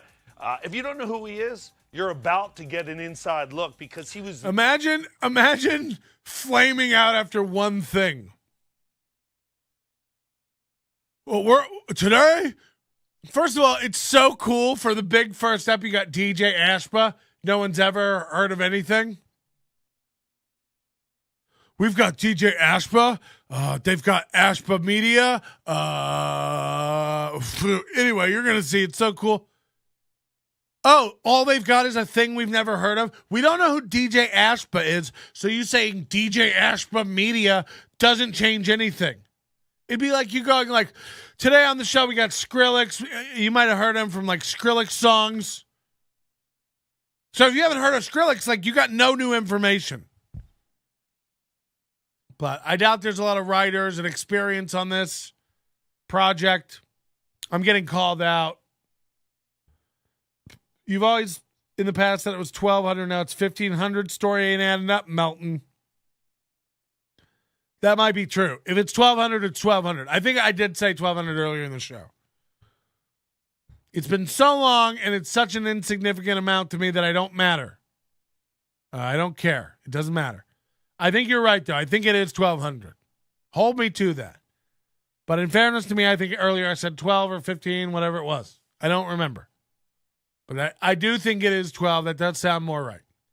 But with interest, now I want 16. Yeah. He's got Ashba Media. If you don't know who he's got Ashba Media. Get an inside look because he was. If you don't know DJ Ashba, maybe you know Ashba Media. It's like, oh, okay, totally. Do you know Donald Trump? No. He's got the Trump Organization. Oh, yeah, right. Just say his name twice as if that gives anybody an idea what the fuck you're talking about. The lead guitarist of Guns N' Roses. He was with 6 a.m. and he's also on his new project called Pyromantic. It's like a mixture of rock and roll and EDM. It's killer. Check this out. How did you jump from... Like, do you think this is a guy who takes closed eyes photos on mini golf courses? Do you think for 1 minute he's listening to EDM and is plugged into the electronica scene? What world is this dope in? Piano. And from what I have read about you before, like, and I'm blessed to have your friendship and know you, but not really. Blast! So many layers to you. You were 5 and you that were was like... my first recital, Ode to Joy. Wow. Yeah. All right, side weird note. Do you believe in reincarnation? Do you think Beethoven was like, I got you? I don't. Wouldn't it be great if you were Beethoven back? I think once we're gone, we're gone. But it would be cool if we come back. That'd be cool. But I don't know. I mean... He's just doing shots of 5-hour energy over on the side. You do got to wonder. And, maybe there is something to that. There. Yeah, there's something. Yeah, this is how it's supposed to go. I once thought I'd make a bunch of how-to electrical videos on YouTube, and I did a test video and realized I'm not that guy. Right. Right. Like, you have it or you don't. And by the way, you can learn. But again, like, you've seen TV shows. Right? I've never seen Jim Cramer come on Mad Money and be like, hey, what's up, America? This is Kramer. My name's Kramer. Welcome to Kramerica. I love this show. I get to talk to stock people and CEOs. It's crazy. You might know my next CEO from Widget Industries. They make all the widgets you use. You ride this machine through the cornfield, and you take the... This is great. This is perfect. Yeah, I also have Folg from Folg TV and Gwerk from GwerkNet. Yeah, that's exactly what you did. Oh, you don't know him from his first name? Maybe you know him from his last name. It's like, we don't. $80. I mean, Yeah, let's see how good of an interviewer Butch is, huh? It's so funny. The Fields of America have like created like Johnny Cash and you. Like you're like, there's got to be a better life. There's just got to be. Okay, hold on. I'm looking down. Before we go back to it, how long do you think this video is? I haven't looked. I didn't see when we started it. How long do you think this video is? Now, if he's really seriously trying to shoot it for a television show, it'd be 21 minutes. Although, what is a fucking television show anymore? Waldeck said, I've seen Kramer come close to doing that.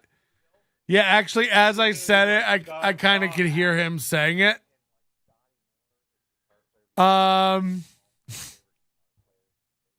It was a bad example, because that's kind of how he rolls. I love this show. Oh, your own show? Do you love it?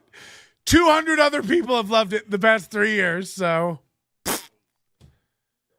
17 minutes, someone is saying, I'm saying he wants to do an hour, but I don't think he has it in him to do the hour, so let's see. Let's check the time. 26. So, he wasn't trying to keep it tight. And it's going to be just babbling idiots. Let's see. Made me feel, it's something, I was starting. Kramer, how do you think this interview is going to go? And it's going to go bad. Next guitar that you heard. Eddie. You really think that's going to happen? It goes bad. Guitar, okay. When I heard Eruption, I was just like, yeah, right. Fucking blew me away. Yeah, in my mind, I know we all heard it and we thought, this is just incredible. Yeah. I guarantee even today people are home alone trying to pretend they're him or doing. Now this actually has 32,000 views. You know what blew me away about Eddie, and actually when I sat down on a plane with Ed, you tell me, 32,000 views and 8 comments. Is that algorithmically possible? Gotta love DJ Ashba. So maybe this DJ has a following. Let's go to episode 2 with Piff the Magic Dragon. This is 187 views. So real fall off. Oh no. Oh fuck. Here we go. This week on In the Land of Giants, Butch Bradley got to interview Piff. I couldn't move like a dragon, so I thought I'd move like this. Piff was really cool. The big AGT guy, hilarious genius, has his own show in Vegas. Piff, you want to know more about him? Check out this episode on the Land of Giants with Piff.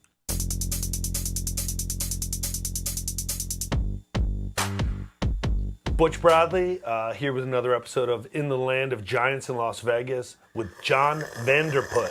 And it's going to go bad. Piff, right? There's so many. Nobody knows me as John Vanderput. Okay. Nobody. I do. We can cut that out. Only because specifically you said, "What's your name?" Right. Yeah.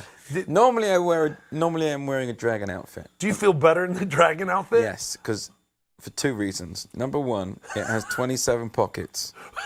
So this one's 36 minutes. I wonder if Butch walks into this interview. For people who don't know, Piff the Magic Dragon, I saw him in Edinburgh years ago. He won our runner-up on America's Got Talent, running show at the Flamingo. I think he's still at the Flamingo. Real Las Vegas residency, packing it out Sunday through Wednesday. Thursday through Saturday, this guy goes on the road to comedy clubs all over the country. Sells out 6 shows, flies back home, does the residency here during the week. At least that used to be his schedule. I don't know now. But I'm telling you, like, this guy sells tickets. He's a very popular show here in Vegas. Butch Bradley probably thinks he's sitting here with a cohort. Just a couple of guys with residencies here in Vegas. It's like, maybe because I have a little insider info, maybe because I know Matt and Joaquin, maybe because I know LA Comedy Club, maybe because I'm aware of the Strat and its demographic and challenges with attracting a crowd. No one's going to the Strat, dog. No one walks down to that end of the strip.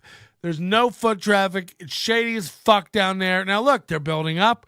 The Fontainebleau might actually get finished. They got other hotels popping up down there. But here, Mike, no one is going to the Strat. And you can change it from the Stratosphere to the Strat.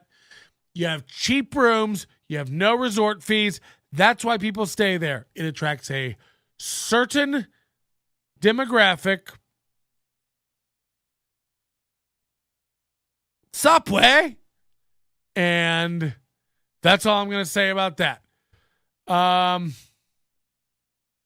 That hopping around arm thing is what they went with. Yeah. Huh, Butch Bradley, land of the John Stevie. He's so uncomfortable in his own skin. Do you think it's because there's so many fucking skeletons in the closet? Do you think it's because people here in Vegas don't know your past? Do they not know how you were run out of China?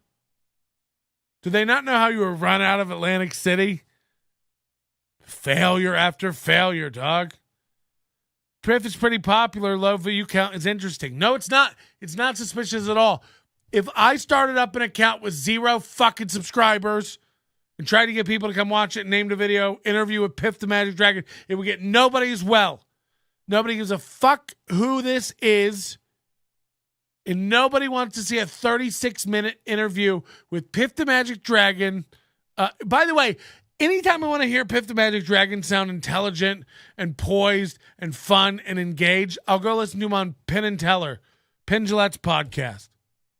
He's on there all the time. I haven't listened in a while, but they're good buddies, and he's on there and engaged. Look at the body language. What is this telling you? Butch Bradley's uncomfortable. He's guarding his whole center here. Any body language expert will tell you this is protection. This is vulnerability. He's leaned over. It's an uncomfortable stance. It's slumped shoulders here. This is relaxed. Fat stomach out and showing. Protected here. Protecting torso. Body language. Laid back, relaxed, open posture. Arms up behind his head, giving no fucks. Uncomfortable, untight in the presence of a real comedian who really draws. You know? So look at the body language as we go through this. I think Piff actually did go to LA Comedy Club one night. Yeah, once. Then he probably saw his whole green costume come out purple looking and said, never again. Again, we got 36 people watching now. I would love for you to hit that.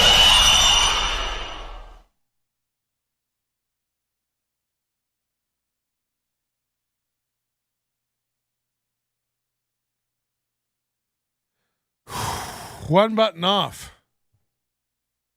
Jesus, that was terrifying, and I apologize. Hit that like button if you'd like to see me get the fuck scared out of me. Wow, that terrified me. I'm sorry about that. Please hit the like button. The algorithm really cares. We'll get more people in here, the more people who hit the like button. So, let's get it going. And I'll keep yelling and getting angry if we get more people in here. If we get more people in here, I know someone from LA Comedy Club is watching, and they need to hear all this. Because hear me out, Matt and Joaquin. I know I'm a troublemaker. I know I'm garbage. I know you'll never deal with me again. I know I stir up shit. I know I see shit before it happens. I'm a goddamn comedy clairvoyant, okay? And you need to be listening to me because I'm trying to save your Nostradam ass. I can do it all day. I'm not saying get rid of Butch. Keep him on. He's making you money. Juice that fucking cow until you can't. But in the back of your head, I need you to know this, and Butch need you to know that I'm telling this out in public, and it's going to get back to them, and whether or not they even fucking take heed in it, it'll be a seed planted in their head, and it will grow. It will grow. Matt and Joaquin, you need to have an exit strategy for this dope. You got to have a just in the back of your head, think about what you would do if you had to eject this man very quickly from your lineup, from your show, from your professional relationships. Because there will come a point, I'm telling you, the dude's a liability. The things I've heard he's done in the past year and a half are insane. And don't even get me started when he starts hearing this stuff. When he starts hearing that we're coming, starts lisping his wrists. Gets desperate. I've heard he's the kind of guy who sits around with a bottle of tequila and a gun. He's a nut. He probably named it the Dragon Room after Piff in hopes he'd stop by. Oh, that is fucking great. Is this the part of the show when a piece of the onion falls up? I put it up pretty good today, huh? It's pretty good back there. Strat charged me resorts fees when I stayed there.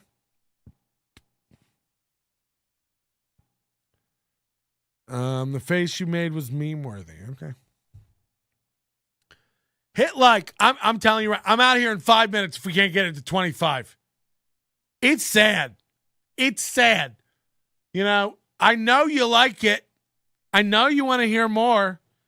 And I know the drunker I get, the more dirt comes out. And we're down to the part where I need to decide whether I pour another drink and keep going or do we wrap it the fuck up because we're about to hit 2 hours. And believe me, the people over on Rockfin are bored as fuck. They're like, we don't know what's going on. Is Lev Kramer watching on Rockfin and YouTube? What a nut. Who else is watching on Rockfin? Identify yourself or we will come for your family. And why are you watching this? You're into this? This is nuts. This is an unhinged. And you better hit like over there on Rock Fork. Rock hard. Woo. Okay, we got an empty cup. Sky vodka. We hit 25. I pour a new one. We're at 23. 25. We keep going. And don't do that thing where you back it off because I won't be had. Hit thumbs down. That counts. You can hit thumbs down if you don't like me, if you think I'm an idiot, whatever. It's engagement that the algorithm likes. It doesn't care if you're thumbs up or thumbs down on me. It cares that you're watching. And so do I, frankly, over here. From everybody at The Onion, we're really glad, really proud to have you, okay? So you've done great. I'm pouring in some Diet Coke as a mixer. I didn't even make you get to 23. So nobody on Rockfin wants to identify themselves. I swear to fucking God. If I have to contact... By the way, I wish someone at Rockfin would listen to me. I'm going to go down there and fix that company too. A lot of very basic problems. It's like, does anyone use your website? Every avatar. Check me on this. Go to rockfin.com, find a channel, any channel, click on it and go to their channel page and their circular avatar. The CSS is wrong where it's too low and there's a white bar at the top of everyone's logo. Everyone on the site. It's like, now I'm on Safari. It does the same thing on Chrome. Diet Coke and vodka, someone said yes. So it's like, I don't know if anyone's using these sites. And I really do. I really feel like I should have a career where, look, by the way, if I don't fix anything or point out an egregious problem, you don't have to pay me. But I come into your company, I swear to God, I'll fix 10 things in a week.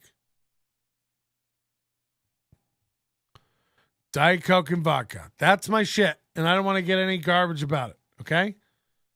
Then you got dopes like Morris Dweck going, who the fuck uses Safari? It's like, let me tell you something. If you are on Mac and don't use Safari, you're an idiot. Now, I think I have 72 gigs of RAM in my iMac. And I got 32 in my MacBook. M1. I'm not going to have a problem, but you are.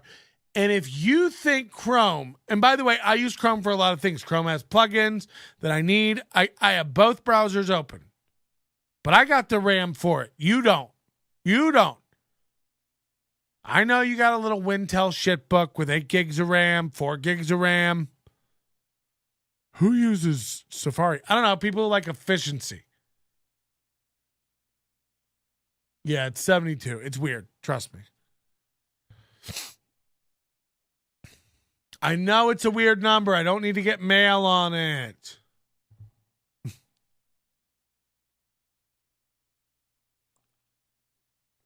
It has 4. It's like 32, 32, 4, and 4. It came with 8. So then I put 64 more in. We done here with the questioning? I'll run my computers. You run yours. Honestly, the memory consumption and slow memory eating of Chrome is ridiculous. And if you're not aware of that, then you got more problems than me to worry about. And it's going to go bad. Hold on, someone's on my property. Oh my God, I upgraded to new cameras. I got some new unified cameras out front. Whew. I cannot believe the sharp. I had all 1080 cameras, and now I got upgraded. I can't believe how fucking sharp. Also, I went around and cleaned the ones I didn't upgrade, and it is shocking how much dust in Las Vegas will get on your cameras around your property. Out here. So, yeah, that's what I've been doing. Sneak onto my shit. Oh my God, we got 28 fucking likes. I might start doing shots. You guys are too good to me. Does it really? It's the most comfortable thing. Imagine somebody spending, 11 years custom tailoring you the perfect onesie to your own dimensions and specifications. And, in that period of time, I spoke to, Tyler. Does he bring Carla? By the way, everything he's going to say on this show, he's told Teller. So it's so funny to me that he's like, yeah, so I've already said it on Teller's, obviously, but it's like, yeah, those are two men who know what it's like to have successful, long-running residencies in Vegas. You're a joke. You're not on the same, not on the same par level with these motherfuckers. The idea, but I'm going to have to pack a bong. We're going to have to get crazy in here tonight. Penatella. Yeah. He spent 10 years designing his own house. This camera moving around, it's like you're shooting you want this to be a TV show. We know that because you call it the Land of Giants TV. And you can't afford 2 cameras, much less a bitch. Get yourself a fucking fluid ball head tripod so that it's not.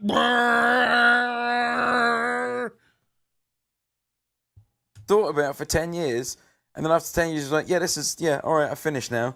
So everything in the house is perfect. Like, he goes to, pick up a coffee, it's like exactly where it should be. Right. My dragon skin. It's a perfect comparison. Pardon my quiet while I pack a bong. I love it. So that's reason number one. Second of all, nobody recognizes me outside it. Yeah. It's the perfect crime. Well, it's great that you brought that up because I know how well you're doing. Oh, yeah. As a comic and entertainer, I know he does. He thinks this is like a couple of cohorts. Yeah, like you know that I know because we're both the same. Like us comics, you know, he's gonna try to identify here. Everyone's killing in Vegas. I know, and you've been on. Everyone's been buzzing about you for a while, and Morris, you sound silly. I use Google, but honestly, under what metric do you want to measure? Safari is way lower memory consumption creep, and it's the fastest browser there is on Mac. Like I don't know, good one, I guess, but you're being insane. All the people from Rockfin are fucking generically hot blonde women reading the Bible and pissing on a homeless black guy in Philly. There are a lot of like weird. It's going to be hard finding my audience on Rockfin. And you know, like Robert Lee from Laugh After Dark is the one who turned me on to them. But they do have a lot of fucking like unhinged nuts over there. It's fine. This is what people like think. Oh, if you let Twitter or Facebook or YouTube, we can't just let these nuts on here with these opinions. It's like, yeah, you can. Who cares if 500 people are watching some nutty turquoise wearing gypsy in the desert talk about aliens or flat earth or whatever? Like, who cares? And you're like, well, people have the power of persuasion and they can persuade people. And it's like, honestly, like if we convince everybody the earth's flat and we all need to march north to fall off, we deserve that. This is the whole thing with the election or like Donald Trump on Twitter and stuff. It's like Donald Trump is a loose cannon and an unhinged nut. He's proving it more and more every day. What are you scared of? Let him on Twitter. Let this nut spout off like a volcano. He's insane. He's talking about we should eradicate the Constitution and all this stuff. Like, he's nuts. He's like, let him go. And by the way, all the fucking people who can't let it go and let Donald Trump go, guess what? You have just as many, if not more, on the other side sucking the dick of anything the left puts out. So you're all just broken, radioactive nuts who can't let go of your dumb ideologies. Let me guess, all different clock speeds as well. What? I don't know what that means. I still can't believe that Australian dude put your plunger in his shitty toilet water. Yeah, that's gross. If you come to my house and I have a plunger, only use it in clean holes.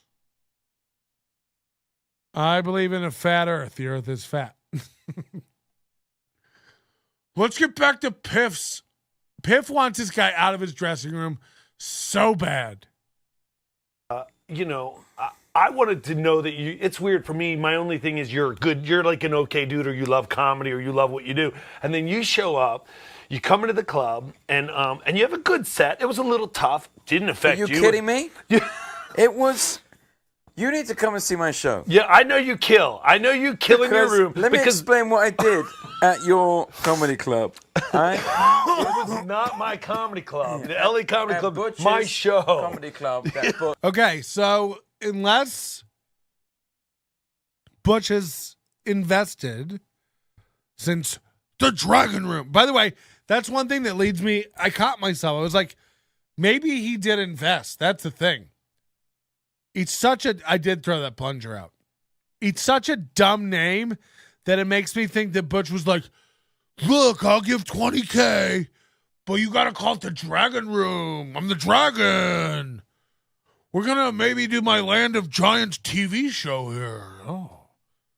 You guys like a crazy interview that meanders and goes nowhere with a nutty camera operator that zooms in all willy-nilly, just,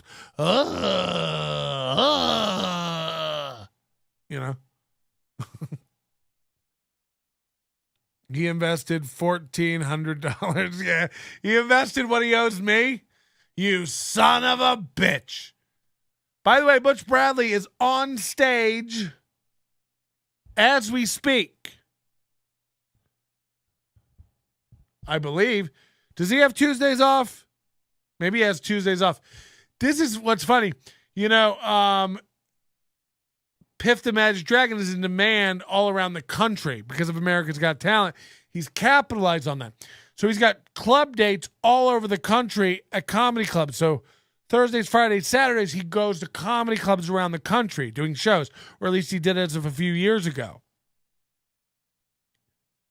Then he comes back to Vegas during the week, Monday through Wednesday, Sunday through Wednesday, does the Piff show here, residency on the slow nights, because in Vegas on the slow nights, he can sell out 1,200 seats.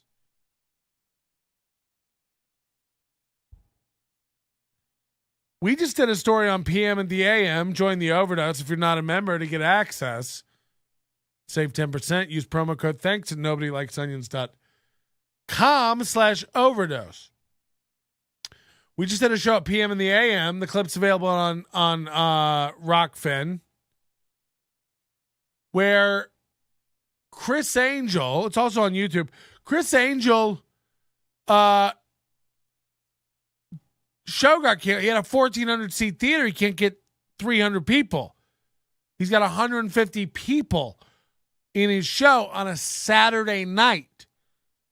You think Butch Bradley, by the way, Chris Angel can't, and you know him. Hardly anyone knows this fucking guy. Butch Bradley, you think he can get people out? He can't. He can't. He can't get 20 likes on a fucking thing. He's got a TV show he tried to film. Like, this is so cringe to watch. It's episode 2 of your TV show. We got somebody who can't operate the camera. You've already tapped the fuck out, Butch. Butch, personally financed. Right. So we do. Oh my God! You're being attacked by a tiny dog. Oh God! Look at that. Yeah, we were friends 2 minutes ago. Not anymore, buddy. It's over. And when dogs don't like you, they can tell. They can tell. And when dogs don't like you, except for his dogs, Timon and Pumbaa. I'm sorry. So we do 250 shows at least a year at the Flamingo, and then each weekend we tour, and we do. We're getting political now. Somebody says Trump wasn't insane in 2016. Constant persecution made him insane. I honestly, look, the way the whole Trump arc is gone, this is what I honestly think. No, you're right. I don't think he was insane. I think, he saw an opportunity. He ran for president. He was a Democrat his whole life. He's Republican now. Like, really. I think a lot of people had hope and voted for him just to shake shit up. The rhetoric started fast and early. You have to remember, that was the first real big presidential campaign where things like TikTok or Instagram, Vine, everything was ramping up so much to a head. YouTube was blowing up. And yeah, they piled on him relentlessly. They probably broke him. Like, you're being dishonest if you don't think we were harder on President Trump for invalid reasons than we've been on any president throughout history. Everyone was against this dude. He couldn't catch a break. For 4 years, they hunted and hunted and hunted for this Russian collusion that didn't exist, wasted how much of taxpayer money? Now they get in power. They do it with January 6th. The same fucking thing. This is a nothing burger. They're more concerned today with Trump's taxes from a real estate company, a former president's civilian crimes, than a current president's continued corruption of social media. They won't even address it. Now, look, Biden and his campaign weren't in government when they fucked around with Twitter, but you're insane to think that they haven't continued to do that while they're in office. And when the Republicans get control again, they're going to fucking investigate Biden and the laptop. It never ends now. This is life now. Your politician's least concern is helping you and doing things for you. Their whole thing now is getting the other side. And until everyone wakes up and realizes we need to get rid of this two-party bullshit, it's never going to end. And that almost is self-sustaining. I don't know that we can. Because the prevailing attitude is that, what's the point? Don't waste your vote. Politics paid me well, but it's absolute poison. It just is a game. And it's all same. It ebbs and flows, and there are waves of people who make sense, and it goes and comes. It's like when people talk about, Abraham Lincoln was actually a Republican. It's right, but what the parties believe, constantly shifts and flows to whatever their political benefit is. If you're going to make everybody get a vaccine, everyone should have the right to do with their body whatever they want. How dare you? Don't tread on me. But then when it comes to abortion, they're like, don't you dare. Not everybody can control their own body. The problem is both sides of that argument are intellectually dishonest. You really, unless you're just super dumb. Unless you're just super dumb, you can't see both sides. Unless you're so brainwashed, because this is what it is. This is what it is for the abortion thing, at least.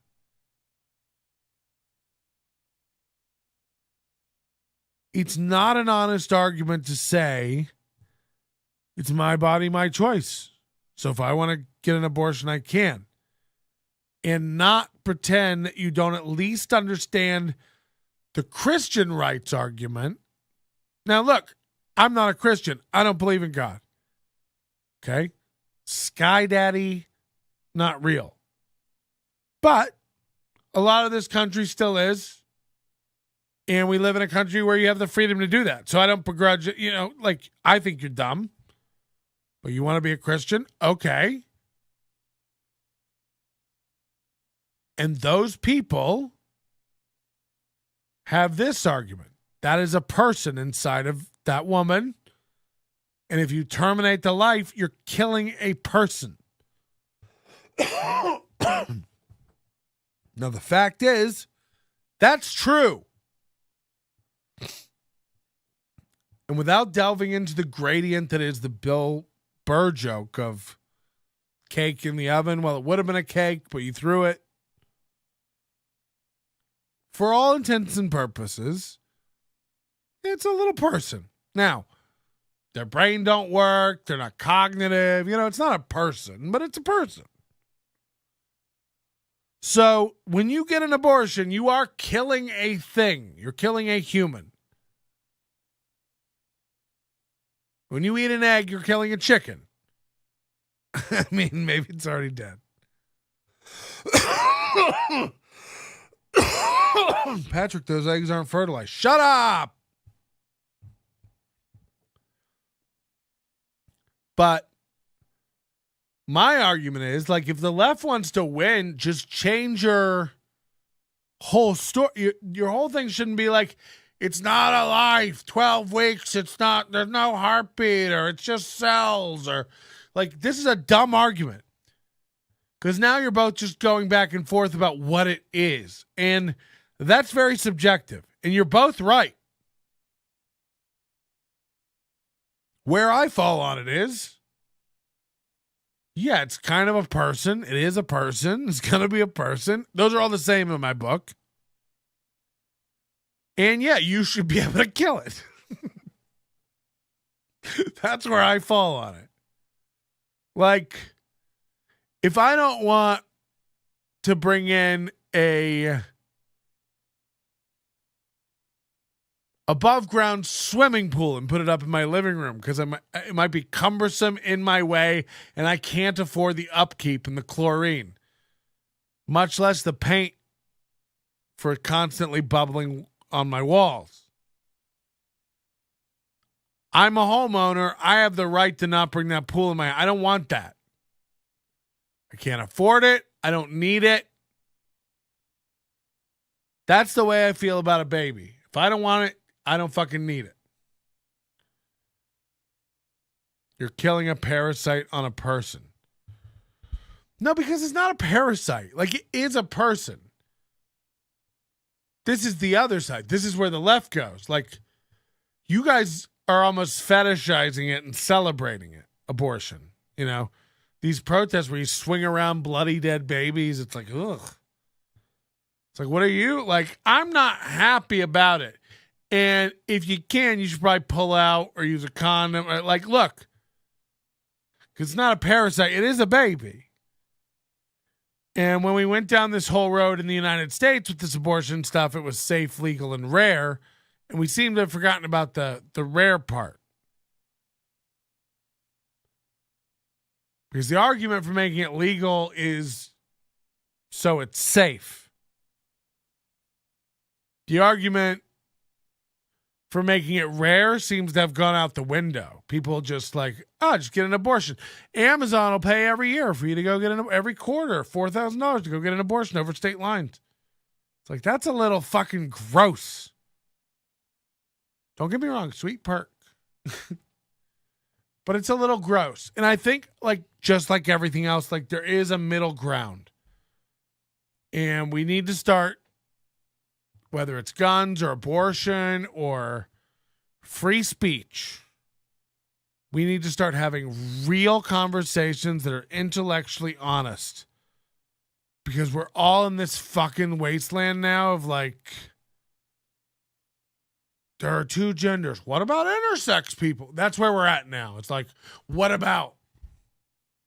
No, I knew a guy who, actually, that's not true. Like, all these, everybody's got an anecdote, you know, an exception to the rule. And it's like, we've got to knock it the fuck off.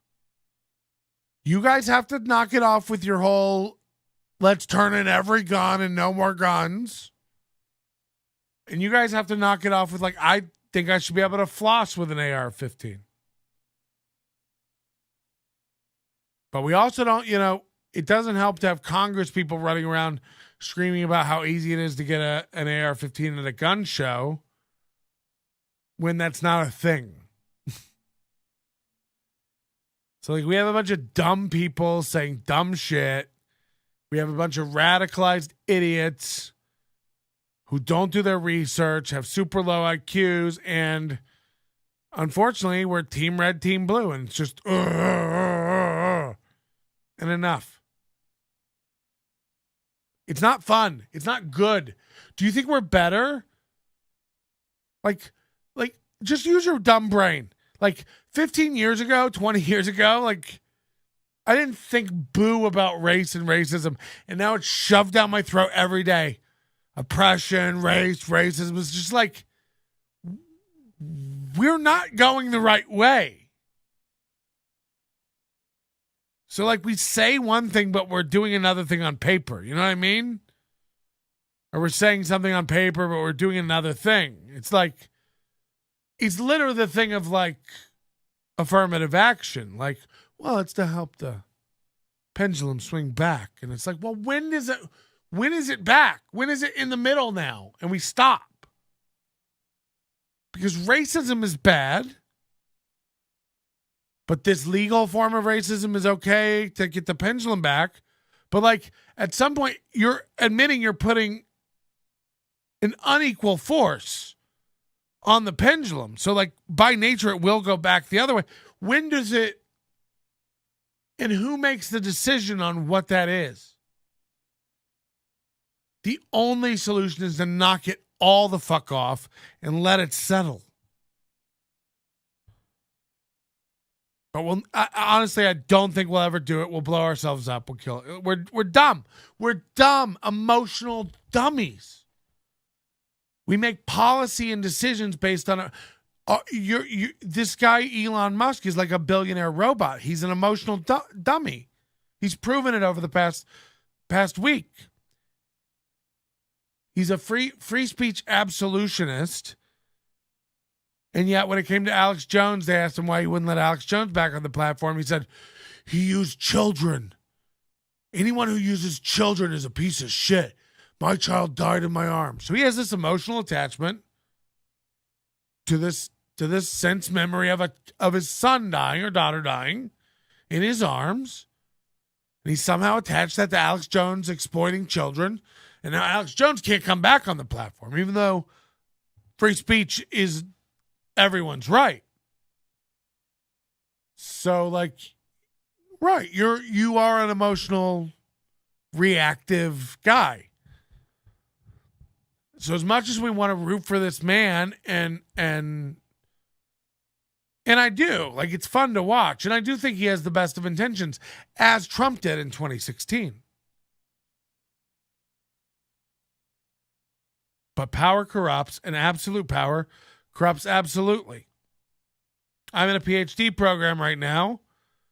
2 more years left, thank God. It's constant talk about different cultures and racial oppression. I'm like, can we return to psychology soon? I'm not in anthropology. Yeah.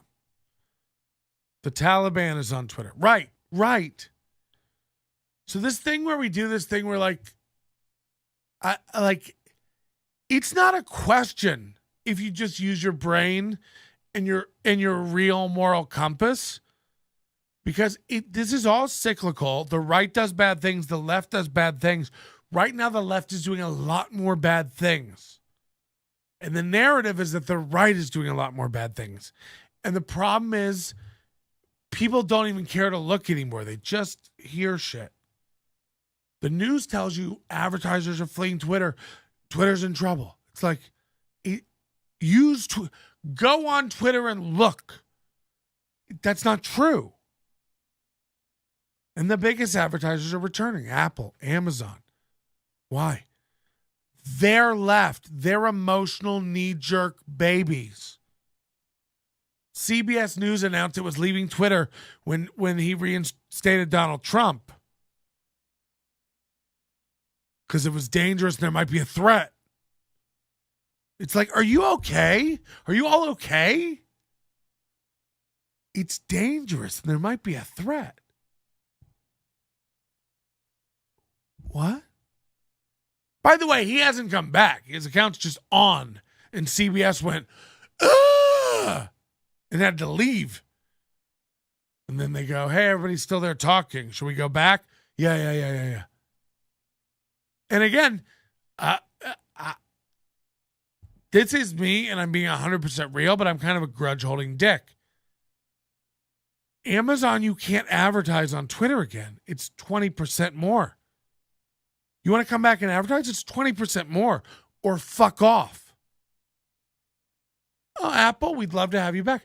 It's 20% more. You can afford it. You put up a giant rainbow in your courtyard. There is a price on loyalty. There is a price on your word. And if I'm in trouble and you abandon me, I found out you're rubbing Butch's feet at a Chili's behind my back. I'm coming for your boy.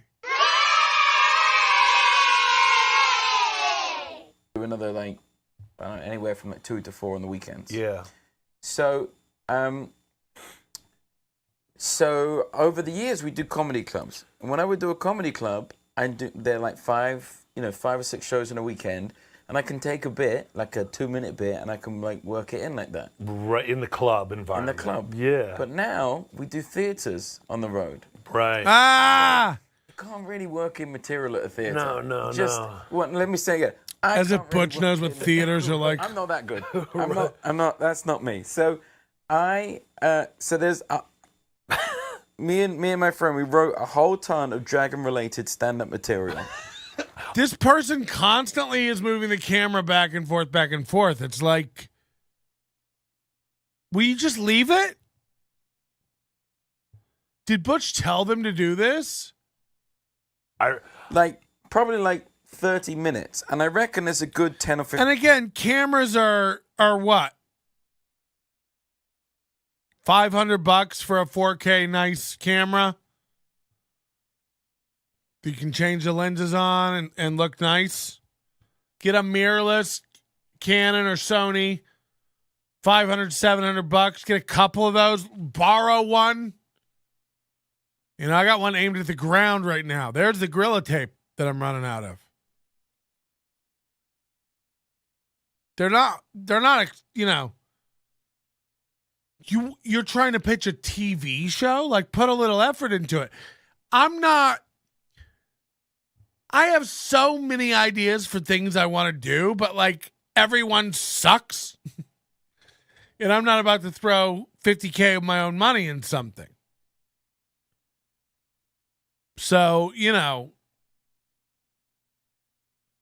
it really is the sad. This is going to sound so bitter and dumb, but it really is sad that like LA Comedy Club, Brad Garrett's, these clubs, if I came into your organization, this is almost what I want to do as a career now. Fuck comic. Comedians are cringe and shit.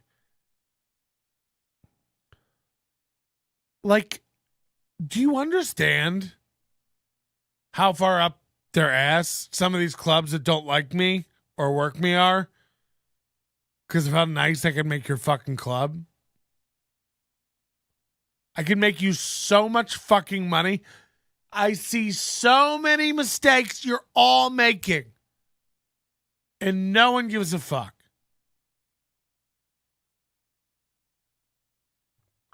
Okay. I'll sit over here and laugh. But when the opportunity's right and the time's right, I'm going to fucking slit all your throats. If I had a comedy club in this town, and I'm not saying I do or want to or will, but if I had a comedy club in this town, you'd all be fucking dead on the side of the road. I'd shove a garden hose down your mouth and up your ass until you drowned. You're all fucking playing, pretending to be friends with each other and shit. I'd bury every fucking one of you. Fucking idiots. Butch Bradley in your room. Get out of town. Someone's in my driveway.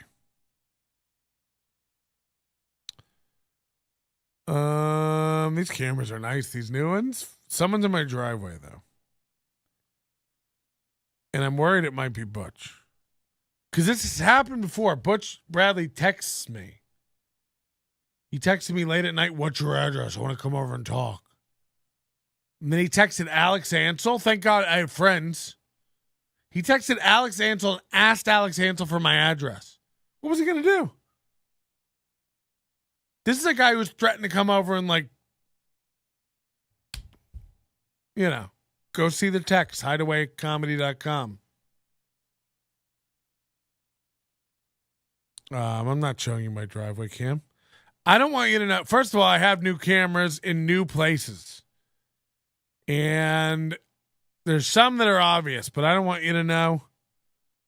Ooh, I got these new ones, and then I had extras, so I got some cool new angles. I had to get a masonry bit to mount them. And they're going to be dope. Probably filmed with an iPhone, maybe. No, they're definitely not. You can tell by how it is moving that it's on a tripod. Thing in there.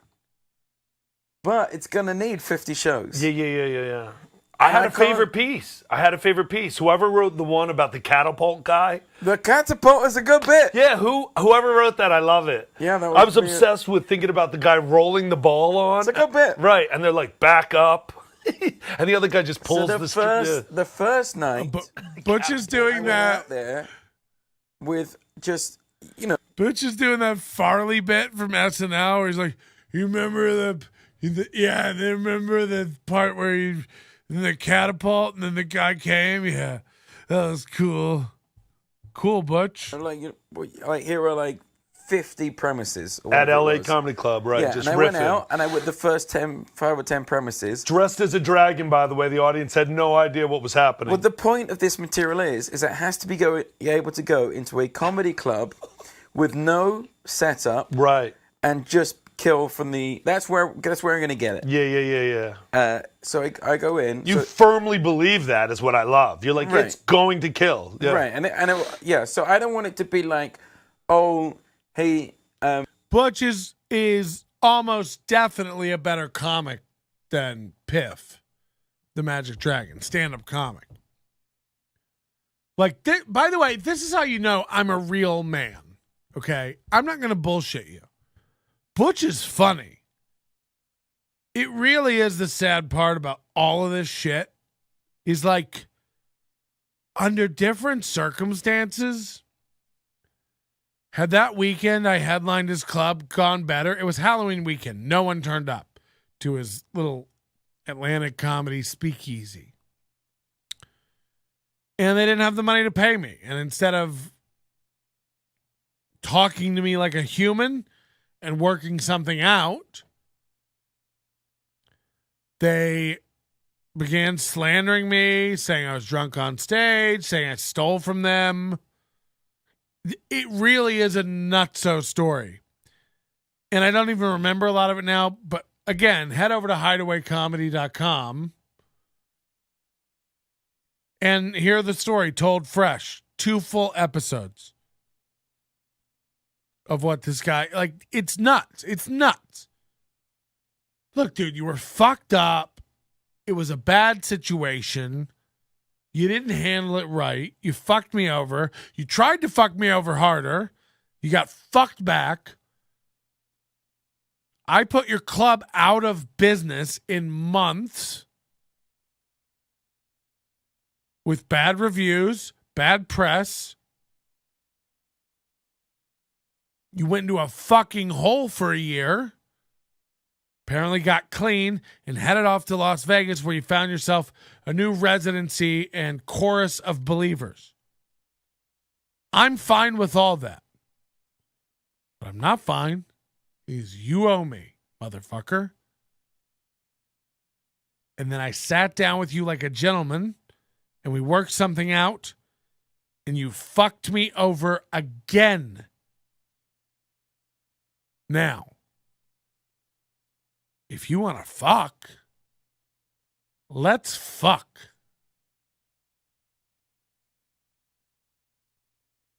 And I know I've been off in the corner jerking it to Rick Astley videos, trying to get hard again for 3 years. But I'm here now. And I'm fucking hard. And I'm ready to fuck. So let's fuck. You know what I mean? Your manner is most unbecoming of a gentleman. What if I ended like that? That would have been such a cool end. But I feel like hanging out with you guys. We'll edit it later. That'll be the ending. And it'll be fucking tight. We started early, so I feel like I could go 2 more hours. You know, it's right about now when we're getting going. And I got to be honest with you, I'm drunk. He's a funny guy. Had we met under different circumstances, the stuff all buried, and now we both live in Vegas together, I would have this guy so big on social media. But he's surrounded by idiots. The only people he can fool are dumb open micing dorks and Stoner Rob. And, you know, nobody knows what they're doing. Nobody fucking knows what they're doing. I make stars, baby. Patrick Wyvert, you made yourself a star. Imagine. No one wants this. No one fucking wants this. And you know what? Fair enough. I get it. I get it. That's really messed up. He should have just talked to you. I've watched an hour of him, never even smiled, but people tell me he's funny. Okay. Well, I imagine, like, look, a lot of this stuff's eating at him. He's leading a false life. He's burying a lot of skeletons. He's lying about a lot of stuff. The drinks are catching up. And it takes its toll. I mean, what I know, what he did last year, and again, I'm sitting on this. Maybe it comes out. Maybe we do a very special reveal of this. Because honestly, what I would love is the people involved, and there are multiple comics who know about this shit, who are friends of this show. I would like them to come on and help me tell the story. It'd be a very brave thing to do, but it would bust down the wall, almost like the Kool-Aid Man, of doubt about who this man is now. This is recent. A man who pretends to be clean.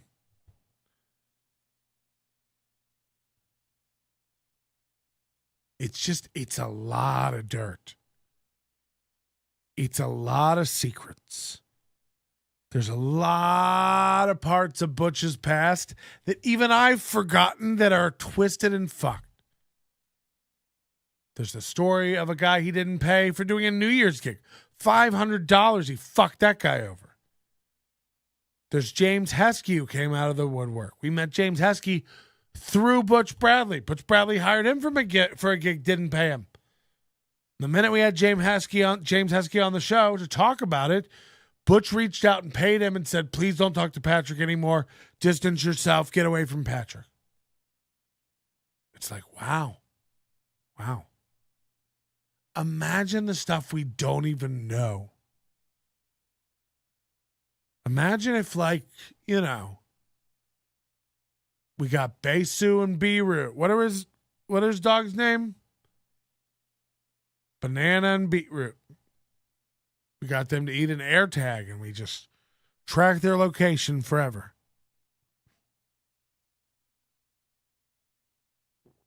I would never do anything to anyone's dogs. Dogs are off limits. It's almost as shitty as not paying a comic. Maybe PhDs don't find Butch Bradley's comedy humorous.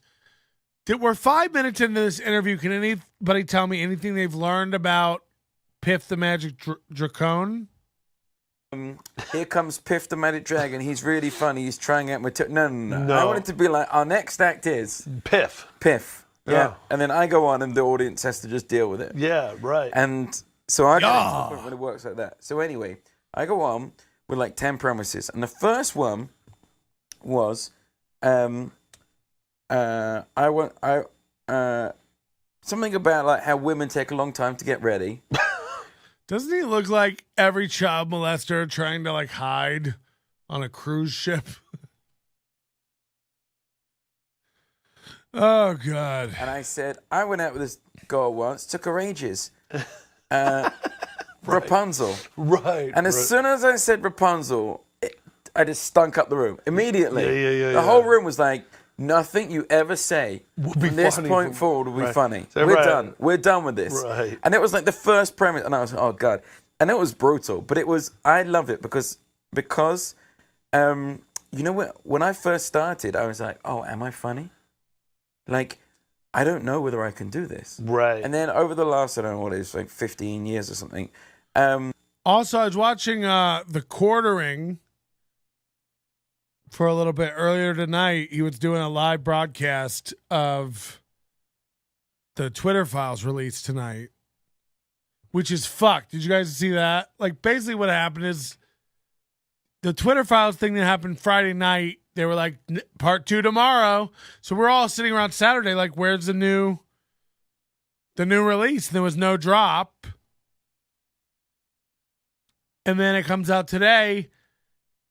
Twitter's lead counsel or general counsel, Jim Baker, apparently he's a former FBI lawyer. Apparently, like, I guess went through and filtered out stuff from the documents that Elon Musk wanted to hand over to Matt Taibbi and Barry Weiss, the two reporters he handed over, all these documents to find out what Twitter's been up to in secret. So this lawyer, Jim Baker, who's been the general counsel or whatever since, forever, years, was like going through and taking stuff out that he didn't want the reporters to find. Coincidentally, a lot of it having to do with him. It's like, Jesus Christ. He's like, and no one gives a fuck. It reminds me of literally last year when the government announced the UFOs are real and everybody's just like, yeah, whatever. January 6th. You can do anything now. You can say anything now, and it just flies. It just does. Hey, Butch Bradley, don't ever fucking pay me. No one cares. Who cares? You do. That's the weakness you have. I've been rock bottomed and lost everything and bounced back. And I'm 43, morbidly obese, and at the end of my rope.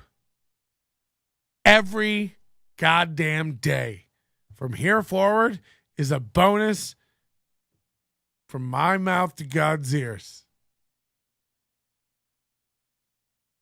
You're scared. You have nothing. This relationship with this woman, I know it's fraud. You know it's a fraud. It's fake as fuck. And you better wish to goddamn heaven that her salsa business takes off. Carla's homemade salsa.com. I dare you. Carla with a K. Carla's homemade salsa.com. I'm a domain guy. I like to buy domains. hideawaycomedy.com. When this all started, I think I bought 9 domains. ButchBetterHaveMyMoney.com, BitchBradley.com. And I still have the domain that is the name of his comedy club in Atlantic City, hideawaycomedy.com.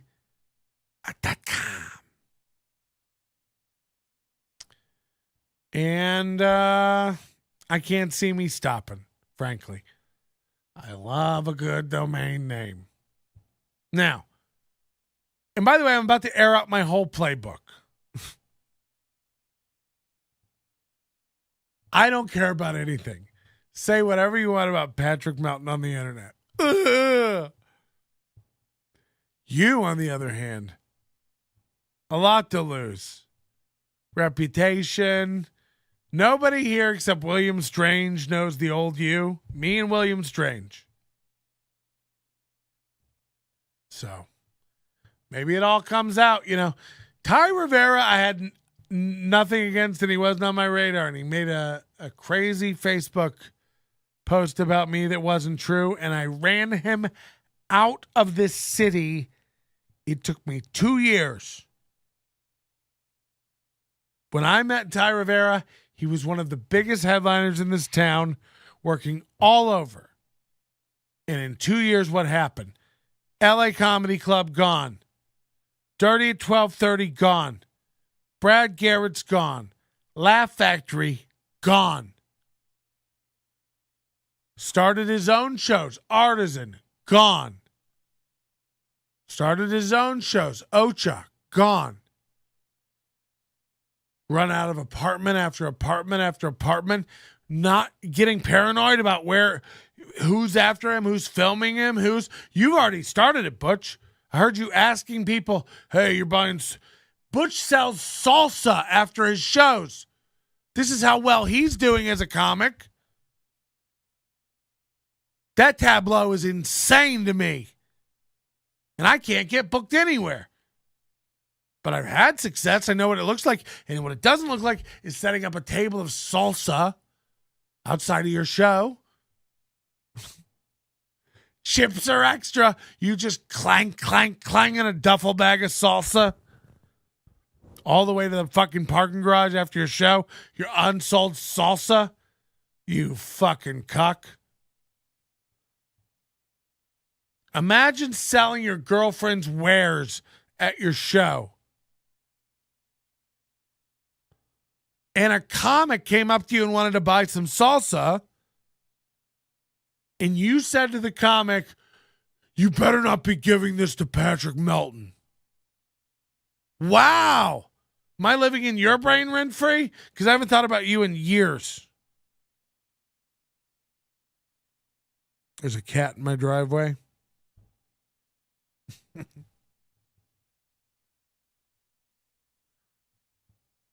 Salsa was a little salty, but pretty good. It was spicy. Again, I'm not a dishonest guy. She makes good salsa. Fuck.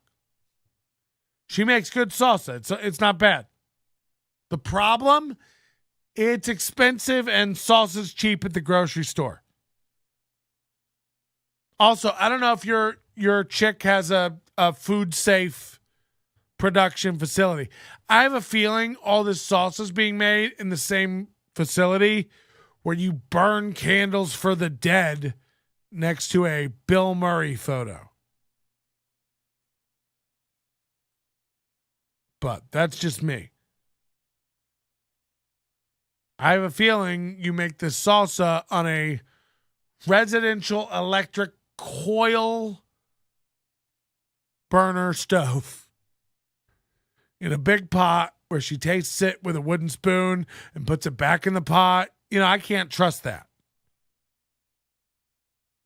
So I'm going to go to the store and buy salsa. It's 2022. I go to Walmart. There's 38 kinds of salsa. Nobody needs your. And by the way, people talk about why start a website before you've even produced anything. Do you believe in your business? How do you not own carlasHomemadeSalsa.com? Remember when Ty Rivera sponsored the video? You guys are the ones who got in bed together. Don't be mad that this entire path led to you. I've had enough coming for your boy to know that I'm funny. Right. Which I know is strength. Right. You just know that it's going to get there. Now it's just a matter of time. Yeah. And repetition. Right.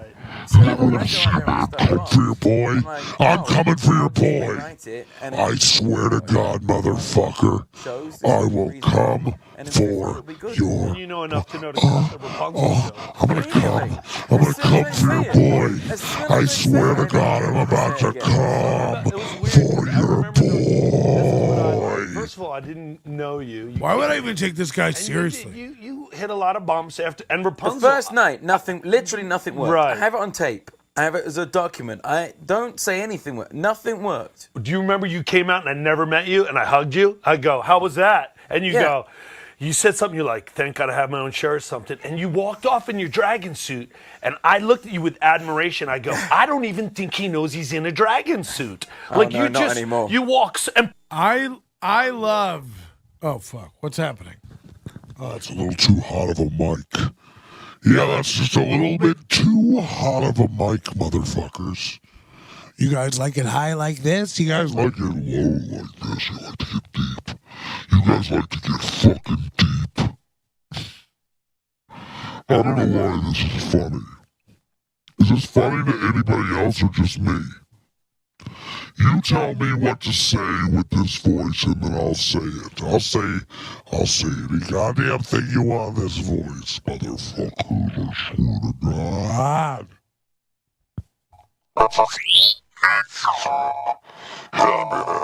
Oh shit. Oh shit. Oh shit. You guys ever suck a dick and lick a ball sack? You guys ever lick your own jizz out of your own pipe? Okay, sorry about that. I'm very drunk.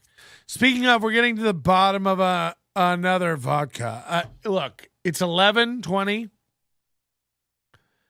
How bad do I need to stay? Or can I just go get a double quarter pounder and call it a day? It's creepy. People don't like the voice. What is Maddox Hannah Lecter? Are you a real person? Also, girl or guy, Maddox? We need to zoom in and find out. Photo looks like a girl, but it looks like you have some weird shit on your head. So we're out, and we're going to need you to leave the chat. Thank you. I need at least $17 donated if I'm going to have more drinks. People are walking by and glancing back like, did we just see Also, like for Butch, you know, Butch is going to watch all this. He's on stage right now. But he's going to watch all of this. You know he is. He's going to run home tonight, pour himself a glass of salsa. If it was the right salsa, I would drink salsa. A nice glass of iced salsa. By the way, why is no one making that? That should be a product. If I sold it in the store, nobodylikesonions.com/store, would you guys buy Patrick's iced salsa? I'm talking about salsa that's so good you could like blend it up with ice cubes and make a smoothie. And I'm not saying it's like sweet.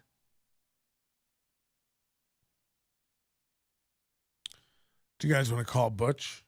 What if we call Butch with this voice from an anonymous number? Yeah, Butch Bradley. Hi, can I talk to Butch Bradley? We're coming for your dogs. We are coming. What just happened? Oh. You ever, like, if the voice drops...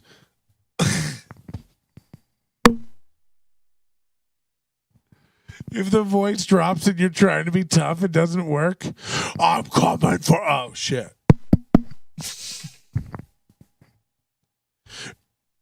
Anyway, where was I, motherfucker? Don't fuck with me. I swear to God, I'm coming to your... Why do I try to make the voice sound like the effect? What if I just talk normal? Is this okay, motherfucker? I swear to God, you better tell your dad. I'm gonna shove my dick so far down your throat, you're gonna be shitting my piss. We need,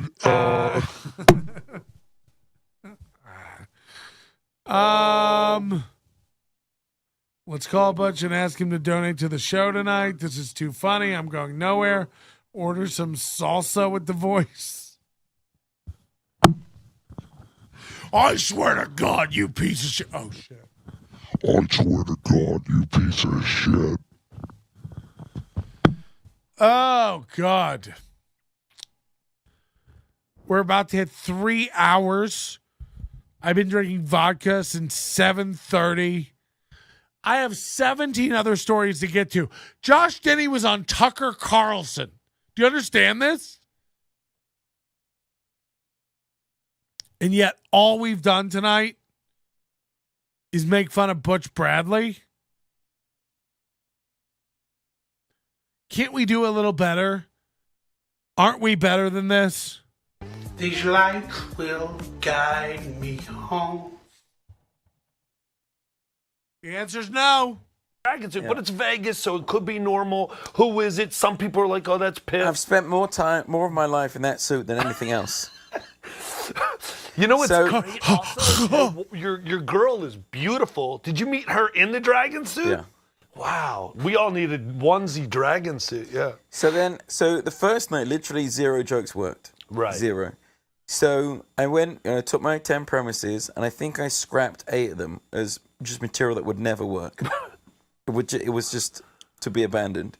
But then the next night, I went in with another lot of 10 premises, and I also had a nice way into it about how I normally do magic. Holy shit. You can watch this in 4K. And I was digging around, and I found my old stand-up comedy jokes. And then, when they didn't work, I could be like, with this one, I had like a way to excuse the ones that didn't work. Right.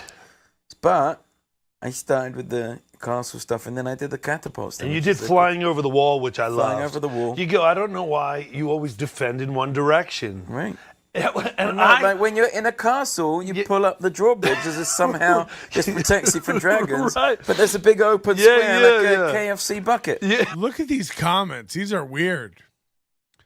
Just like to say you're pretty funny. I don't get out of my way to search for comedians. LOL. I've been watching reruns of comedy, TV and Gotham comedy, although they are pretty old. LOL. But still, they rerun them on TV. Just like to say your horror movie skit was pretty funny. 2 comments. So I had 2 comments on 187 views. We had 8 comments on 32,000 views. I think more likely you bought views for your first ep. More likely you bought views through your first ep. Is Jill Carlton listening? We need to talk. We could save someone's life tonight. You know that? Just me and Jill Carlton. Watch her come on and be like, it's Carlson. We know it's a bit. I hate it when people are like into the show, but not into the show. Let's find a new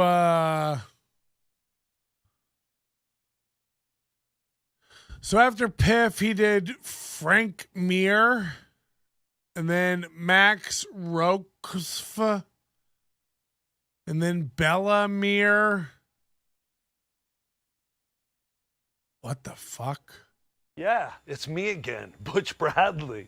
Whoa! The land of giants. Oh, I'm having so much fun with this. I don't know why I keep interviewing people who can put me out with a sleeper hold, but today I got to interview a really inspirational young lady, 16-year-old Bella Mir. Incredible. A lot of buzz on her. You know, she's just knocking everybody out.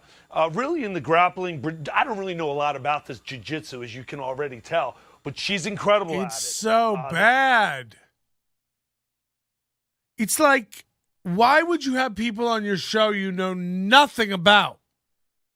You've done no homework. You don't have a quick bullet list of facts. There's no tear sheet rundown that you've been given by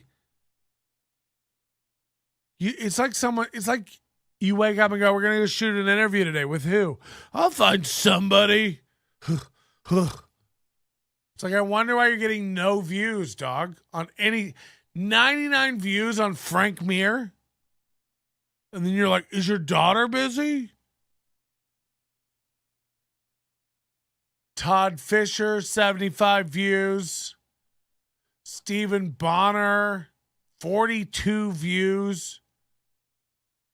Max Roskoff, again, this is the second interview with him. And then episode 8 with Ernie Kirk. This is your last ep. 3 years ago. This lasted nothing. Okay,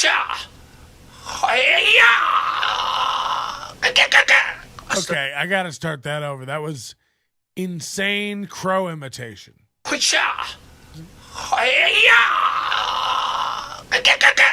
studied karate when I was little. I never learned. That's going to be a clip on this program. Somebody get this clean. This is a new meme I need on my board. Let me just do it fresh. I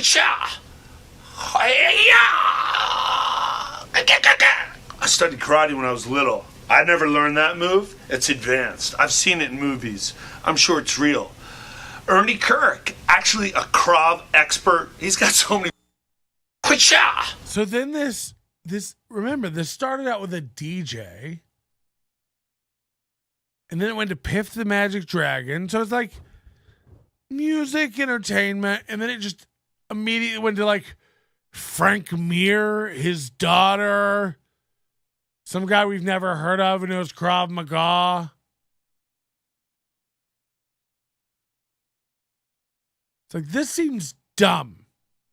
Imagine a show with no premise. I gotta see it again. It's so good.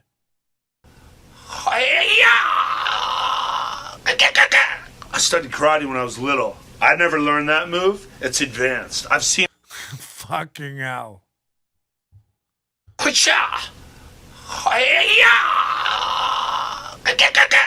studied karate when I was little. I never learned that move. It's advanced. I've seen it in movies. I'm sure it's real. Ernie Kirk, actually a Krav expert. He's got so many black belts, it's ridiculous. He's a master of and a master of and a master of and also a master of l'chaim, which is an Israeli form of Krav.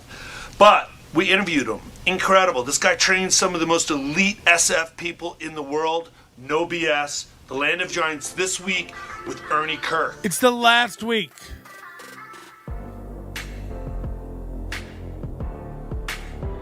Hey, somebody who has Siri Hey, asked. This is Butch Bradley.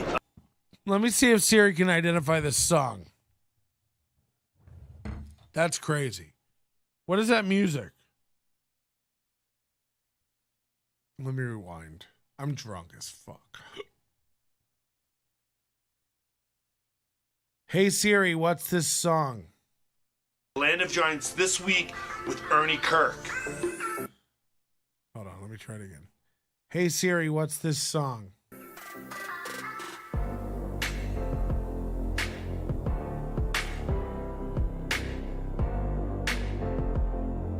Hey, what's up? This is Butch.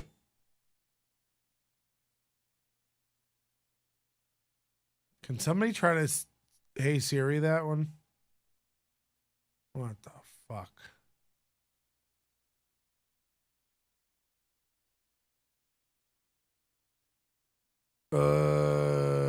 What?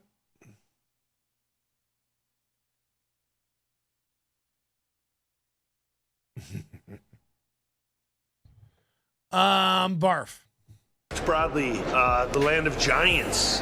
Exciting because Ernie Kirk is here, good friend of mine, sensei. Since I was a little kid, we studied at Inventner. All right, I'm making another vodka. Let's do it. Give me a like. We didn't fight Cobra Kai, but they would have lost. This is Paul. He's out of England. And what was your expertise, Paul? Well, I'm a student of Ernie Kirk's, but I also... This is Paul. He's out of England. He thinks this is a show.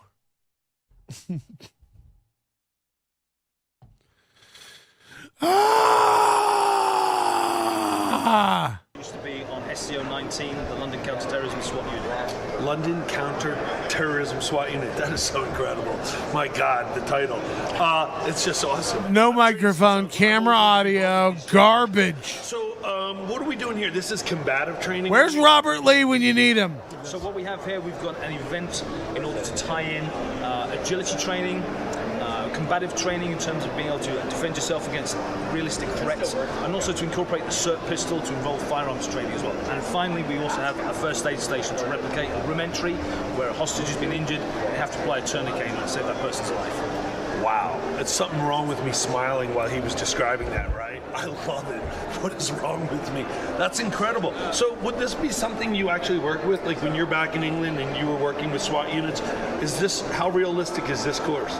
Well, it's not realistic in terms of all the leaping around that we want to be doing, but in terms of the stress and trying to act appropriately in those times, it's quite realistic. I mean, I was a team medic, so when I had to do my training, we'd actually do a house assault. There'd be grenades going off and a full house assault, and inside there'd be injured people that we would have to work on and get them triaged. You can tell it's like... So having to do these fine motor skills after running around and wearing yourself out. Oh, fuck. All right, only in Vegas, right? You can tell it's like no plan. And that's fine. You can do a lot of shows with no plan. Cheers. New drink. Thanks for hanging, everybody. It's fine to have no plan, but edit. You know, like, what are we doing here? By the way, this episode's 8 minutes long. The first was 26. The second was 36. By episode 8, we're fizzling out at 8 minutes long. 1 minute per episode number. You cuck. Can we have Lady Gaga next door and these guys in here chasing people around with firearms? Ernie, so can we just hear a little bit about your... What are you a black belt in? Thanks for the donation. That really means a lot. Basically, Tell them to bring me my money.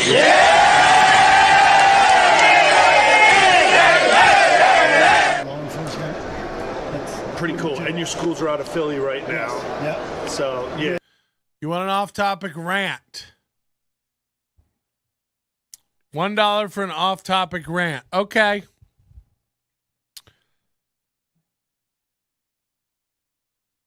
About 6 months ago, I cut a giant hole in the side of my house.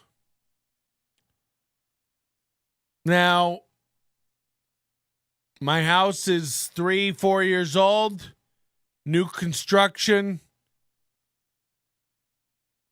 energy efficient, nice, you know, if I do say so myself.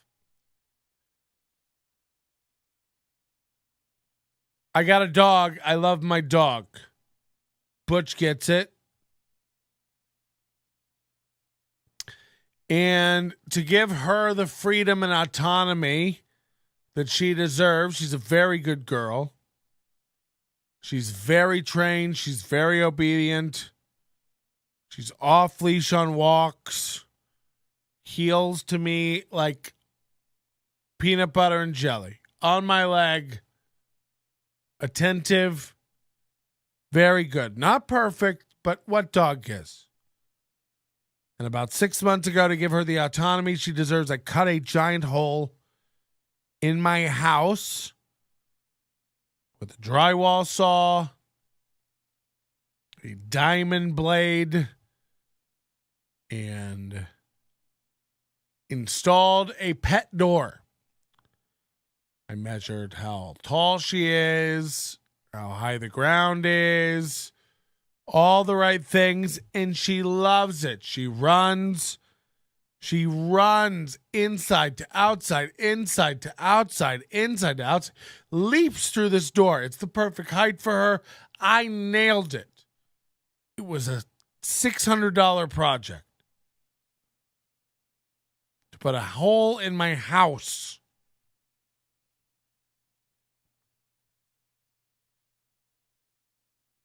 Now, I could have got a pet door for $250 probably. But I bought a good one. It's double flapped, super thick. I'm Vegas, so it's 120 degrees outside in the summer. I need it insulated well.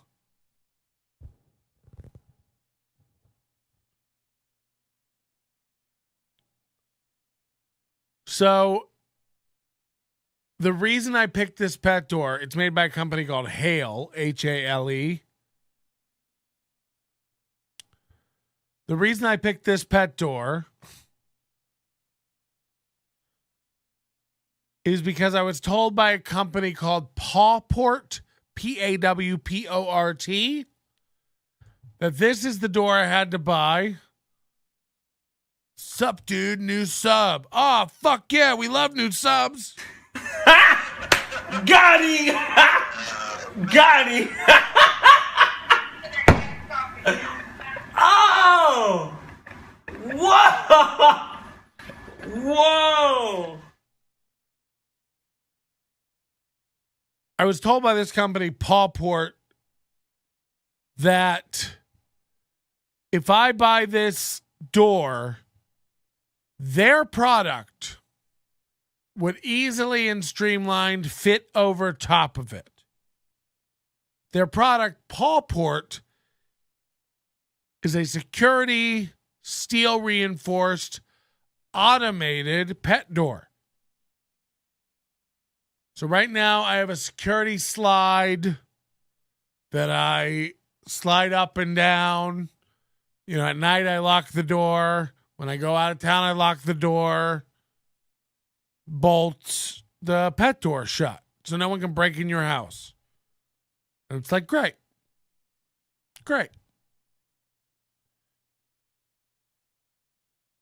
This Pawport is supposed to be an electronic automated app system that does the same thing but automated. I'm in bed on a Sunday morning. My dog wakes me up at 6:30 a.m. 7 a.m. I get up normally. But I don't have to. My dog wakes me up. I want to sleep in on Sunday morning.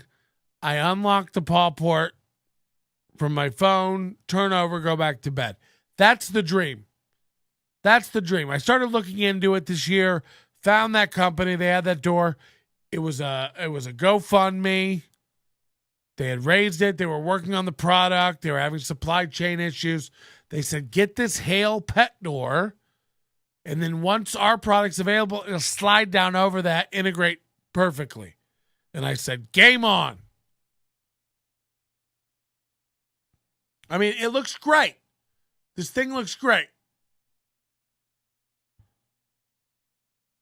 Introducing Pawport, the most pawsome pet door ever. Look at it. It's nice and modern looking. You can get any different finish or color. Battery, or you can plug it in. Lights up any color you want. Your pet can wear this collar if you want that allows it to open like an automatic door when your pet goes up to it to come in or out. You can even set it to lock your pet out during certain hours, lock your pet in during certain hours, only let your pet come one way. If she's outside and you leave, you want to let her stay outside until she's done. But when she comes inside, she can't go back outside. That's an option. Like, it sounds awesome. You can look up when your dog went in and out, all this stuff. And I was like, this is dope. It's steel. I was worried about security. It's steel reinforced, as if anybody could crawl through a pet door anyway. But it's steel reinforced. If someone does force it open, break it open, I can tie it into my alarm system, all that stuff. So I'm like, dope, I'll get this door. I'll install it. I'm going to put as soon as Pawport, when it comes out, they told me summer. They told me fall. It's December. They don't have a fucking clue when this thing's coming out. I'm starting to wonder if it's vaporware. They show the app. They show the stuff. It looks great. It looks awesome. I want it. My dog wants it. You know, in the summer here in Vegas, I'd love to lock that door from 11 a.m. to 2 p.m. It's too hot in the yard for the dog to be out. Once it's shady in the afternoon, it's fine. My artificial turf, it'll burn her little feet. So I want to get this. I really want it. They have a thing at the top. Sign up. You'll save money as soon as it's announced. And their Twitter is just... You can get it in the colors. It's so great. Let's paw things out. It opens and closes on demand. Control through your phone or on the device. Get it in any color and light up any color room. Get it in any finish. You're going to love the way the tag is automated with your pet's phone number on it, and it's got all this. We do a ramp. If you got a little pet, you can do a little. It's steel reinforced. It's so strong. It's built with a sensitivity gauge. Comes with a small, lightweight, waterproof. It doesn't come with anything. You can't get it in anything. Your Twitter is the most enraging thing I've come across in a long time. You have 42 subscribers. I wonder why. You're fucking tone deaf as a company. I've emailed. I've tweeted. You're all fucking... Is this a real product? Does anyone have one? Or is it all just CGI? Are these all mock-ups? Okay? Because if it's After Effects and Corel Draw, fine. But if you guys have this, you need to fucking start selling it. Your company's in Phoenix. I'm in Vegas. Send me one. If they're real, send me one. I'll beta test it. Let me work on this for you. Is it real? Is this a scam? Is this a scam? You did a GoFundMe. You took money from people. You said it'd be out in the fall. You said it'd be out in the summer. Where is it? It's a door and like you have videos of it working. Someone has one. How many do you have? Send me one now. I put a hole in my house for you. I bought this expensive Hale dog door, pimped it out, all the premier options for you. You told me it was the best. I had to buy a diamond blade for my saw to go through stucco.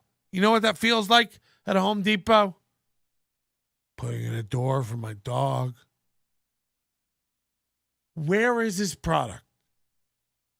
Where is it? Is it real? Send me one. I'm a state away. Send it. If it's real, you do need testers. Enough with your friends and family. You heard about all the problems with it at Thanksgiving. Send it to a real guy for some real thoughts. I'm fair. I'm a nice man. I'm balanced.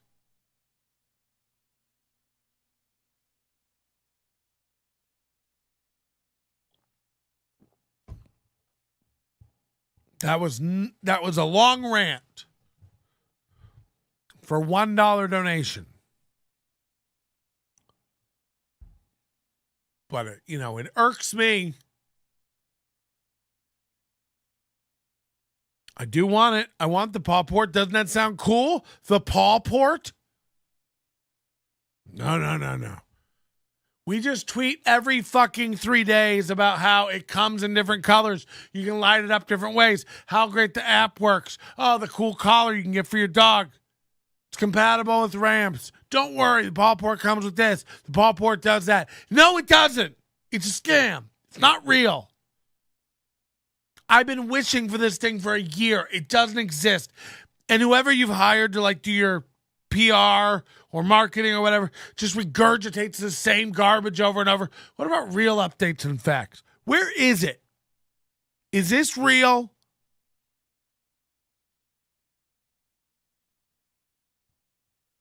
This is going great. Sorry. Oh, fuck. What else tonight should we even bother with? I did just pour a new drink, but I'm not compelled to stick around any longer. You sent me on a tangent. How do I ever get back into Butch Bradley? The point is, Butch Bradley, this isn't an ending. This is a beginning. We just got the shovel, and we ran it across the blades of grass. We haven't even begun to dig. And we're going to dig, baby. Bet your bottom dollar. My name's Patrick Melton. This is the Nobody Likes Onions program. You've been watching for over 3 hours. And I've got to get some naps now, okay? Your manner is most unbecoming of a gentleman. Would you be high on cigarettes? I don't know if the comedy hasn't hit them yet. They're full-blown retarded or just high on cigarettes. A question posed to stupid hoes who don't get it yet. Excuse me, miss. Are you high on cigarettes? I don't know if the comedy hasn't hit them yet. They're full-blown retarded or just high on cigarettes. All the laughter that you dig, boy, if you listen to the show, boy. Patrick Melton faces have you stacking that low point. It's the low point, not the reason. The reason is fucking gold. Gonna make the taco pony party be a party of soul. To make you vandalize a van with a pedal sticker so bold the family probably get arrested before they get down the road. A stupid motherfuckers just got NL loaned. Other radio shows are straight bitch mail prone. Talk shit on the onions that nobody like past. Have my homeboy lame prank call him fast. Have him thinking that he hates him like right before he berates him. And the way that he baits him put him right on blast. Like Patrick is an asshole and his show won't last. And every time I called in he treated me like trash. He would abuse and berate me for the sake of some laughs. And the worst part was when he fucked your mother straight in the ass. Well, I don't know if the comedy hasn't hit them yet. They're full-blown retarded or just high on cigarettes. A question posed to stupid hoes that don't get it yet. Excuse me.